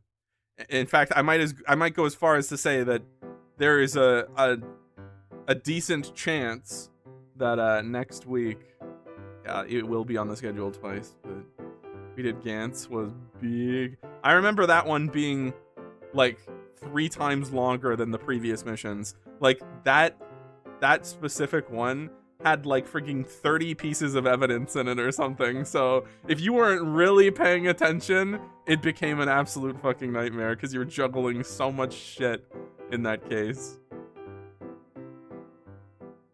The dream doesn't go away. It'll be there in your soul. Gantz case is literally as long as the base game. Okay, then I am remembering that correctly. I remembered it being incredibly long with a fuckload of evidence. But, I mean, it's been a long time. It's been a long time since I played Ace Attorney 1, so it's a really good case. That it is. But gosh, is it big. Was Zero kind of feeling like it was getting long in the tooth? Like, was he getting to the point where he was like, I'm ready to move on to the next one? Give us the goat Meekins. Frickin' Meekins.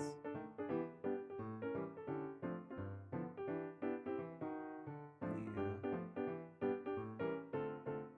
I wish they did more with Emma in the second trilogy. I do like her a lot. She's actually really high up on my tier list. If I recall correctly, he enjoyed it to the end.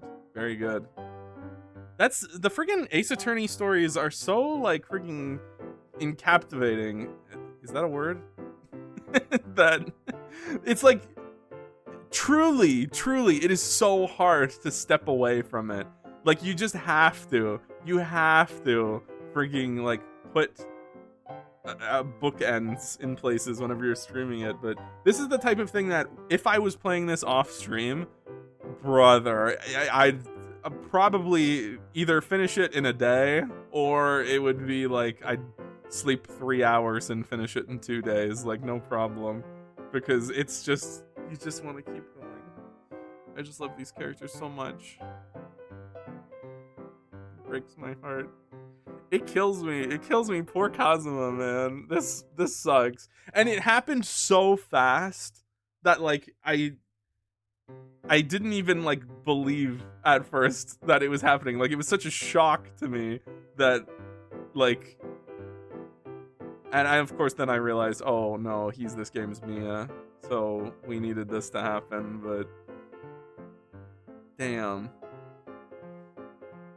I will say this next case I don't think suffers the third case curse. You needed a Mia. Yep. It's heartbreaking. Damn, man. I'm scared too. They have the runaway room, so it's in a friggin' thingamajig. That's cool. Oh, yeah, return to the title screen. Yes, please.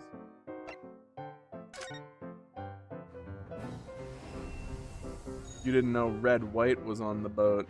What's your name? That video was amazing, by the way. Man. I've been too scared to look around in here because I don't want to get spoiled, because I did see that in the gallery, like, I assume you can probably find some spoilers if you look around in here. I can't fucking wait until we finish the game and we can go through all of this extra stuff as well. Because boy howdy, I eat this shit up. Fourth case in Great Ace Attorney is my least favorite case of this. Okay. Well, so far they're starting off very strong. I absolutely adored the first game. We got to see Winston Payne's ancestor, which was godlike. Second case, I loved it. I thought it was really interesting that we didn't do any courtroom stuff, which I guess kind of, in a way, a little bit, like all of the Sholmes stuff kind of was like just a retooling of how the court stuff works, I guess, in a way, which is kind of cool. I think both the Natsumi cases are the weakest in the two games. Dear lady. Yes. Oh god, I just realized you guys are getting like triple audio right now. Papaya, get out of here.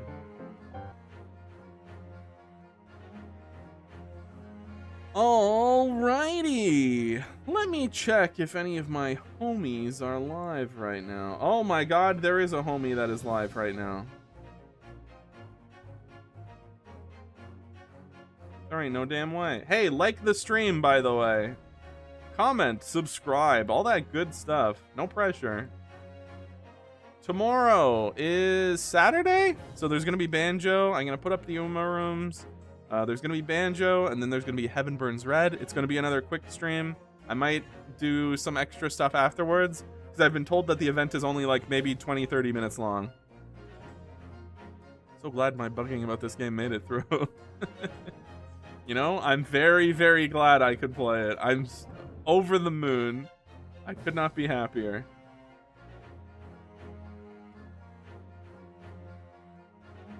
Finally, Bungo-Kazooie. Yes, I've modded Banjo-Kazooie on my Nintendo Switch so that it's actually Bungo Kazooie.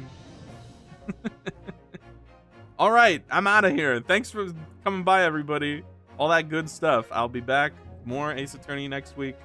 I think it's very likely it's going to show up twice, but we'll see. It's tough because I don't know, like, for making the thumbnails and names of streams, for a game like this, I don't know how far I'm going to get, so it's really tough. Like, I'm just going to have to put in a friggin' like placeholder thumbnail with like a placeholder name and be like, I'll update this after I finish the first stream.